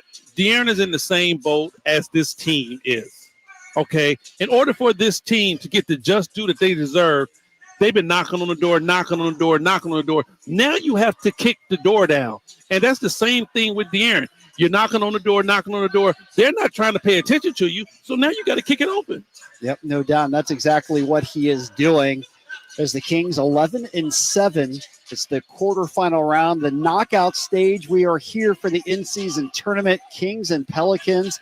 Sacramento just looking for their first win against New Orleans. We'll take the break. When we come back, we're going to hear from the outstanding radio voice of the Pelicans, Todd Graffanini. He's going to catch us up on what's going on with this Pelicans team. It's game night. It's brought to you by National Garage Door. Call today for your basketball special, 916-638-4554. Game night right here. Sactown Sports, 1140. Discover your dream home at Subcontractors United, your source for all home improvement needs. A talented team of home services experts is ready to make your projects a breeze. No more endless internet searches. Find your contractors in one place. Enjoy stress-free service absolutely free, with no hidden costs and no account to set up. Transform your living space into something extraordinary. Visit Subcontractors United today and experience the joy of hassle-free home improvement. Dream big at subcontractorsunited.com. Guys, did you know your testosterone affects everything in your system, including how you feel and perform every day? Right now, Revive Men's Health Sacramento will check your testosterone for free. Knowing your T levels is the first step in understanding if you have low T. Your testosterone level impacts your energy, libido, sleep, weight, hair loss, mood, and even ED. Maintaining an appropriate T level can change your whole life. Most men start to see changes in their hormone levels in their 30s. Experience and results matter. So what are you waiting for? Get your T levels checked today by local, experienced, and trusted men's health experts. They've helped thousands of men since 2011. They're so confident they can help you, they even guarantee it. Call Revive today and schedule your free testosterone test, free exam, and free consultation. Call Revive Men's Health at 916-277-8599. That's 916-277-8599. Or visit ReviveMen'sHealth.com. It's Credit Christmas at Prestigio Jewelers. Get the gifts you want this year. Prestigio guarantees your credit up to $10,000. It's easy. Have a valid ID, proof of income, and be 18 or older. Prestigio has competitive pricing on all jewelry such as gold chains, wedding sets, diamond earrings, and designer brands like Cartier, Gucci, Bulova, and Citizen. Rebuild your credit, even with a repo or a bankruptcy at Prestigio Jewelers. This Christmas, come for the credit and be amazed by the selection at Prestigio Jewelers. Online at prestigiojewelers.com. Get your retirement savings to play ball with your retirement plan. Call Cap Trust today at 916-924-7527 or log on to captrust.com.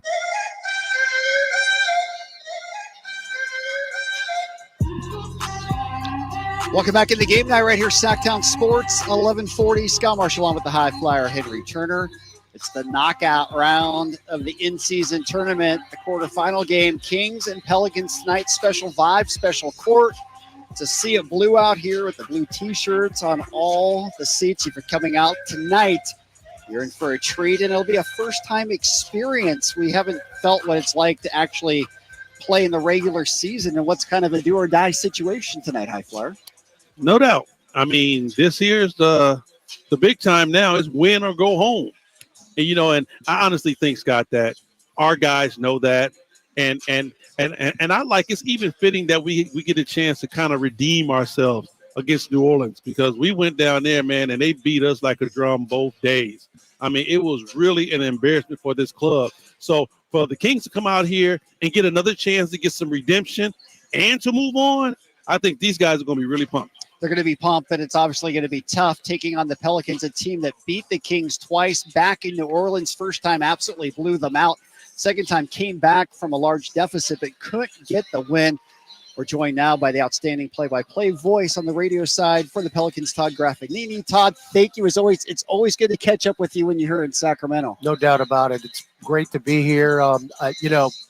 Selfishly, I would have hoped we'd be in New Orleans. Thank you, Golden State. But, that's the Pelicans' problem that, we didn't take care of business against Houston. But, no, this is going to be a blast. I'm really looking forward to it. It's always fun to come in this arena. Even when you guys, the record wasn't that great a couple of years ago, it was still always full. Yeah. It's always electric. So tonight, a lot of players on our team are going to experience something like this for the very first time, specifically Zion Williamson, who's never played in a playoff game, never played in a play-in game. And he was talking about how he's, he lives for moments like this. Well, this will literally be his first time playing on a stage like this, even though it still is in the regular season. And you know what, Todd? I mean, it's crazy because we actually talked to Draymond Green. And Draymond Green was like, and this is a guy that's been in plenty of them. He was like, the atmosphere in here in the play-in was kind of like a Game 7 atmosphere. He was like, yeah, it's going to be live. It's going to be lit. He said it's going to be all those things that a Game 7 produces. Well, that's what the Pelicans are expecting. And like I said, whatever happens here tonight, win or lose, the experience for these young guys is going to be invaluable moving forward, because you're not going to be able to replicate an atmosphere like this in the regular season. It just does not happen. So, like I said, win or lose, it's going to be an experience for this young group that they can take and move forward with. But obviously, if you talk to a lot of the guys in the locker room, they're very aware of what the situation is, and they are really, really pumped for this and want to advance to Vegas. No doubt. And let's talk about Zion Williamson. He did something for the first time we haven't seen in a long time on Saturday night. He played in a back-to-back on the second night, looked good, had 27 points against the Bulls. How is he doing today as much as you know? And just give us an update on Zion overall this season. Well, Scotty's been available. I mean, that's been the key. The only games that he has missed were for personal reasons, one, and he's missed 3 back ends of back-to-backs. That's the only time he's missed games. And like you said, he played on Saturday night in Chicago. The result wasn't exactly what we wanted. It's been a bit of a struggle for the Pelicans on the road when you look at how they play, and the assist totals are a little bit different at home than they are on the road. And what's really hurt New Orleans has been giving up the threes, even though right now the Pels sit third in opponent 3-point field goal percentage. We got swept in Utah, who is just not a very good basketball team, but you allow 17 threes to the Jazz on a Monday night. And then in Chicago, they couldn't score to save their lives, and they make 17 more threes. So defensively on the road, it's been a little bit of a struggle. And coming in here is not an antidote, but we'll see what happens. But no, Zion's been great. It took him a little while to get it going. He hadn't played since January 2nd at the beginning of this year, so he was really knocking off a lot of rust. And once the rust started to kick off and he started to make the shots that we've grown accustomed to, he has really played like we have seen, really last November and December, where he was a legitimate MVP candidate and then unfortunately got hurt on January. Yeah, that's what I was going to follow up with you on. Do you think from a physical standpoint he is back to the Zion of old, or do you see anything where he's still trying to get back in some way to the player he was before all the injuries? As far as going back to last year, where I think he was at the peak of his powers, I don't think he's quite there yet, especially in the ball handling skills, the handles. He sometimes loses the ball when he's driving to the hoop, but other than that, I think the shot, especially in the restricted area, is coming back. I mean, guys, he's going to amaze you at times when you see the shots that he puts up in the restricted. He's only taken 4 threes. That's really not his game. But when he gets in there and he puts it up, you're like, there's no way this is going in, and it goes in 65% of the time. The key for him, and he's knocking on wood here, the key for him is he's got to make free throws, because he is starting to get the benefit of that where he really wasn't. You know how hard it is to officiate big men. There are a lot of times there's so much contact drawn when he's in the lane and he doesn't get a call. Well, he's starting to get the calls now, and he's getting to the line. The problem has been this year for a while, he was around the 62, 63% clip at the free throw line, which is not going to cut it. In the last few days, he's gotten much, much better. Last few games, I should say. He's gotten much, much better there. So one thing to go to the line, but you got to convert when you get there. Right. I want to ask you about C.J. McCollum. Yep. The first 2 games, we didn't get a chance to see C.J. And like I said, you guys beat us very, very convincingly, but they are a much better team with C.J. out on the floor. Talk to us about that. Well, he really started out very well, and then he got the collapse lung, and he missed 12 games. But the way he started, it really goes back to the offseason. He was in New Orleans every day. He was in the gym every day at the facility. And, David Griffin, our vice president of basketball ops, said C.J. McCollum looks as good as he ever has in his professional career. And he's been in the league a long time. He started out on fire. He's knocking down threes. He's driving. He was defending very, very well. And then, obviously, he got hurt and he missed those games. First game back, he scored 20 points, and he really didn't play the complement. Only about 20, 22 minutes. On Friday, we played the Spurs in New Orleans, and of course had the back-to-back in Chicago. Now we knew that CJ could not fly to Chicago. He had a 4-week layoff before you can fly with a collapsed lung. Today was the cutoff, so he is here and he is going to play. But you're right. I'm really curious to see.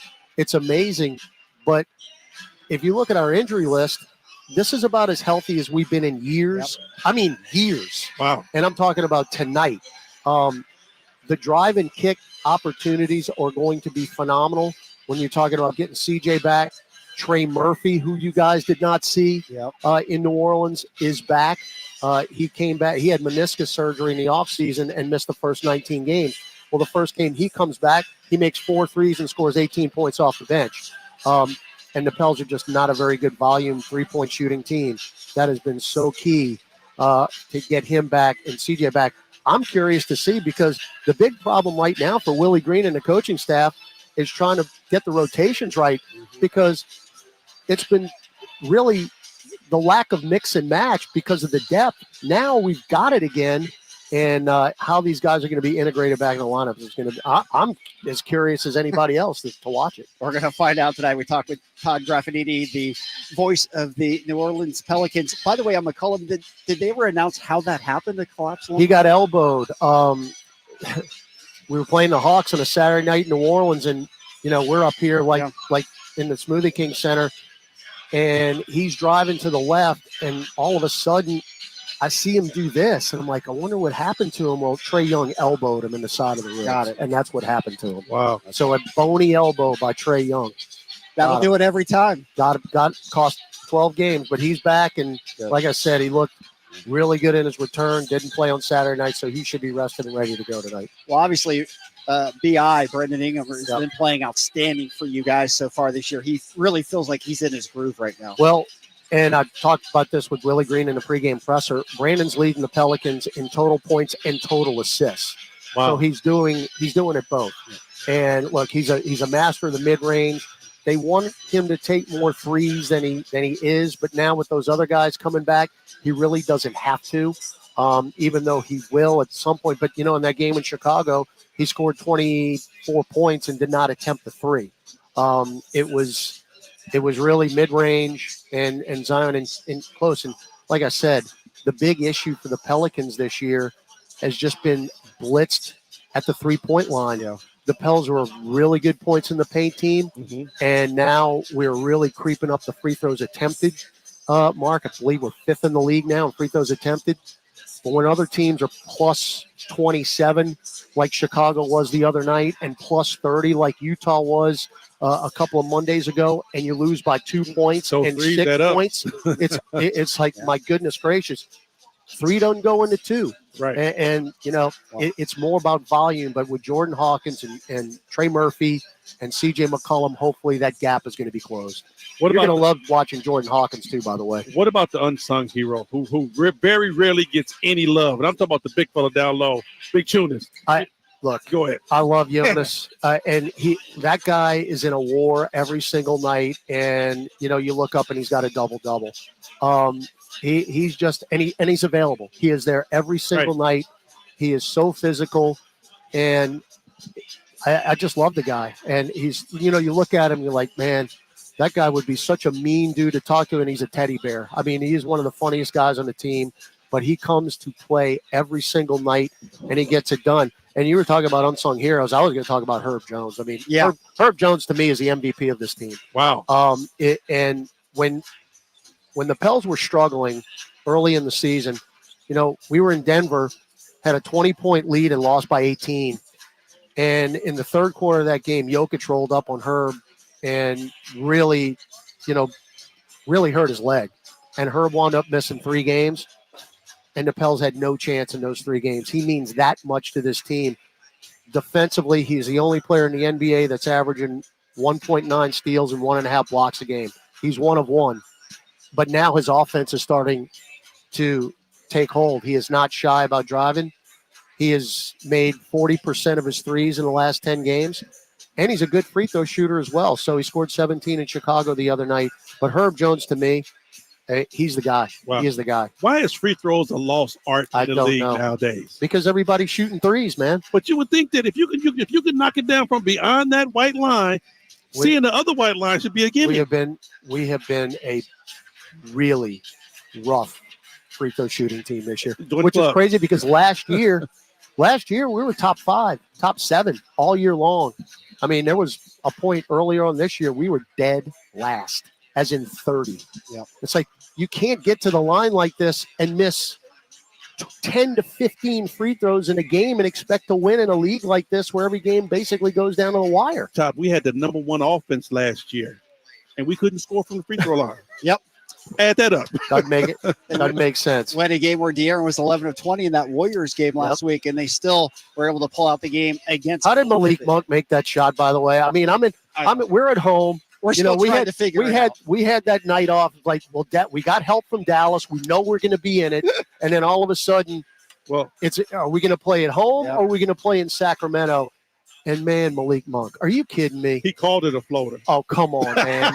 He banked it in. He didn't call that. I mean, that thing went around the rim, too. Man, I almost threw something in my house. Man. But you know what? You got to take care of business. Like I said earlier, we had a lead in Houston, the very first in-season game in Houston, and lost it at the end. And if we win that game, we're 4-0 in the bracket, and we're hosting the game. So, and you know what, Todd? I can't tell you this. We heard that thing hit the backboard and in front of the rim from up here. It cracked the glass. Todd, it's always great to talk to you, my friend. And by the way, I have to compliment you. You've got your season-long media credentials. Yes. That is a fine-looking photo of you. This is old, man. This is old. This was a headshot from when I got the job 5 years ago. So they make me look young. Mine's circa 1998. Oh, wow. So I understand. I will never lose this headshot. I mean, that's, I'll keep it. It's a keeper, my friend. Absolutely. Thank you for spending some time with us. That's Todd Graffitti, the voice of the Pelicans. Always good to chat with him. We'll take the break. When we come back, we'll continue to focus in on this one tonight. Kings and Pelicans. Knockout round of the in-season tournament. Game night is always brought to you by our good friends at Power Business Technology. Experience how the Power family can help you with all your business copier needs. Contact them at 844-POWER-BZ or go to powercopiers.com. More of Game Night right here, Sactown Sports, 1140. Harrison Barnes plays here. Harrison Barnes drives it, hammers it. The Black Falcon soaring into the night sky on a Monday evening in Northern California. Sactown Sports is your proud home of the Sacramento Kings.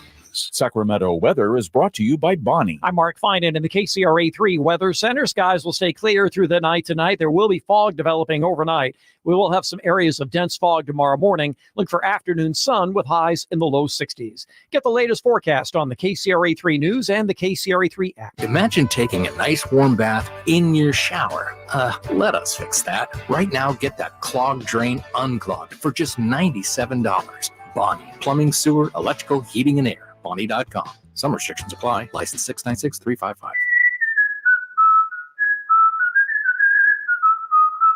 Yep, 'tis the season. Hi, if you're like me, you take pride in your gift giving. Well, I've got a terrific idea for you. Gift cards from the Good Feet store. Okay, so arch supports aren't exactly what they've been hinting for, but you know they'd love them. And with the Good Feet lifetime warranty, it's a gift they'll enjoy forever. Buy a Good Feet gift card now, and Good Feet will boost its value 20%. That's a 20% gift free from the Good Feet store. If you have someone on your list who's on their feet all day, has sore feet, knee, hip, or back pain, or even plantar fasciitis, maybe needs an energy boost, or just wants to maintain their active lifestyle, a Good Feet arch support gift card could be the perfect gift. The Good Feet store in Sacramento, Roseville, Stockton, Modesto, and Vacaville. Online at goodfeet.com. Amazon will be delivering packages to your house. Let Amazon deliver customers to your business. If that sounds good and you want more in 2024, simply text digital to 916-766-5105. From the Power Business Technology Toshiba Studios. Your home for Kings basketball for over 25 seasons. No look, Bibby to Weber, down the lane, flying jam. There's your play of the night right there. It's inside is Sabonis, a two-hand rip, a brilliant pass from De'Aaron Fox. KHTKAM Sacramento, KYMX HD2 Sacramento. Sactown Sports.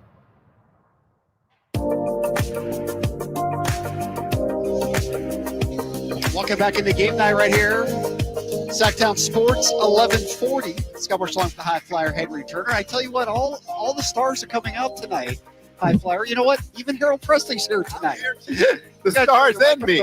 Exactly. HP, of course. Look at this. Kings. You know what? Best seats in the house. This is beautiful. You guys see it all. We do. Oh, awesome. Yes. And you know what, Scott? I'm not going to bring up anything that you did wrong last week and the things that you said. So we're just going to jump into the good stuff. Oh, we're talking 49ers, are we not?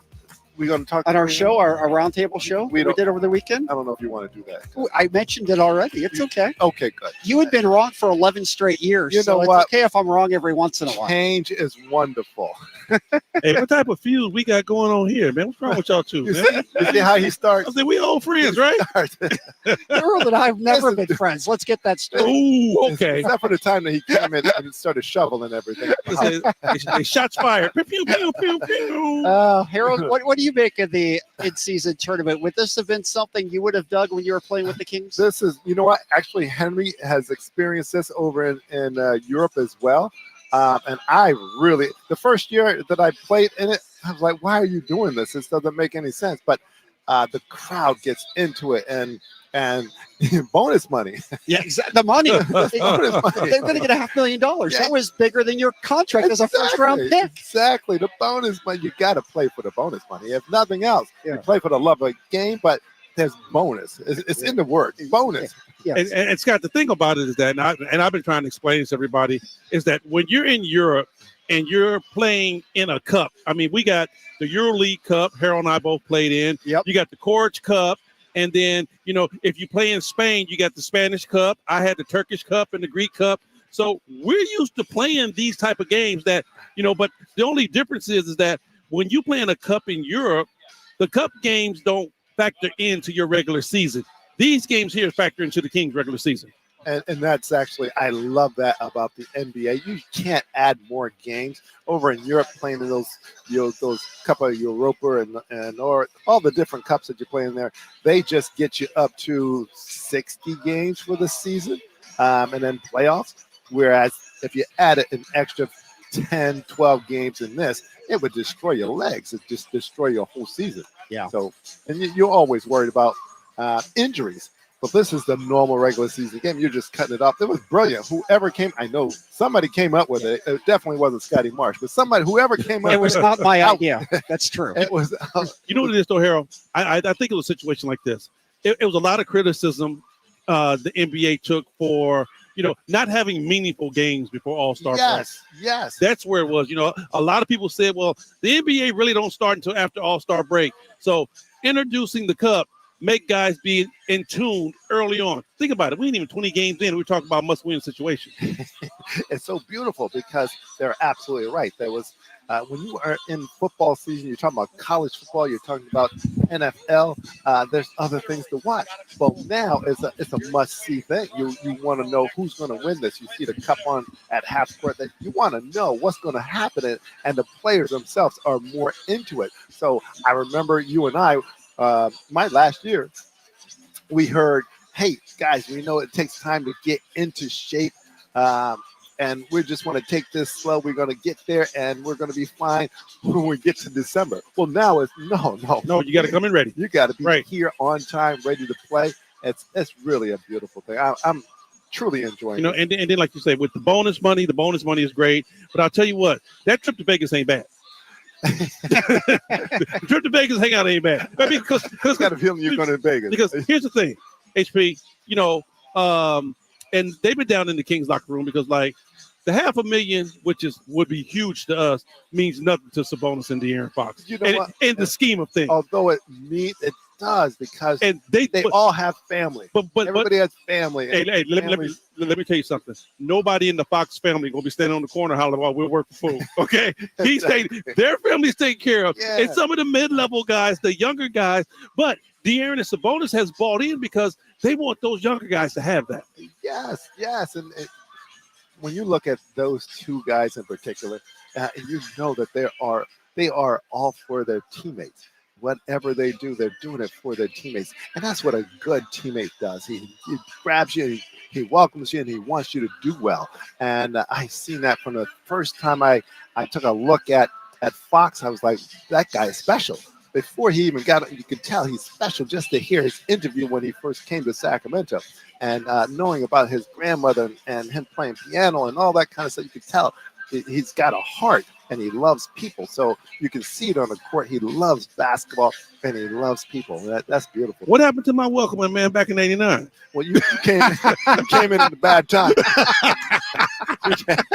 Yeah, they taught us how not to do it. I was saying, I didn't get all that back in '89, man. What's going on? Let's clear this up. Were you guys on the same team? Yes, Okay. yes. Which years? Yes. So it's my last year, his Yeah. first So year. 92, 93. No, 89. 89, 90. Oh, that's right, because you were 86, Yeah. 89. Correct. Yes. Got it. Yeah. Got it. Hey, Okay. hey, What kind of teammate was Harold? I think. Harold was- Hey, we started out roommates for like about the first month and a half.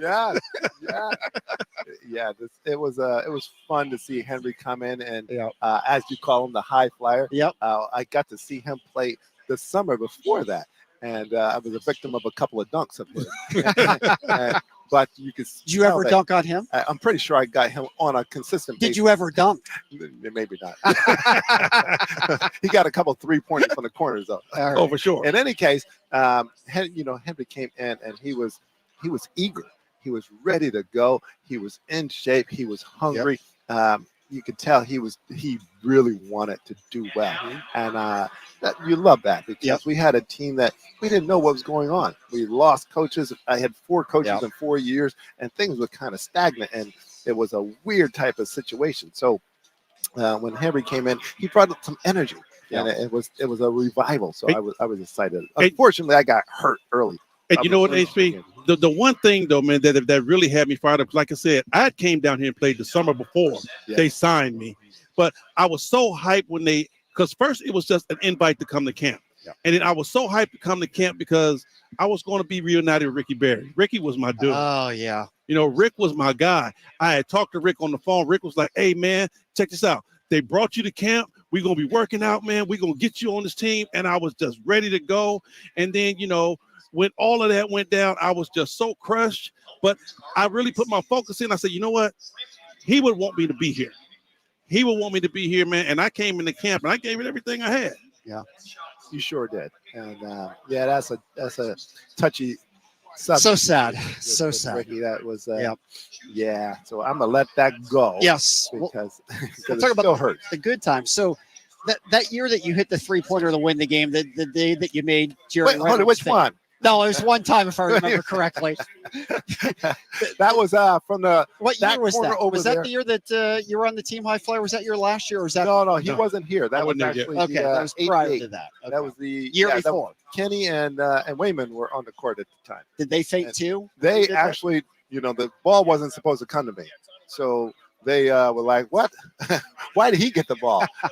And I told them, "Well, I'm supposed to get the ball. If you guys get out the way, we're going to win a whole lot of games." Wow. Get out the way. Hey, I tell you what, though, back in those days, man, we had Wayman. If that ball went down into the hole, it was not coming out. Oh, you can forget it. You just, I remember Harold told me. And we had a lot of crazy conversations, man. I'm sure. Because I'm a rookie. I don't know. Harold knows already. I would throw the ball in and be screaming on the sideline, hey. Harold's like, hey, young fella, you might as well go run back down there. That ball ain't coming out. You ain't going to see that one. He said, you might as well go back on defense. That ball ain't coming out. He's got a big butt and a jump hook. And a flip hook. Another guy I mess with. We've had some tragic situations here with the Sacramento Kings, and after people have left, but I tell you, they made a mark on me. Wayman and all his music and everything that he was doing. He used to take his bass on the road, but the road trips, and all the coaches have always told me, you're going to miss the time away from on the court. It's the time off the court, the road trip, the bus rides, the plane rides, it's just sitting around in the airports, just having fun, getting to one room to another, playing little cards and just laughing at each other. And the camaraderie, man. Yeah, so true. So Wayman was great at it. Kenny was always funny. Always. We had a fun group. We couldn't win any games, but we sure do had to entertain your guys. And let me tell you, it was so fun, man, because I got a chance to ride commercial that first year. We rode commercial, and then when we changed coaches from Jerry Reynolds and Dick Motta came in, that was another comedic type guy. I mean, Dick Motta was hilarious, bro. Yeah. I mean, he would say stuff. I'm gonna tell us one story. He came into practice one day. I think we had just lost a bad game. And he called everybody up. He said, all right, everybody get up, get up. So we usually go and meet at the foul line. So we all got to the foul line, and Dick looked at us. He turned around and said, man, all y'all go home. We ain't going to get no better. Just kicked everybody out of practice. I think Dick Motta's best line was, I don't know if you were on the team, High Flyer, the year that you won a game in Orlando to go 1-40 on the road. And his comment was, thank God we had Airball 1. That was the name of the plane, literally Airball 1, because we would have got 0-41 if we didn't have our own plane. Yeah, I was on that team, boy. Hey, let me tell you something. And I'm glad I wasn't here for that. Hey, Airball 1 flew so low, bro. I'm saying it took us 6.5 hours to get to New York. I mean, it flew so low we had to stop at stop signs. All right. Well, obviously it's come full circle. Beautiful downtown arena. Yes. The Kings are flourishing. De'Aaron's having an MVP type season. It's got to be great for you, both of you guys, to be a part of this organization and see what's going on right now. I'm really enjoying being here in Sacramento and all settled down and having the Kings back. Obviously, the 2002 year where it was prominent, where the whole world was looking at and wearing the Kings jersey. Well, that's back. You can't find anybody out there who does not have a Fox jersey. And the rest of the guys, I'm really enjoying this year. And the Kings, Sacramento Kings, have really been treating the former players who are still in town really well. Just come on back. We want you to hang out. We want you to do some interviews. We want you to sit in the front row in the best seats. And it's been a really wonderful experience this year. Yeah. Well, I can't say this though. The one crazy thing about being recognized nationwide, I was in Virginia and I had one of these shirts on, Light the Beam. And like I said, I'm in Virginia and I'm walking in the mall and I heard somebody scream, "Light the beam." And I'm like, wow, you wouldn't have never heard something like that if you was like outside of Sacramento. I'm in Virginia, bro, in DC, and they screaming "Light the beam." So my first year, we play, my rookie year is over. I go back to the East Coast. I'm walking on the streets of New York. Somebody walks up and says, "Harold Presley, man, how you doing? Oh, you played great at Villanova. What are you doing now?" I said, "Well, I play for the Kings." He said, "You switched to hockey?" Yep. That's all they knew was the Kings. If there isn't, they could have had the beam out at Arco Arena. The problem is it never would have gotten lit in the days. Oh, that's really cool. He's not far off, though. That's cool. All right, HP, it's great to have you here in the house tonight. Thanks for stopping by. Appreciate it, and we'll look forward to the roundtable again. I shall see you on Wednesday. Yes, we'll do, my friend. That's Harold Presley. It's game night. It's brought to you by the Big Brothers and Big Sisters of Sacramento. If you're interested in becoming a mentor to a kid in need in our community, this could be a great cause, a great way to do something good for your city of Sacramento and for kids who could use a mentor. Call 916-646-9300 or visit bbbs-sac.org to learn more about being a volunteer mentor. More of game night right here, Sactown Sports 1140.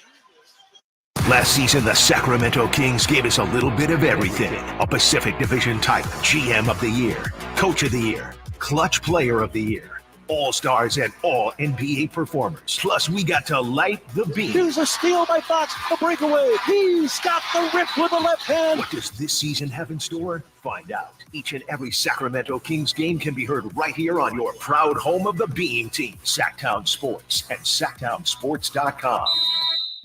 In this market, you'll find Fisher Investments is different than other money managers. Different how? Aren't we all just looking for the hottest stocks? Nope. We use diversified strategies to position our clients' portfolios for their long-term goals. You don't just provide cookie-cutter portfolios? No, we tailor our clients' portfolios to their goals and needs. But you still sell investments that generate high commissions for you, right?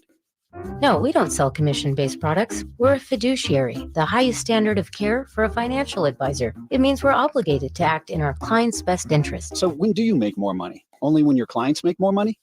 Yep, we have one transparent management fee structured, so we do better when our clients do better. Sounds like you really look out for your clients.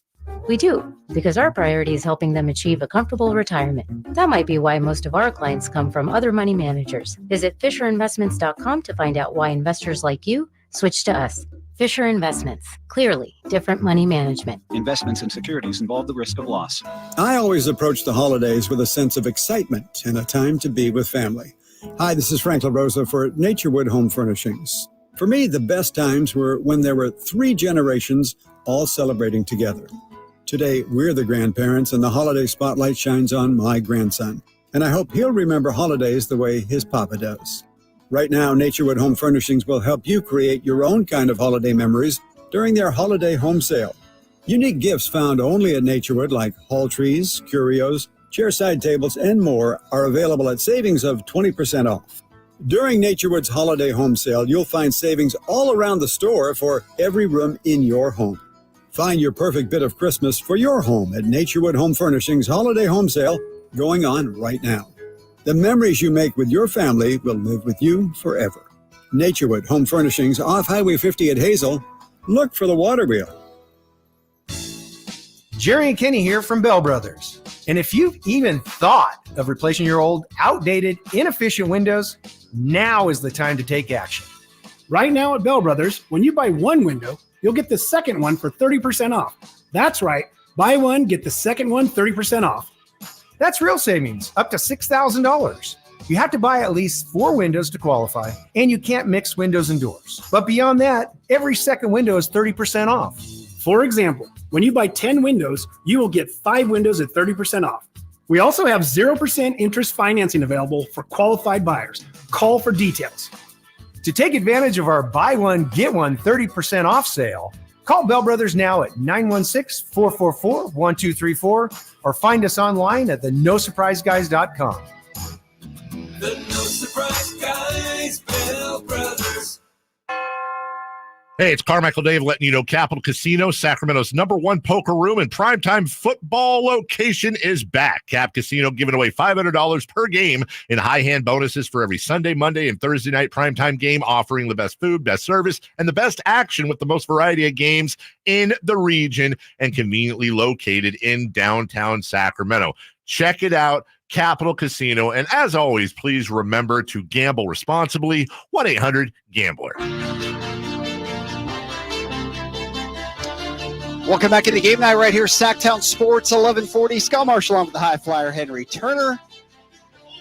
HP in the house. Always good to see Harold Presley. I didn't know you guys roomed together. Yeah, man. Harold was my roommate for like the first month and a half. That's awesome. He's one of the great guys. We had to break that up. Yeah, no doubt. That could only last so long. I roomed with him one night. We were doing a UC Davis basketball broadcast. We were in Logan, Utah, of all places. But HP, I love him, and it's good to have him in the building. Let me tell you, man, one of the greatest guys he is you ever want to meet. I mean, you know, back then, you met a lot of nice guys. I mean, Wayman was a good dude. Kenny was a good dude. Harold, Rodney McCray was great. Yep. I mean, almost everybody that I met once I came to the team, you know, everybody knew I was a rookie, didn't know anything, but they really helped me out and helped me along to be a pro. No doubt. Kings have had so many great players and great people throughout the decades, and it's just great to see former players in our area still living here, still loving it, and able to celebrate as this team continues to rise. All right, let's focus back in on this game. Obviously, points in the paint are going to be important tonight. New Orleans kind of had their way with the Kings in New Orleans, especially in the paint. We touched on it with Todd Graffanini, the voice of the Pelicans. It's not just Zion Williamson, although by himself he's enough, but with Valanciunas and the height they have, Kings got a lot of problems defending the paint tonight. Yes, it's Zion down there with his power, his strength, his girth. Valanciunas down there with his size and his length. And the same thing with B.I. B.I. is nice and long. He's 6'10", with a wingspan like a 747. So, yeah, it's a lot of long guys down there. And I really think that it bothered the Kings big time. But I also think that the Kings starting to understand that when they meet teams of that magnitude, it has to be, a more up and down, high octane type game. Yep, no doubt about it. All right, points in the paint. We'll be watching that all evening long. Our focus on the points in the paint brought to you by RT Painting, your reliable and trusted painter in the Sacramento market since 1998. Obviously, for the Kings, they've lost 2 straight. An important thing tonight, I mean, it's not as high on the priority list, but it might be bigger at the end of the year. Again, the conference record against the Pelicans. You lose tonight, and you lose the season series against them as well. Yeah, that I think that's 1B tonight, Scott. I agree with that. Yeah, I think the main focus here is to win, so you can go on to Vegas in the tournament. But if you lose, I think that then you start thinking about, okay, what does this do for us at the end of the season? Yeah, no doubt about it. The focus is on getting to Vegas and winning this one. And, it's tough because these count as regular season games. So you got to focus on that as well. The loser of this game will be going to either LA or Phoenix. The loser of that game's tomorrow night is Phoenix and LA will play in the other Western Conference in-season game. Right now, one of the Eastern Conference in-season games going on. The Pacers are leading the Celtics. How about that? 92-85. This game in the fourth quarter, still plenty of time left. 8:28 to go. But how about the Pacers if they could advance to Vegas? Hey, Tyrese Halliburton and the Indiana Pacers are saying never say die. They're going to give it all. I'm telling you, that's why I think, that the players have bought into this in-season tournament, because you're seeing guys come out playing hard in these games. Yeah, Tyrese in the game has 19 points, 10 rebounds, 7 assists so far. Tatum 19, 12, and 6. Wouldn't that be something, though? And I don't know if the nation necessarily is rooting for it per se, or the TV networks, but what if it ends up being a Kings-Pacers final in Vegas?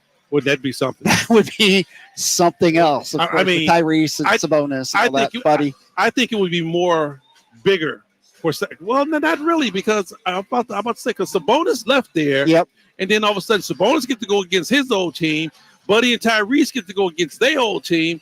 Who else do we get in that Indiana trade? I think Sabonis is the last part of it. He is last man standing. Because Trey Lyles came from somewhere else. Detroit. That was part of the Bagley deal. Yeah, Trey came from Detroit. So, Sabonis is the only piece that we have left from the Indiana trade. No doubt. And even thinking about that trade, because we got multiple players. Trey Lyles was the big one that came over with Bagley. Can you imagine? Just that trade today, you'd probably make that trade Bagley just for Trey Lyles.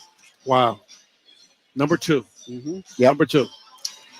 Interesting to think about. All right. Obviously, our focus in this game tonight. What are some of the other keys as you see them? Obviously, the energy is going to be off the charts in this building tonight. Scooter pace. Pace is number 1 for this team.